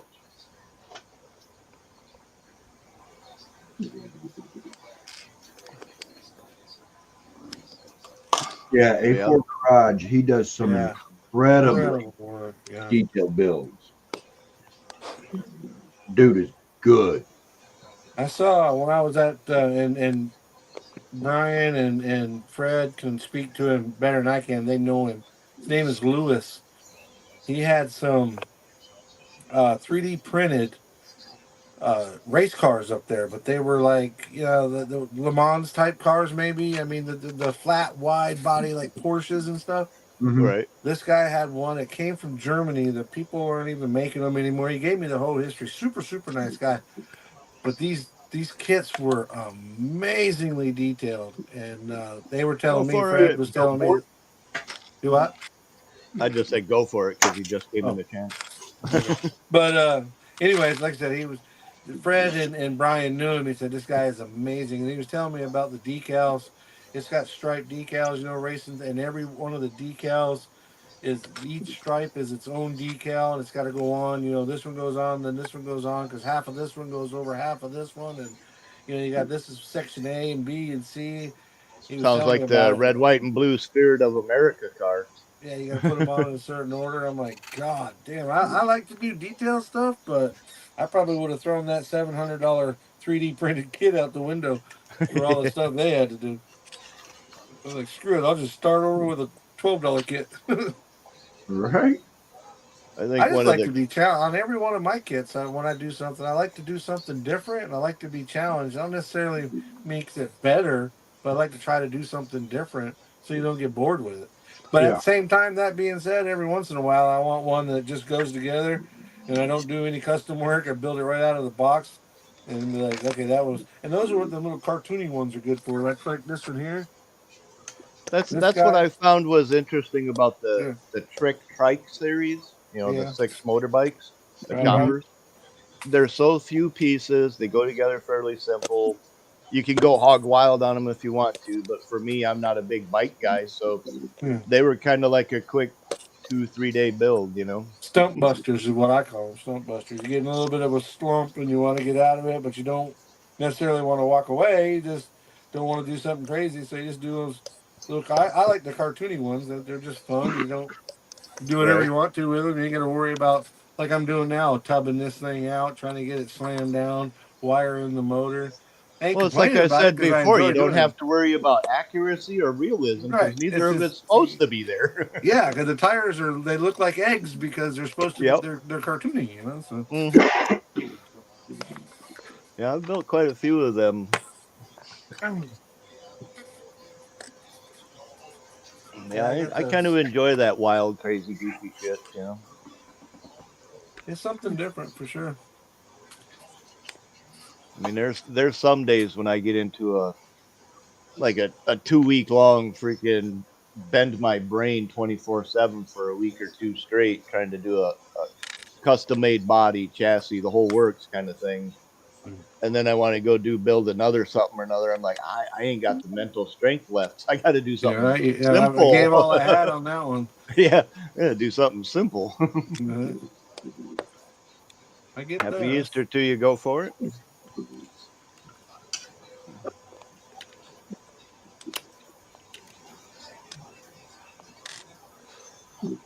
I think he's the first one to throw a bunny up in the chat.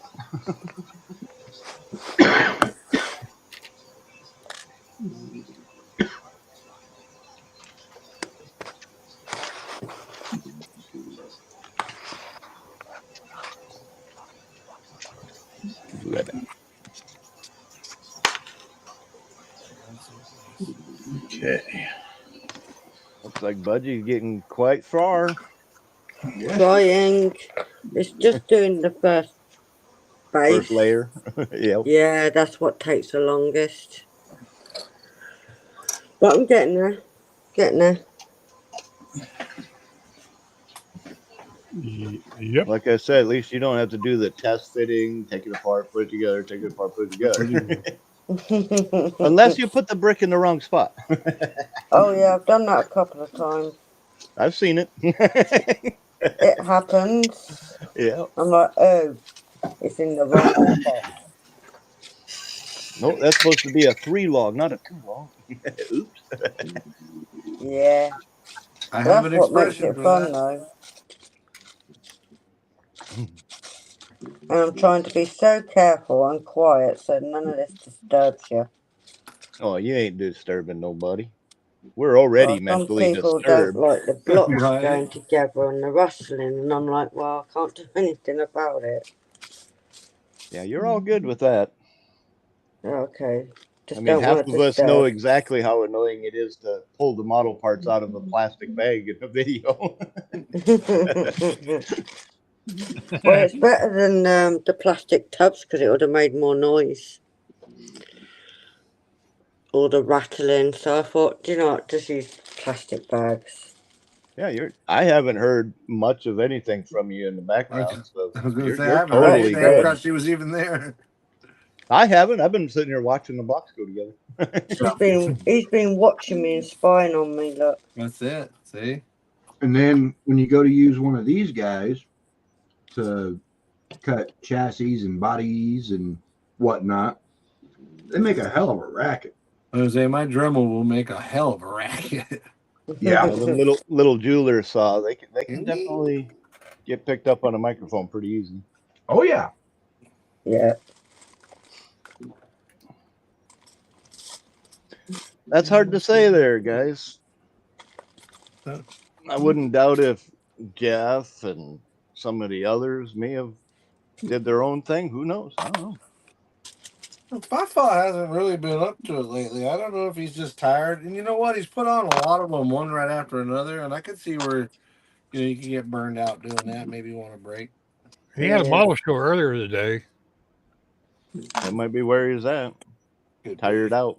No, it was a pit crew thing that he was doing. Okay. He might be doing something along those lines. Yeah. Well, hopefully Well, they finished in the top 3 and he's partying with the crew. That'd be cool. Right.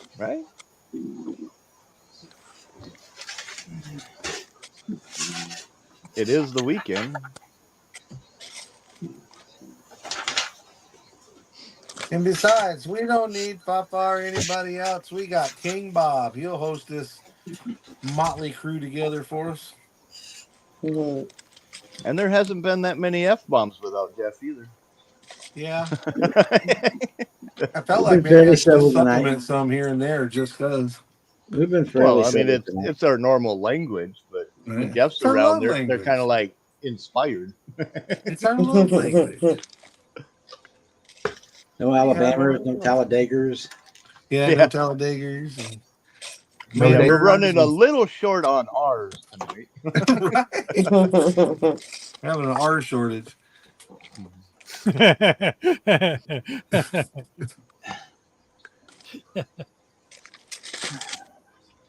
I'll buy that for 3 hours. Yeah. That's why I was giggling at myself. I'll buy that Pat- for 3 hours. Why? And Pat replies, "Sorry, there's no R."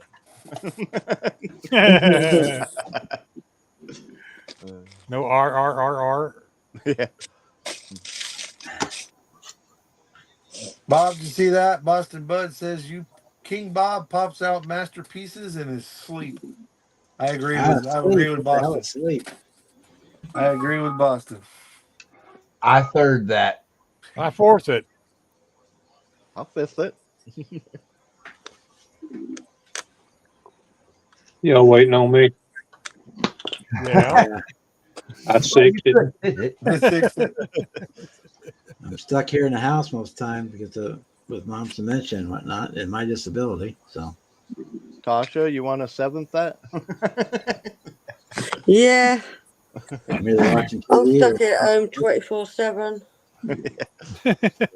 and I'm not ashamed to announce it. There she was, just a my biggest problem is I run through supplies so damn Michael, we are the crew Bob he hangs out with on Wednesdays and Saturdays. We're just a little better behaved tonight for some reason. Right, is it because I'm here? No, it's because we just got out of Good Friday. right. So it's Easter weekend, so Our whole effing schedule's effed up. there it is. But Ryan, you forgot one thing: is the whole effing schedule is effing messed up. R. Messed up. Yeah. It's messed upper than it were. It's messed upper than it were. It's kind of like the day after the daylight savings time change thing, you know. We're not Molly enough. Sorry, Michael. We can change that. Well, You yeah. can't really force comedy, but we can force it. I mean, we'll give it a yeoman's try anyway, right? It's R.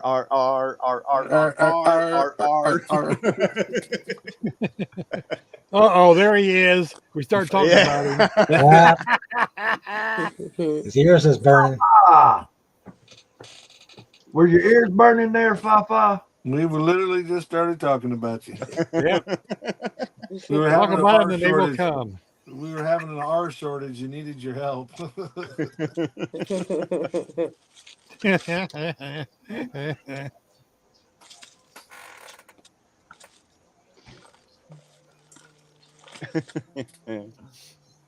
Greetings, Jeff. Happy Easter to you. Say Fafa. You Kiss my freaking ass. lurker. Quit lurking. Get on camera.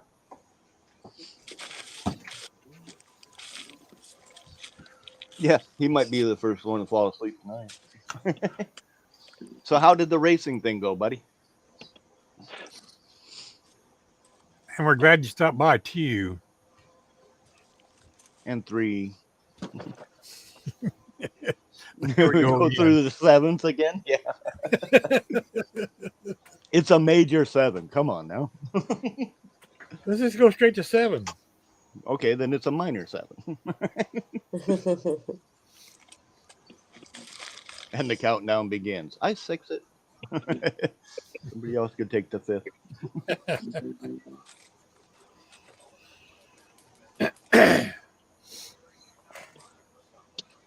It's been an enjoyable evening, though.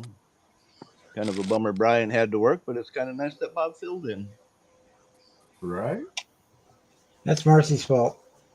I was all plopped down on the couch ready to sit down and watch football and hockey all night long, and she said, no, it's having live.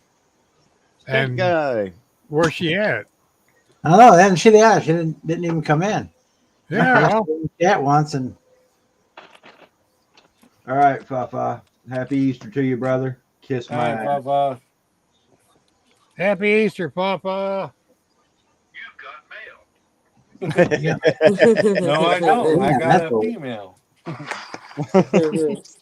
haven't heard that in 20 years. Someone still using AOL?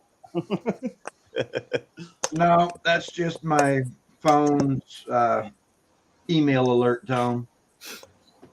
Just like if somebody texts me, I get told by Yoda, message from the dark side there is. Yeah, I'm a nerd. Oh All well. good. It's all good. I used to do all that You stuff. are. I got tired of it. You got mail and the dial-up tone, yeah. I don't even have mail I've anymore. thought about using the dial-up tone for a couple of alerts. That dial-up modem sound, I've Yeah. thought about using that. Use it at the very beginning of a video. And then go to a loading screen. Right? I had that on my phone when we had to leave our phones in a locker at Walmart.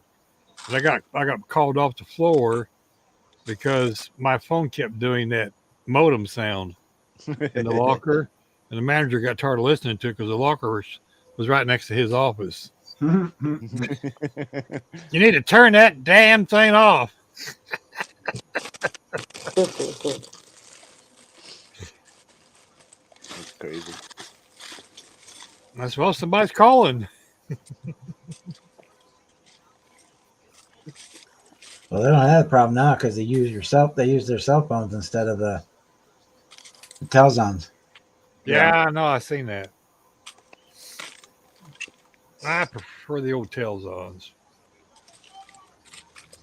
I can never keep track of the printers, though. Oh, people will steal them, and worse yet, the batteries. Yeah. Yeah. You set your printer down and you turn around and come back, the battery's gone.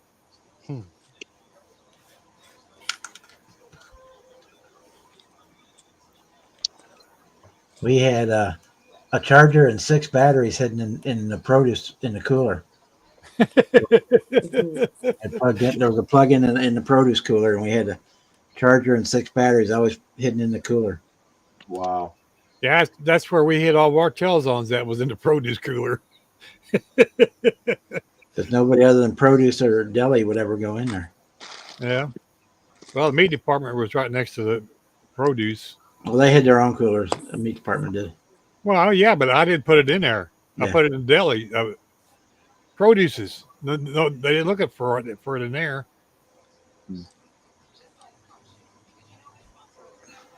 Just curious. Is it later yet? Yeah. Yeah. Well, then how come all them people that said see you later ain't back? I don't know. No. Guess they ain't got around to it yet. Maybe they got shipped off to military school with that Finkelstein shit kid.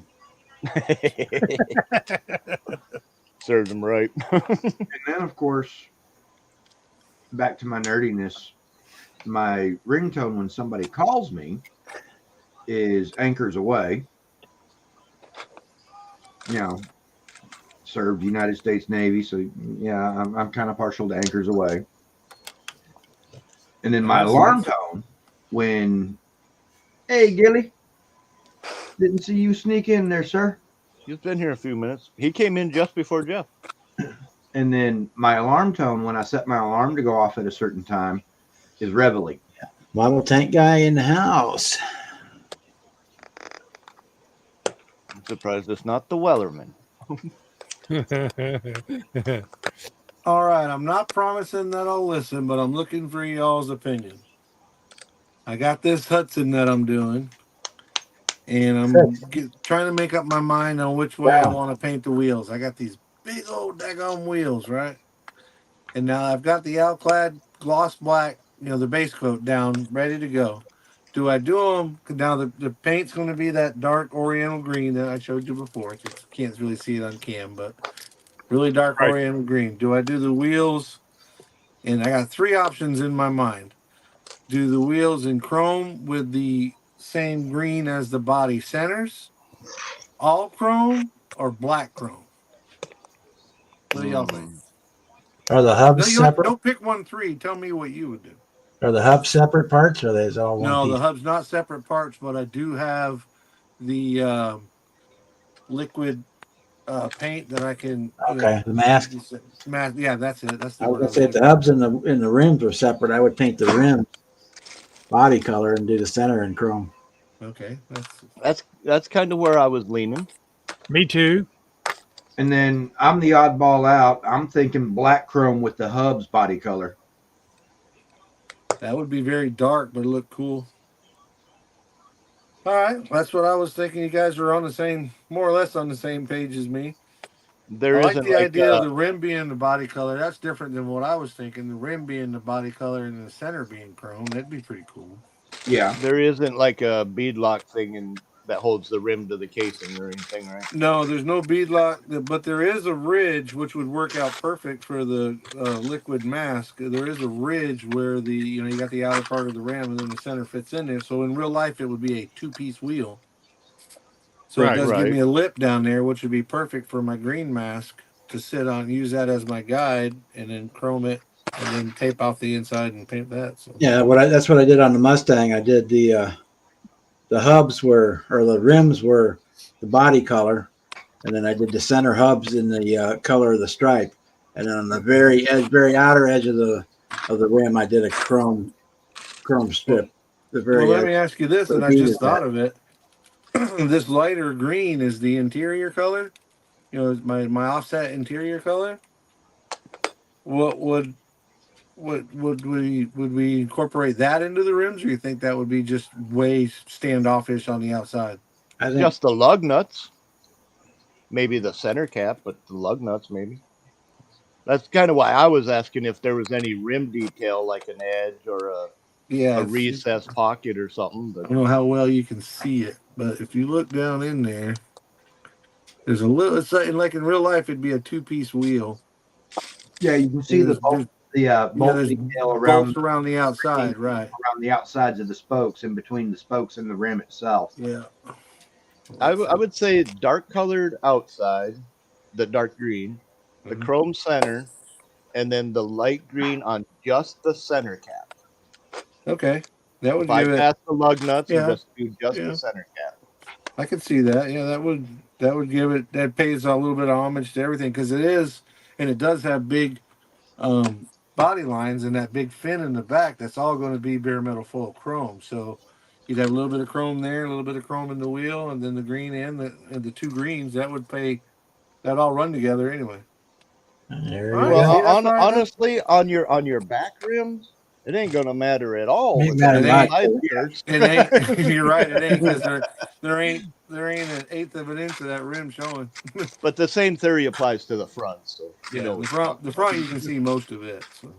But you did it. Yeah. Right, I know I did it. Yeah. Yeah, I think the soft green in the center would be just enough. It's not overly contrasting from the chrome, and yet it would still be a button cap.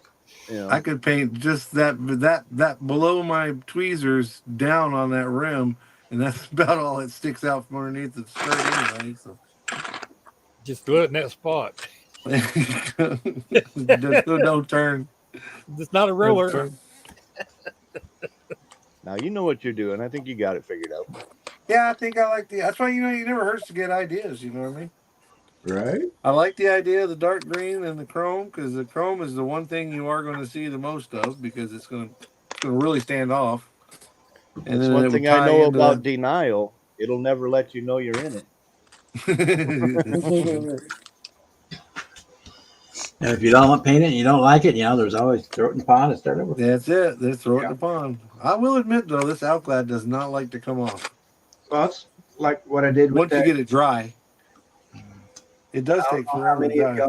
y'all looked at my video that I posted earlier today.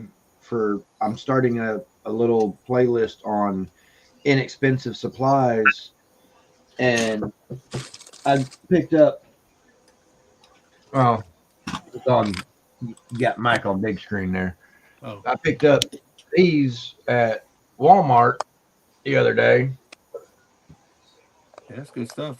$7 a bottle. And then I picked up a 10-pack of microfiber towels. So it's a pretty good sized towel. I mean, and then you cut these into little roughly 2-inch by 2-inch squares. There's Marcy. Hey, Marcy. Righty. So Hello. that between the 30 of those cut into little 2-inch by 2-inch squares, that's going to last forever. And then those bottles of turtle wax don't take a lot for a model kit. So, and on that Corvette top, it's got the removable, or what's supposed to have been a removable top, but split in half. And I only polished the one half, and in that video, you can clearly see when I'm rotating it around a little bit, on the side I polished, you can get a fairly good reflection of the clouds up in the sky. And then when I move it over to the other side that I didn't polish, the reflection's not so great. But because I didn't like the way the paint job came out on that car as a whole, I just tossed it in the purple pond after I made that video. In fact,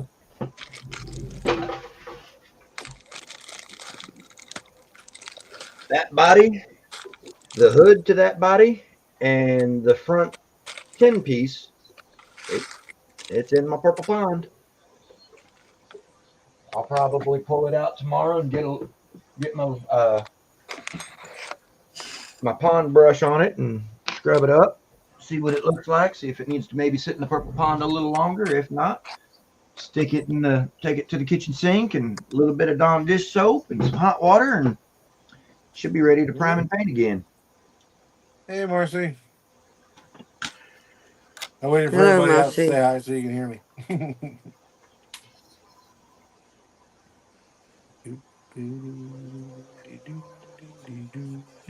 Yeah, I ain't seen Amanda either, or Ted for that matter. So it's Easter weekend. A lot of people probably traveling. So It could be. Hey, Mike. Sir? on the Was road she to Grandma's really house. walking down the street? Yeah. I heard that. I was just thinking to myself, which is scary. I probably could start a fire, so I started thinking too much. Hey, we didn't start the fire. That's Didn't Billy start Joel the did that. fire. So we didn't light it, but we're trying to fight it. Yeah. No, I'm not. I I'm like trying- songs so like that have a massive I'm sitting there list with of things in them. I'm sitting there with the bellows pointed at the base of the flame. Do not leave on more than 5 days. Okay.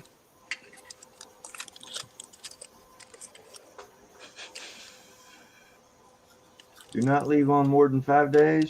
That's I what leave- it says. I got some liquid green mask. It dries in an hour. Peel off after use. Do not leave on for more than 5 days. 2-ounce mask with brush applicator. That's what mine says, I think. I usually use silly putty. I like silly putty. That works too. Yeah. I don't have any silly putty. Mr. Don. What's up? Hey. No. No. Tiny bubbles. Hey there, hi there, ho there. He's even got cake. I got cheesecake. Nom nom. They're homemade. Yeah, I guess that could be cheesecake. Huh? I like Why aren't you cheesecake. sharing that homemade cheesecake, Joshua? I bring it up every time, don't I? And I got triple chocolate, and I got strawberry one, and I got a lemon one.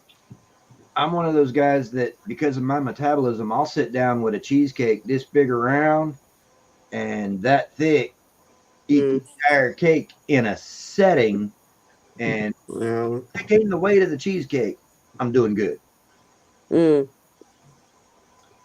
Huh, this bottle don't say how long. Because there was one time before my grandmother passed away, I took her little kitchen dieting scale, stuck a plate on it, zeroed the scale back out, and then I put food on that plate till the scale showed 1 pound of food on that plate. Went into the bathroom, stepped up on scale, wrote my weight down, came back out, double checked the dieting scale. It still showed 1 pound food. I ate all the food to the point of licking the plate clean. Really? Went straight back to the bathroom, stepped right back on the scale. I only gained 3/4 of a pound. Wow. Yeah. My metabolism is literally that high. Well, apparently you have mine because I can eat 1 pound of food and gain 5 pounds. That's me. You know, I mean, I know people that, like me, can eat like a horse and maybe gain the weight of the food they just ate. Wow. And then there's people that they just look cross-eyed at something and they're gaining 15, 20 pounds. So That would be me. That would be me.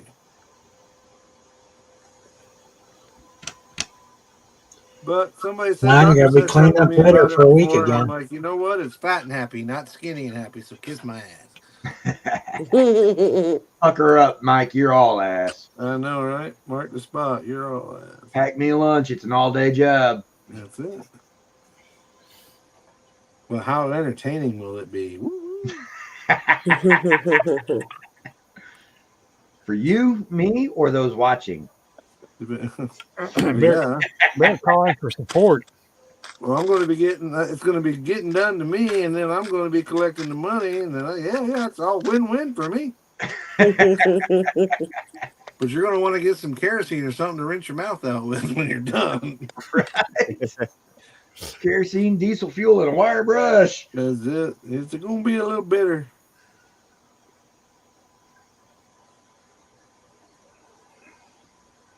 I should have tested this green stuff on something before I put it on here. I'm going to hate myself if I have to start over again. Ain't no fun if you don't do it twice. Right? We do it nice because we do it twice. Mm-hmm. But I'm at least doing the backside first so I can get an idea how it lays down. It's the first time I've ever used it. You have a conversation with somebody like me. I like doing it 3 or 4 times. Well, I always said dating a teacher was my goal because she'd make you do it over again. You got to get it right the first time or do it over again.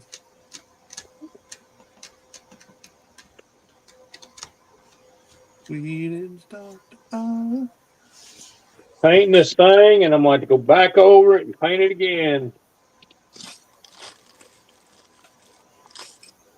Fafa, you playing with Bridget the Midget again?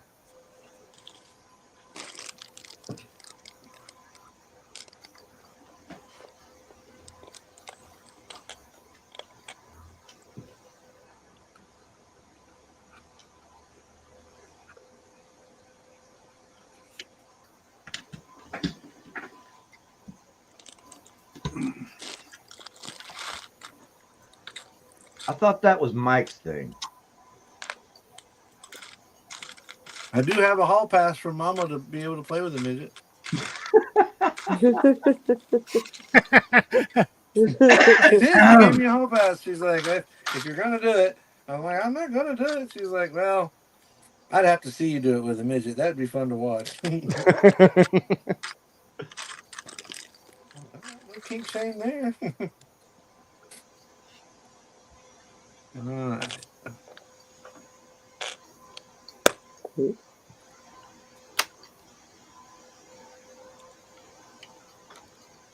Hey.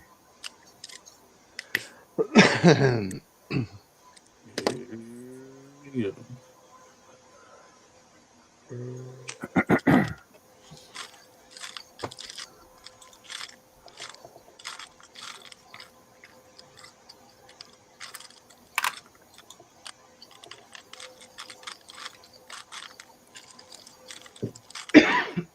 All right, not using that brush. That was too big. Let me try that.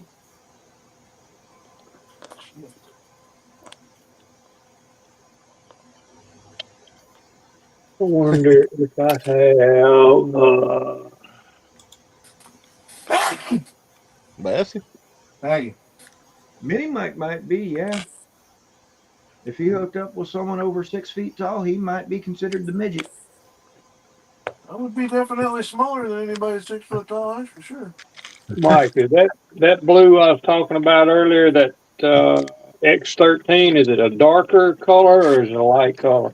X13 is it's going to be a darker blue.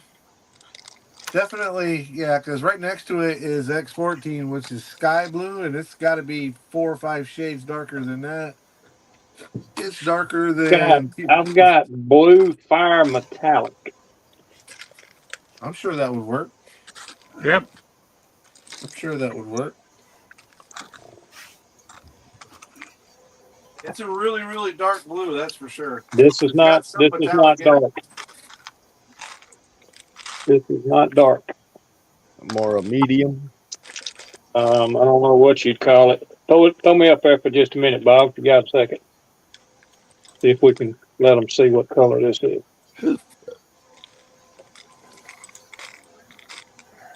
Yeah, see that's the same color. What number is that one, or what? That's This MCW? is MCW paint. And what color is that? That's the same color as the 13, almost. It's a tad lighter. I ain't worried about that. I'm probably going to use this instead of worrying about trying to find that. I'll be forever waiting on that paint to get here. I'll just do it with that. It's a metallic blue. I think metallic blue will work. For a little tiny piece that you probably never. Yeah, it's just a little small piece, and it may be the only damn thing on the whole bike just blue. So. And 60 mile an hour down the road, you won't see it anyway. Well, time I put the skin on it, it's not going to show up. Nope. Certainly not to the point where you could tell that it's not the exact blue. Might not be going to use this because I can't get it open. Still pair of pliers there, Terry. Heat it up with a lighter. Or hot That's water. what I do when I have paint that sticks. I heat it up with the lighter and then it'll pop right Yeah, out. their paint I've chips had are it open, a grayish blue.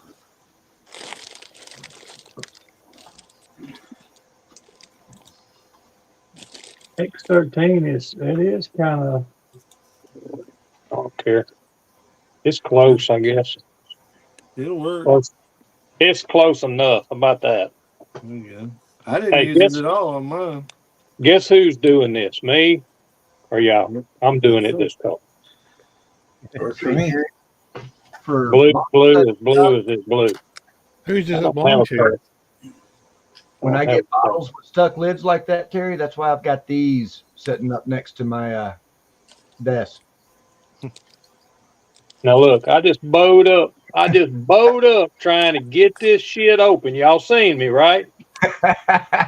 Look. And it wouldn't open.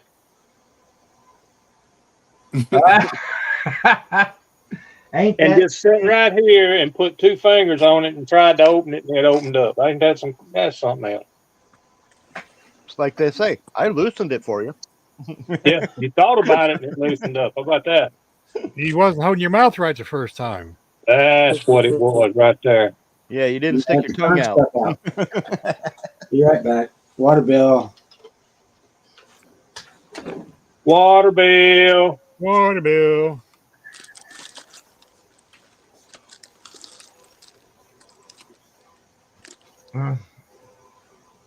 King Bob got to go pay the water bill, and I got to go do some cancer research. Don't dig too deep. Or as we would have said back when I was in the Navy, it's time to go to the butt. To put another nail in your coffin? Yes, sir. In other words, it's nicotine time.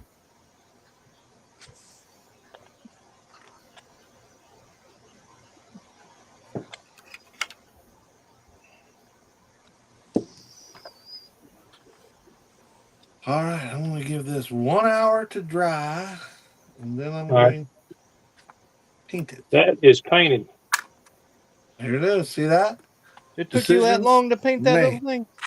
Well, I done put about 4 coats on it just doing that. And then I'm going to turn around and do it again.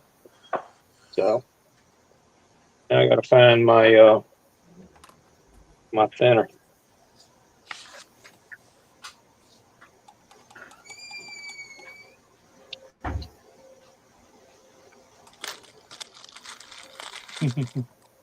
And that's why Donnie wears shorts.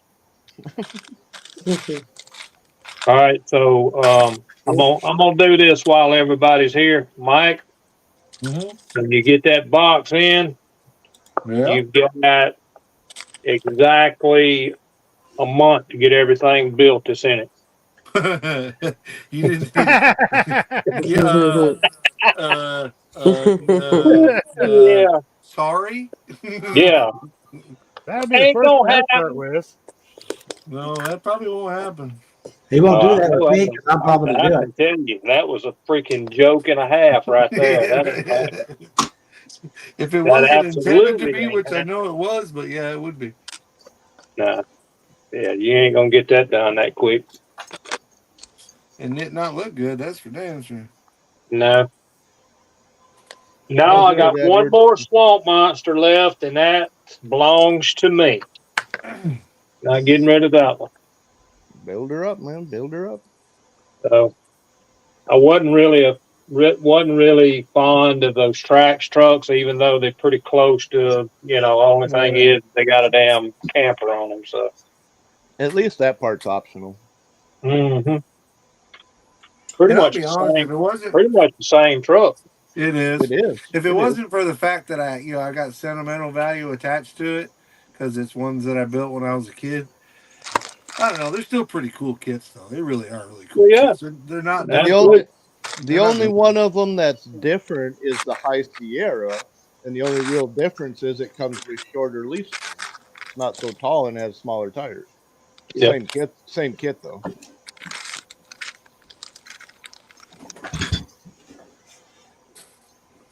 We're gonna mix that up tonight. Nah. I think I still got some rebuilders up there in boxes. They're just not in the original boxes, but I like rebuilders. The only bad part about especially them when they're trucks is missing they're parts, Chevrolet. because then I'm not afraid to customize it to make it work. yeah, well, I can grant you the one you getting is got plastic bags in it. Yeah, the only thing that ever was wrong with those trucks was the fact that they were square-bodied Chevrolets. They should have been Fords, but whatever. They didn't actually make a big scale Ford truck, did they? Not that I know of, no. They definitely didn't make one in that series. Not in a 16th scale, but it's either a 24 or 25th scale Bronco that was done. Well, I know they made monster trucks in 24.5, but I was thinking the 116, 112. No, No, they never did. They never did anything as far as Ford or Dodge or anything like that in the '60s. See the massive market they missed out on? Well, considering that Bigfoot was, the original monster truck, you would think that Yep. they would have made a big one like that, but they didn't. Nope. Now they did make a 16th scale Ford dually, I think it was. Like a Bye, cat and a half, a Marcy. 90s dually. It was white and blue. Is that right? It's a 124 scale though. The Oh, monogram. is it? I thought it was a Yeah. big scale. I was going to say I don't ever remember them doing a dually. Not in a 16 scale anyway.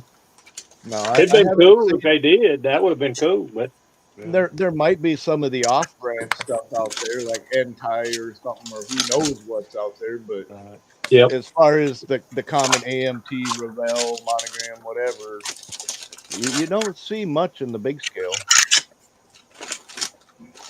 No, the only thing that I know, and I mean, even going through the biggest scale that they did, which was 8 scale, you had the 6.6 liter Trans Am.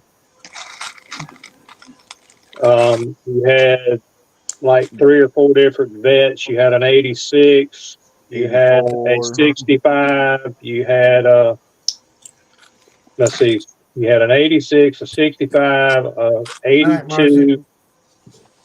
They No, had a the 72. big Camaro IROC. Right. The 72, yeah, and the IROC. They had the Golden T. It had a big 69 too, because I just looked at it a while ago. Yeah. Lindbergh's got the big Anglia or Fiat. Yeah, well, I wasn't even thinking about that. They also have what they call the Big Red T-Buck. Yep. They got the Bobtail T2 because I'm looking at that right now. That's 1/8 scale. Yeah, I need to I've trade got. that thing off to somebody who's going to build it. This thing's just taking up space. Yeah, I got 2 of them. I'll take it. So I'll take it somewhere, and somebody will want it worse than what they got. Something that I want, and I'll trade it off with them. Yep. If something like that ever ended up in my hand, I'd have to modify the body so much, turn it into a show rod that size. But I ain't got a garage, so I can't fit that fucker in here. Well, I mean, the thing is that it's so big. If you don't do the detail work to it, it doesn't. It just looks. It looks like a toy. Missing. You know? Yeah, it's missing. Missing part. Yeah. It just looks like a freaking toy. I mean, you need to do the.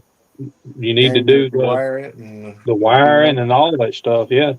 Kind of needs to go to somebody with a lathe and a CNC machine and all that kind of fun stuff. So, yeah, if you want to get super crazy with it, you could do it because it's big enough to where you could use the machine like that and still make it look right. But God bless you, that's a lot of work. I wouldn't own it, but I bought a raffle ticket at a show and I won the raffle ticket. And they're like, you can pick any one you want. And all the kits that they had were military. That was the only automotive one. I said, is that one up for grabs or is that like the grand? I figured it was like the grand finale one. They're like, no, you can have that one if you want it. It's the only automotive one here, so I grabbed it. Don't blame you, man. Don't blame me at all. $20 is what I got into it. So.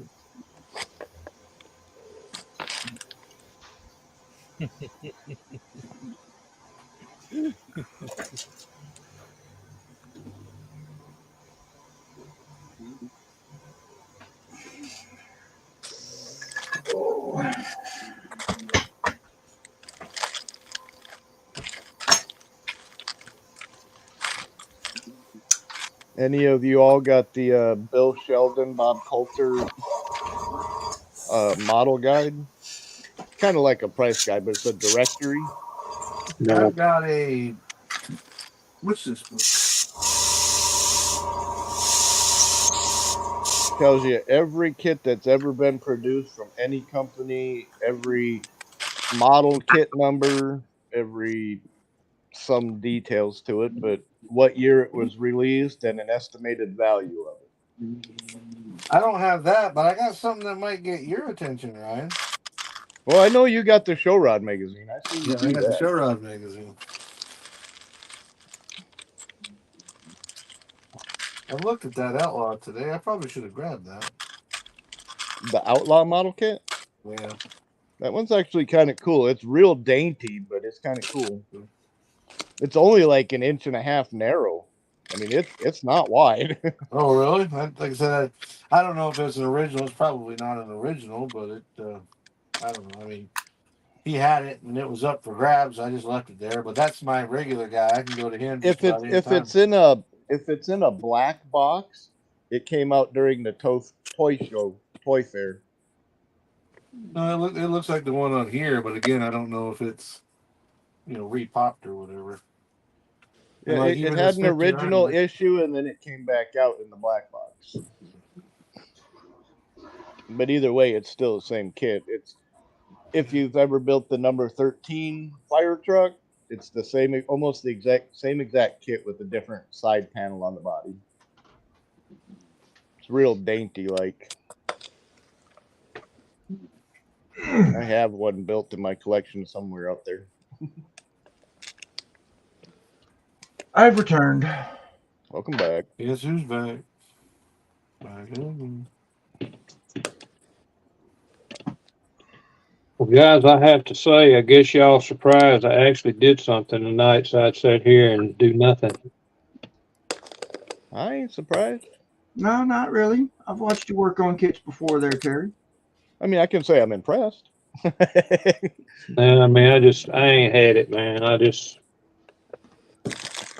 gonna probably in the morning sometime do a video on this motor on this bike that I'm working on. It's just so many damn different colors. It's got to be painted on it. Yeah. I mean, granted, you don't work on kits often or anything like that, but you do stuff. Well, I'm waiting on, and I'm not in no hurry or anything, and that's what I told Don. He's doing some MSD boxes for me, and also doing a big block 460 for me. So yeah, that you're gonna put in a Chevy, right? yeah. I mean, I wasn't thinking when I told him that, but I mean, I've got a where have I got it at? You got all them books, Joe? That's cool. They're like $14-15 a piece. They're not a bad price for a full-on directory of that size. Yeah, I've got a 56 Ford pickup sitting up here up above me. You guys know when you buy like a 5-subject notebook, like in the school supplies section? Mm-hmm. That Bill Coulter's Bob Shelton book, the directories, are as big, if not slightly bigger than that. Oh, wow. And it's page after page after page. And there's only a couple of small pictures here and there. And where did you get that? You can get them on eBay for like $15. And it wouldn't matter if you got the 90s or the 2000s, 2010s, 20s. There's a shit ton of information in them things. Mm-hmm. And that Dragon's working pretty good there, Bob. There's been plenty of times people are like, well, where would I sell my kits and how would I go about doing it? First, yeah, we're just getting the base color on it now. Well, and that's just it. They get a hold of that book and they look in there, man, that model's worth $100. Which is funny because you take that same idea and you go to eBay and look for it and it's $190. I'd much rather go buy that book. Right? Yeah, but the thing is that even if you went by the book and it said it was worth $100 and then you only get $45 for it, then you pissed off, Well, you still got to read the beginning of the book where it talks about condition is everything. If it's sealed, if it's loose or open, but the bags are sealed, or if the bags are open, or if the parts are loose, or if the parts are started. Okay, so let me ask you this. So you read the front of the book and it says it's sealed. So what if somebody had it in the attic and it was 130 degrees in that attic? What you think's the condition's gonna be? What a buyer's willing to pay. It ain't gonna be nothing but a piece of plastic blob in that box. So I mean, who was it that was showing? Who was it that was showing models that had melted because he had them sitting on a table underneath a Lexan box? Chuck. Yeah. And the damn models, just cause the sun hit the model, the damn model bodies were all melted. Yeah, Yeah. I'm very well You can't, aware and afraid of opening a kit. yeah, you can't do that. And see, that was one of the reasons why that kit right there at the top, which y'all can't see it because of the glare of the light. But that 63 rod shot Corvette came to me in cellophane. Here you It go. had the original receipt on the cellophane with a piece of black electrical tape. They paid $7.74 for that kit back in 1974. Yeah. But I chose to take off the cellophane to open the box because I was scared of what might have been in it. Right. I open So, everything I get. I mean, it's in its original form. It just don't have the cellophane. Now, if I want to put the cellophane back on it, all I got to do is go to the hobby shop. They'll put it back on there. Yeah. Well, I mean, But the same thing applies with anything. Buyer beware. Exactly. yeah, I mean, you can get a new kit put in an old box and somebody tried to pass it off. yep, You know, it was never molded in white. It was in yellow, and you open the that's box and right. it's white, and it's like, you fucking cocksucker, you know? Yep. So buyer beware at all times. But Yeah. I mean, you Well, never know. I mean, some parts will warp just sitting in a box for ages because of the way they stack. And Yeah. some people they get stack them on their side and the body slides down and it gets warped. And and you just never age know what it's been stored at, you know? age makes the plastic brittle. Also, It's like Yes. Like, the original Johan kits. They had the nickname for them was you would get a Johan Smile before they went to styrene. They were using yep. something before that, and even in just regular conditions, it would just like deform itself. Yep. that that 57 Revell kit that's actually supposedly a gasser. The doors open, trunk opens, lids open on it. They say a monster. I pulled it out the other day, and one of the leaf springs on the back of the back axle was actually broke. It's so thin that it was Mm-hmm. broken. Yeah. So, Yeah, but I I mean, can see that. it's something that it's not a big deal. So, but it's old as hell. I've had that kit in my possession probably for 15 years, and it's an old version of that kit. Well, I know when you buy like the mid 80s monogram black box with the orange and the red stripe on them, a lot of the plastic during that era was very brittle. You know, you go to shave seam lines and stuff, and the A-pillars would crack or the hood would crack in half. And some of that stuff, I mean, everything's dependent on the era, but like I said, it's all what's a buyer willing to pay, you know? Exactly. I mean, I might want $100 for that kit, but if ain't nobody willing to pay it, and somebody's willing to pay 75, fair enough. Fuck it. If I want to sell it, I'll sell it. That's 1973. And sadly, they still produce that kit, and it ain't changed. It's That still is just as bad today. 1973. I bought this at a flea market for $5.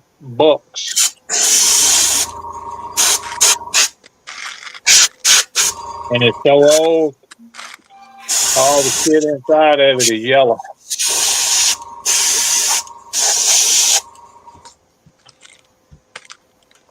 But it's got those skinny ass front tires in it, and That doesn't have the two-piece front tire? yeah. Oh, yeah. Yep, yeah, they do. Okay. Yeah, see the doors and all's already cut on this. Yep. I mean, it's not the worst kit. It's just, to me, it's one of the kits that I will never buy again because of all the thin marks on every single part. Some of them are quarter-inch long. Well, this is an old style gasket because it's the tires are all skinnies, every one of them. There's no wide tires underneath this, no slicks anyway. Right. But it is old. It is very old. I've had the 55 and the 56, and not the yellow box, but I think it's green 56. I don't remember what the 55 was. I think it was like blue or something on the box. Same white box, you know.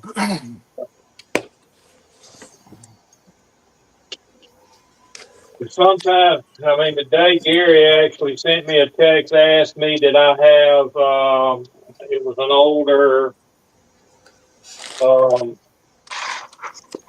monster truck, but I don't have that specific one. I got one similar to it, but not that particular one.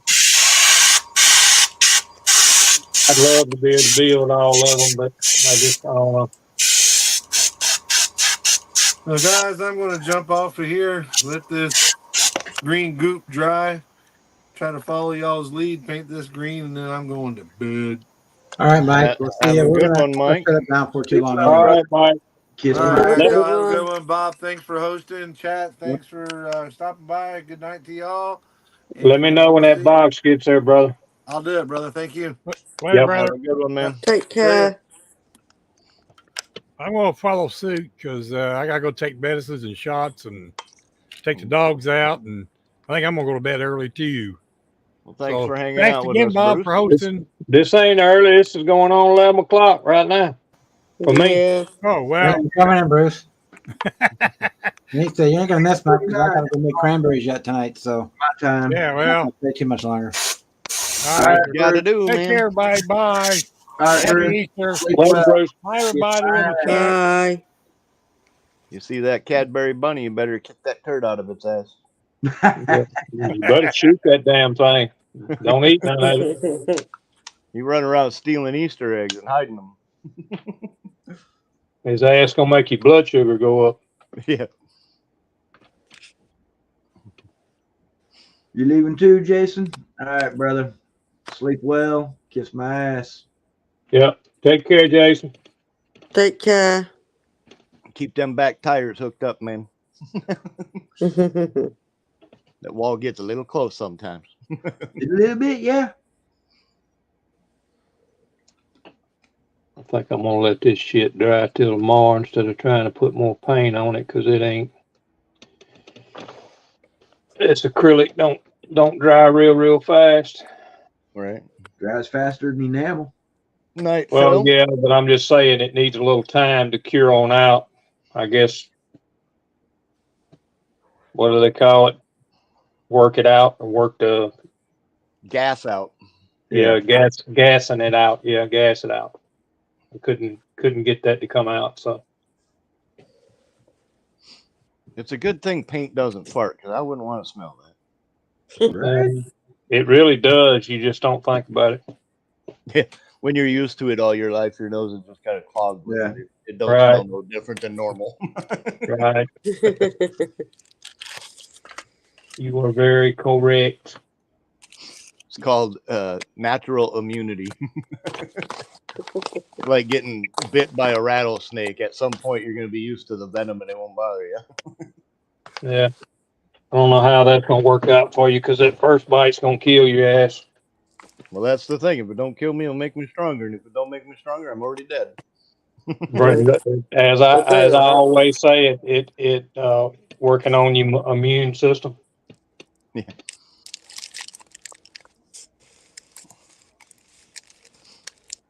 Man, I got too much shit in here. I got too much shit in here. Sit back and look at this, and it's just freaking unreal. You need a few more of them shelves. Shit, man. I got 3 times as many up in that damn storage up there.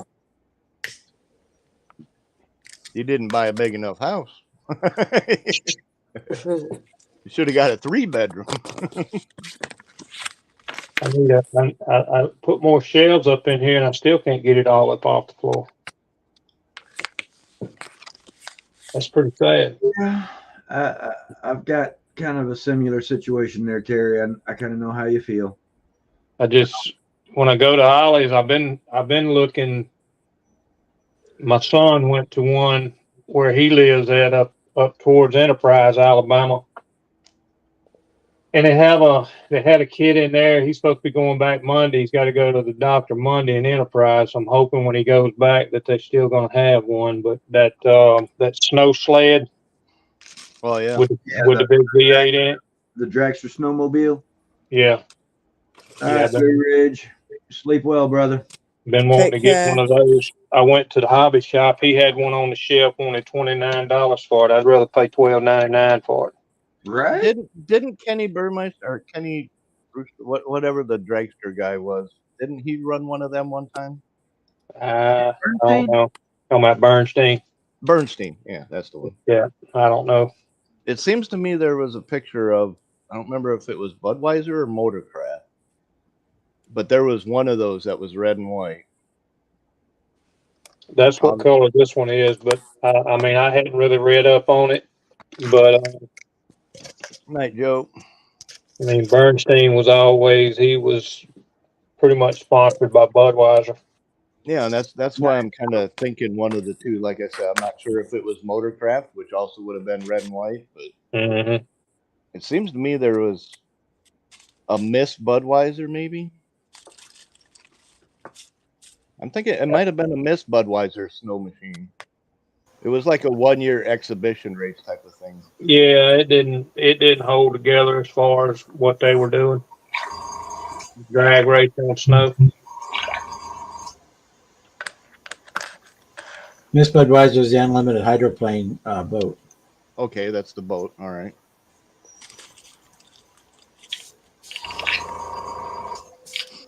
Yeah, up here, not too far from me, about not quite 2 hours away, is where they do the Winterfest, and they got the snowmobiles out on ice, everything from the old class to the super unlimiteds, like that sled would be, and all kinds of crazy freaking horsepower. Everything from the old stub node Elands, you name it, man. Some cool shit. Well, I mean, you want to start talking crazy horsepower? Look at the kind of horsepower that current day Top Fuel and Funny Car are making. Yeah. Yeah, they'd have a sled out there with that much power in it. Yeah. Those engines are so powerful, there's not a dyno built that can handle those engines to actually measure the horsepower. They can guesstimate how much horsepower those engines are making based on overall ET/top speed, G-forces under acceleration, and things of that nature. But it's only a guesstimate as to just exactly how much horsepower they're making. And they're guesstimating that they're building something like 14,000 horsepower out of these things. Right. And I'm like, whoo, wait. And then they get back to the pits, tear them all down, rebuild them, and then put them back on the track. So Every the motor you dynoed is not the one you ran. Yeah. And they do that every pass. And, you know, that's, but then again, with the kind of power that they're making and the kind of fuel that they're running and everything that they got on the professionals like that, you got to tear it apart every pass. Well, I mean, you don't know exactly what could happen. You know what I'm saying? You could have a cracked rod. You could spin a bearing or anything. You know. Yeah. When you're putting out that kind of power, easily 100% of races were lost by a $2 part. That's it. You are correct. You are very correct. And there are some that got that last minute pass in the grass at the turn 4, but you know, those are irrelevant. Ain't nobody remember second place. Yeah. That's first place loser. Yep. First place loser.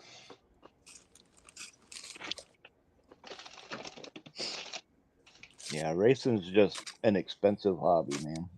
A very expensive hobby. It's like the meme. Get your kid into racing, he'll never have enough money for drugs. Right? Hell, get your kid into modeling.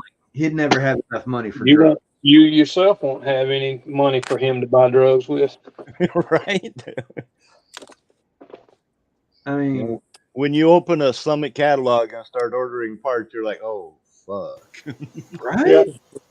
my credit line ain't tall enough. Yeah. Been there. Done that. But yet you look around and you got a house full of model kits. You ain't got no time to build and no room to store more. And yet, what do you do tomorrow? You go Buy shop. more. Buy more. You go Keep shop. on buying. Buy more 3D. I was printed just talking to my parts. boy today. I got that damn storage up there, and actually was talking to one of the guys that owns, well, the guy that owns a hobby shop the other day when I was in there. I have a third scale J3 Cub sitting in there that's got 2 brand new motors that goes with it, pneumatic tire that goes with it.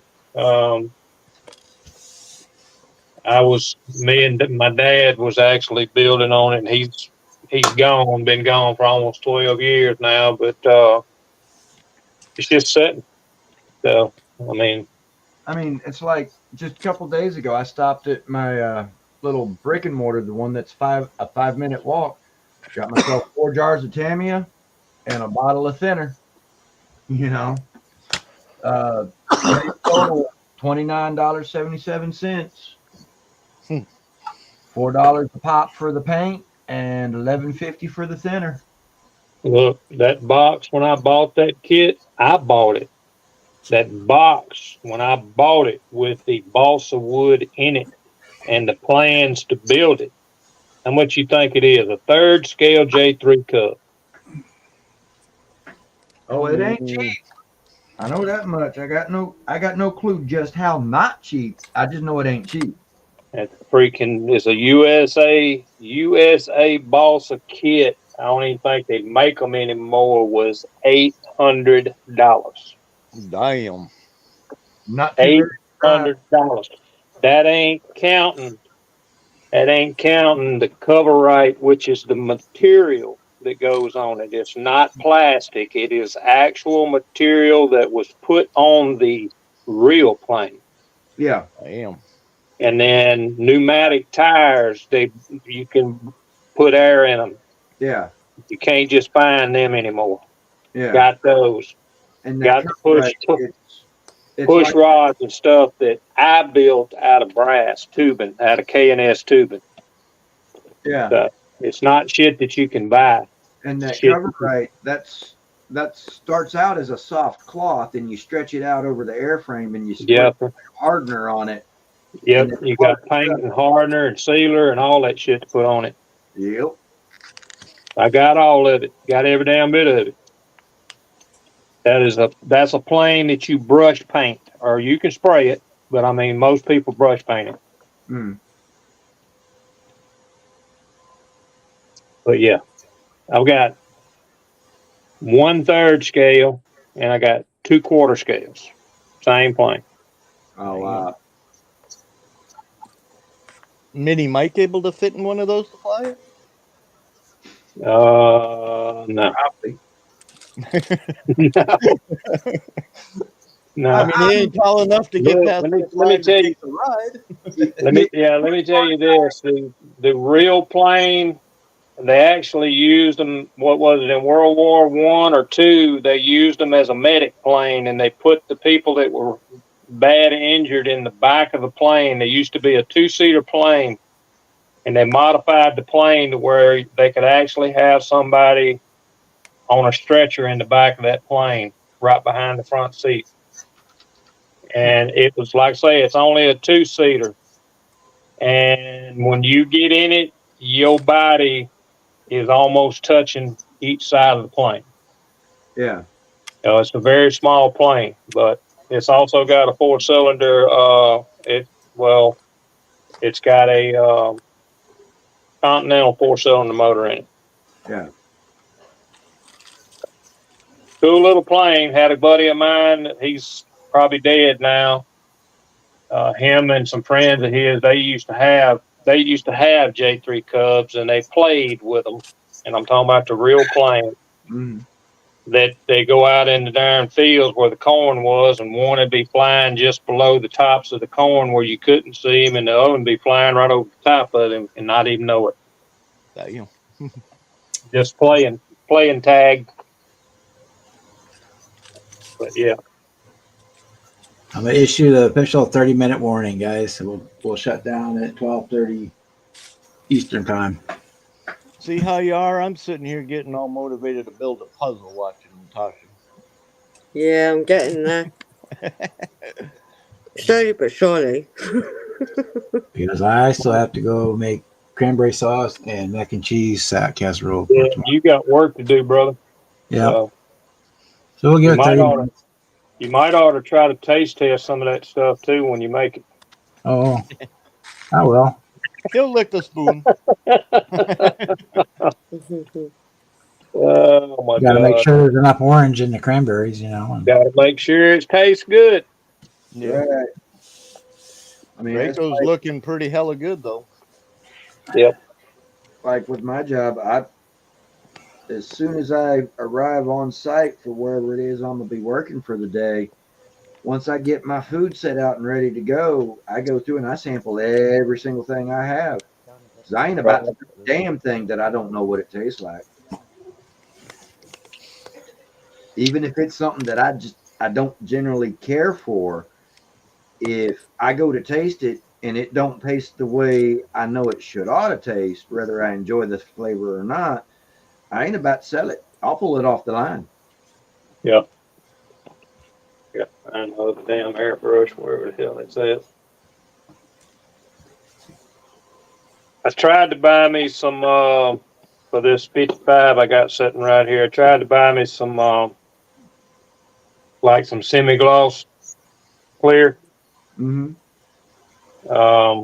Tamiya. Hobby Shop didn't even have no Tamiya clear. I don't even know if they have a satin clear. I know they got flat and gloss.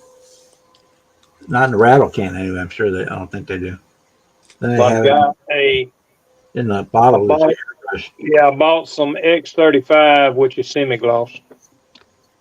Yeah, in the bottle. But Yep. I don't I think bought they a have it. couple of bottles of that. So I don't that was think they all have I could get. Yeah. So I'm probably gonna mix it 1-to-1 and spray over this thing before I put windows and all in it. I was just about to say you could thin that down a little bit and run it through your airbrush. Yeah. To me, is almost 50. Yeah, 50%. When I get a bottle, if I get a bottle, if I'm going to airbrush it, as soon as I open a bottle, I fill it up with the X20A. Yeah. Or depending on if it's lacquer when I use X20, but yeah. So I'll use some of that Mr. Color Level and thinner in it. That works too. Yeah, I'll probably do. I'll do 50-50 is what I'll do. Yep. Because I want to protect these decals so I can go ahead and put the bare metal foil on this thing. Some of them I have two bottles because if I want to brush paint it, I want it thicker. But if I'm going to airbrush it, then I want it to thin. Yep. And another thing that you want to do with your Tamiya acrylics is after you've thinned them, you want to go ahead and put a drop or two of this stuff up in there. That way, when you're airbrushing it don't dry out on the needle of your gun as you're airbrushing it. Yeah. Yeah, it causes it to take just a little bit longer to dry once it's on the plastic. But I'd rather it take a little bit longer to dry on the plastic than dry out. One thinner's got a little bit of glycerin in it, so that kind of helps with that. Yeah. You don't get near as much tip dry. Ain't nothing more annoying than running some sort of an acrylic, whether it be a Tamiya or a craft paint or whatever, and have to stop what you're doing, dump out your paint cup, tear your brush apart, clean your needle and nozzle because you got dried up paint on your needle. I hate that. Yep, not good.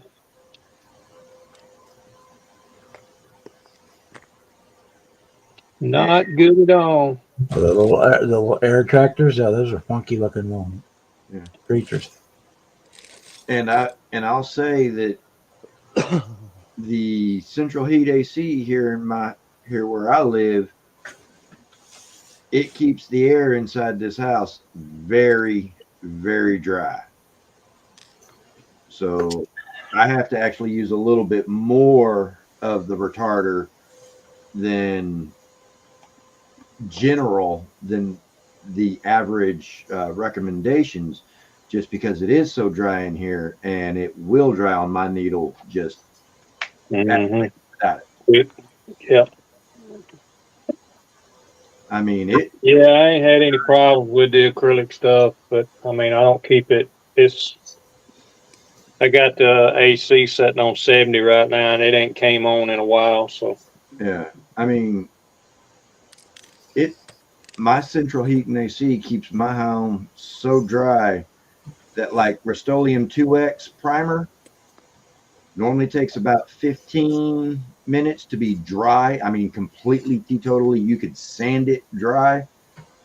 When I spray it inside the house here, maybe 5 minutes, and I can sand it.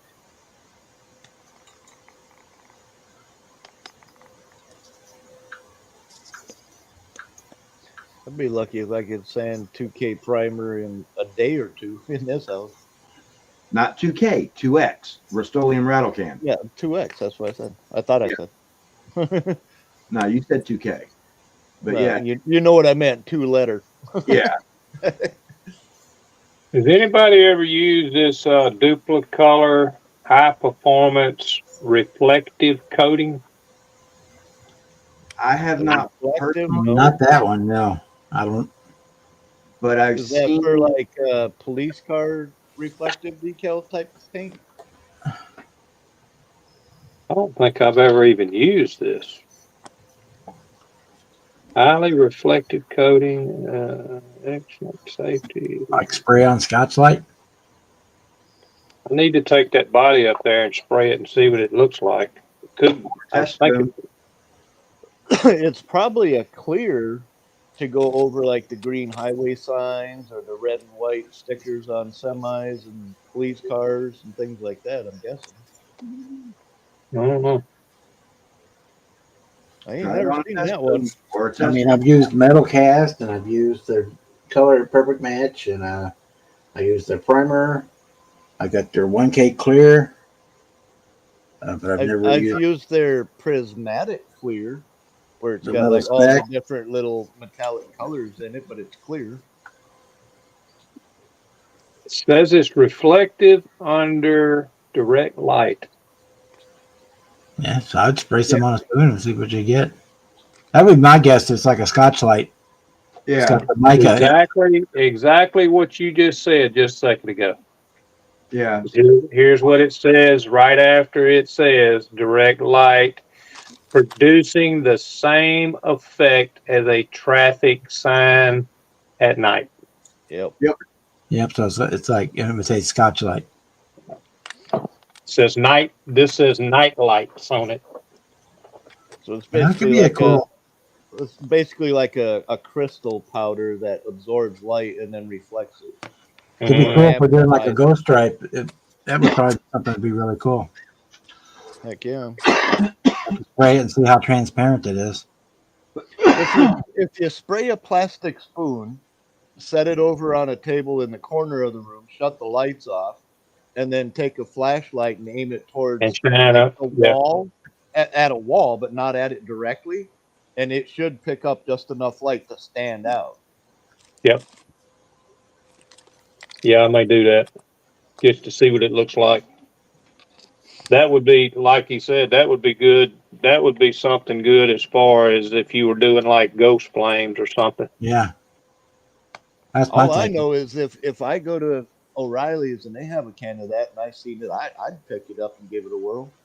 I've had this forever. It's never been sprayed. I mean, I pulled it out the back of my truck today. I actually found some, I found the, y'all don't know what that is. Terry, let me get you up on the big one.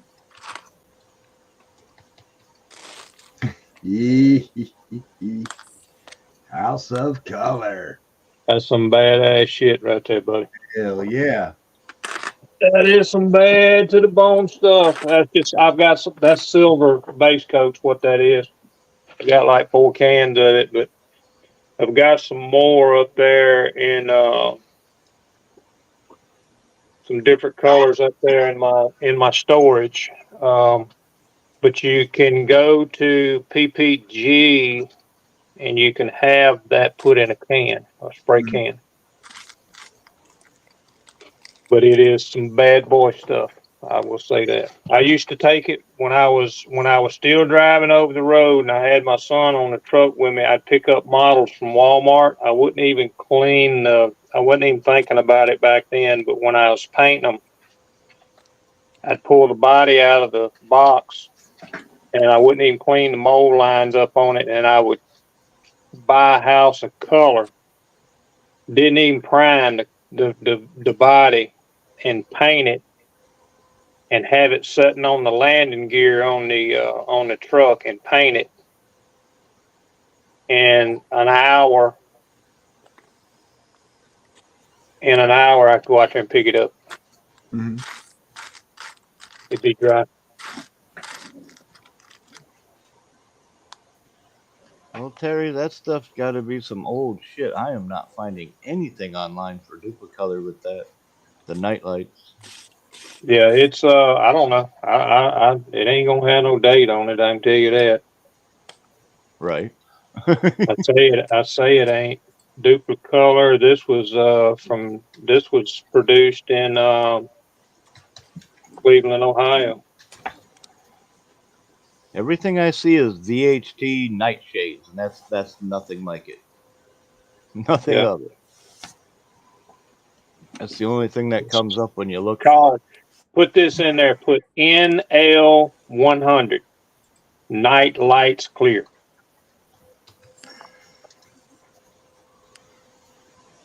Oh, there's some on Amazon.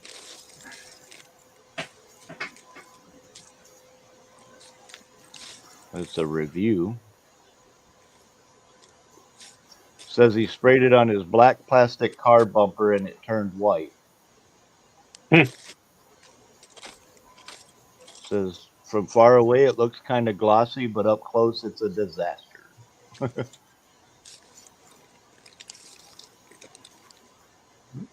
I mean, safe bet. Set yourself up a test spoon. Put whatever color it is you want to put that over on the test spoon and put that on top of that. See what happens.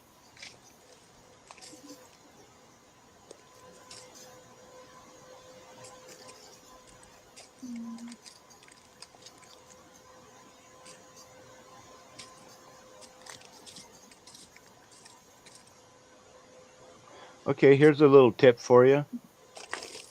The guy said he tried painting his street numbers on the curb and didn't see no reflective difference at all. He then experimented on a small piece of white cardboard. It took 2 tries to find just the right application technique.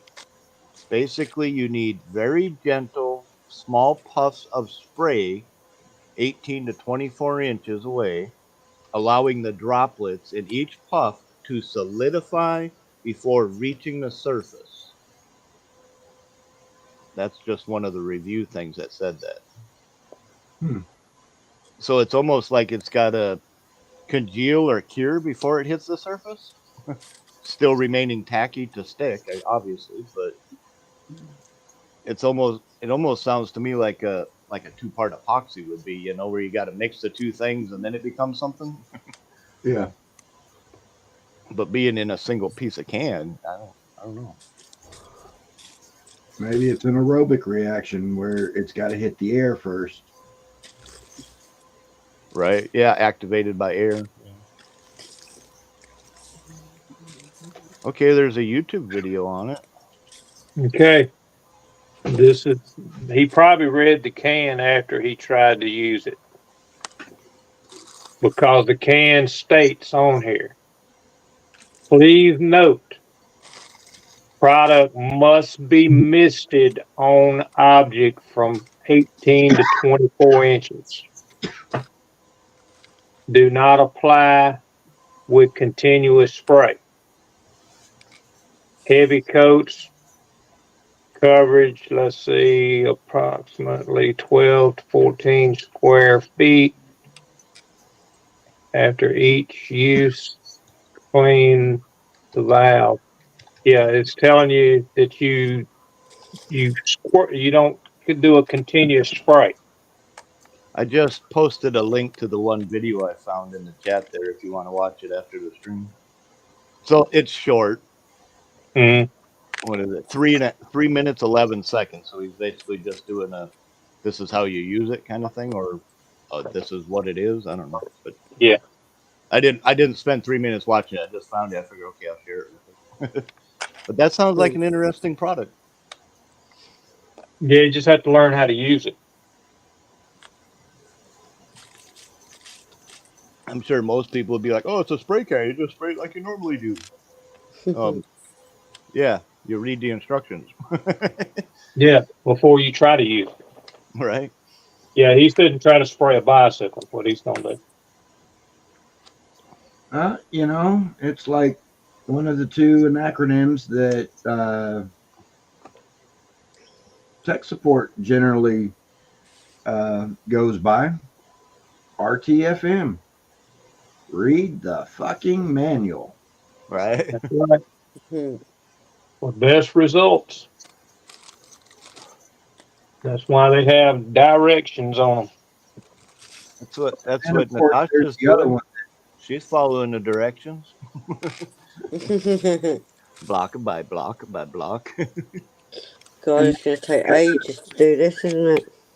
I'm glad puzzles don't work like that. You And get a picture and you get a pile of pieces. The other acronym tech support likes is PEBCAC. Problem exists between keyboard and chair. Yeah.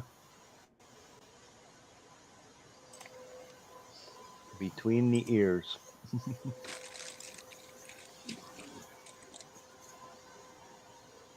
Yeah, you'll have to let us know how that turns out, Terry. That sounds interesting. I will. Y'all hold on a minute. I'm fitting to listen to this right quick. He's fitting to spray. I'm gonna put y'all. I'm gonna mute the mic.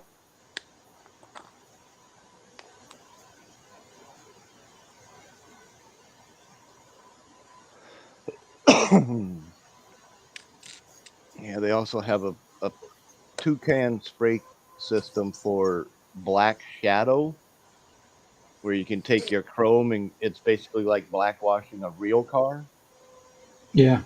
It'll darken down the chrome and stuff. I've had cans of that and used it a few times. It works really good on model parts. It makes your toy chrome look more chrome. Yeah. Yeah, it just takes that plastic sheen off of it. Yeah, well, it adds not just like a clear coat, but it's black, but it's so thin and translucent that it's like a black wash. You know, you really got to spray like 2 coats or 3 coats before you start noticing the difference. And until you put it next to a part, you really don't see any difference. Right. And then when you got it sitting next to one, you're like, wow, that's definitely not the same. So in other words, basically what they did was they took panel liners, stuck it in a rattle can, and called it good. Yeah, I would imagine, yeah. I mean, literally, that's what it looks like. You know, except for there's enough of the pigment in the areas that wouldn't get covered by a panel liner. Mm-hmm. You know how it always runs to the recesses, right? Yeah. Whereas this kind of stays a little more on the surface, like the rounded of a bumper and stuff, you know? Mm-hmm. Later, Boston. Happy Easter. Later. All right, Boston. You have a good night, brother. Yep, we're on our 10-minute warning. Last call for Model Hall.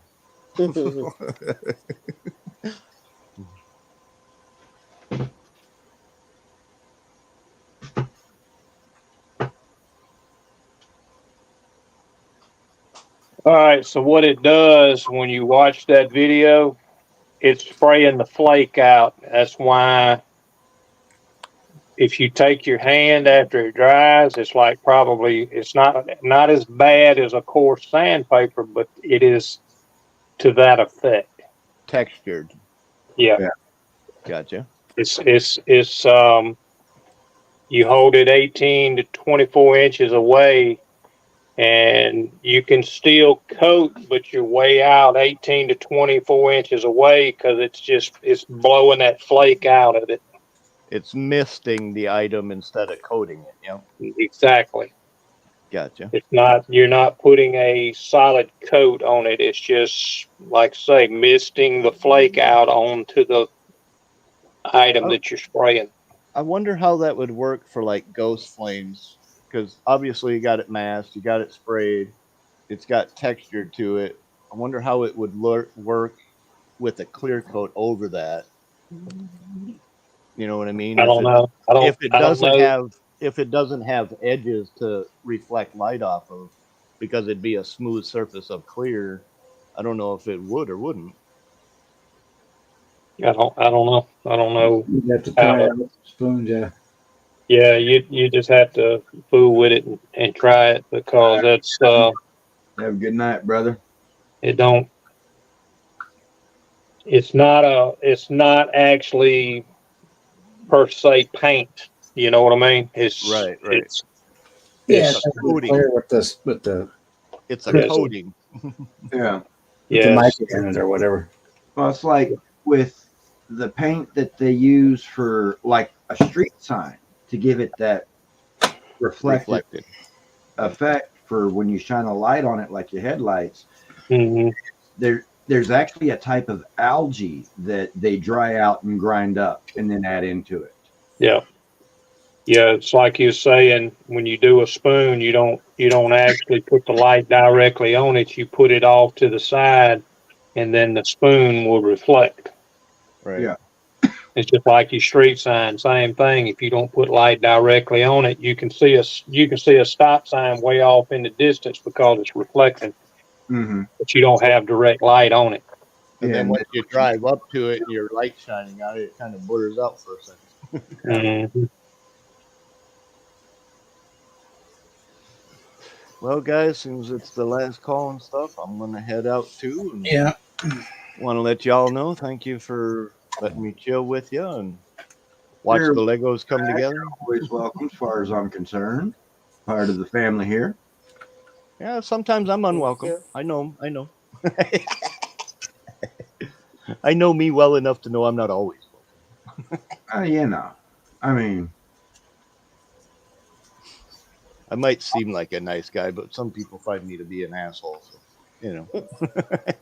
I get that a lot. Right?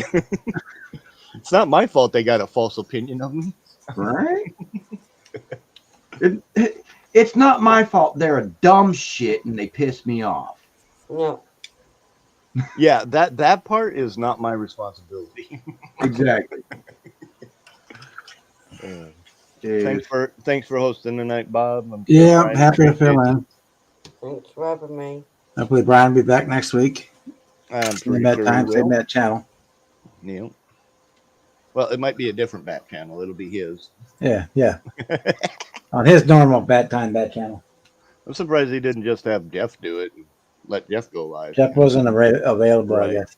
Right. Yeah. Jeff was at that racing expo thing today. Plus, Jeff has been doing so many lives. I'm surprised the boy ain't got burnt out on it yet. Well, he's been going through a rough patch and needs the social aspect of it. So it's keeping him out of his own head. Well, there is that. I mean, I get it. You know, I mean, we all got coping mechanisms. And when this is an option for not having to cope, it helps. Yeah. All right, RKD. You have a good night, brother. Sleep well. Yep. I'm going to hit the X, and if remember to peel the foil off of the eggs before you eat them. Otherwise, you're going to have shiny poop. Good reminder. Right? I ain't got teeth, so I don't get that metal tooth fucking kind of thing anymore. Yeah.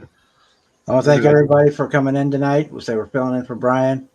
We had a good live, I think, and happy Easter to everybody. And we will see you on my regular live on Thursday at 6 o'clock Eastern Daylight Time. So I want to say good night, everybody. Give Terry and Ed and them chance, and everybody else a chance to say good night, and we'll shut her down. Yep. Right. Good night, everybody. Everybody in the chat. Bob, Brian, Tasha, everybody in chat.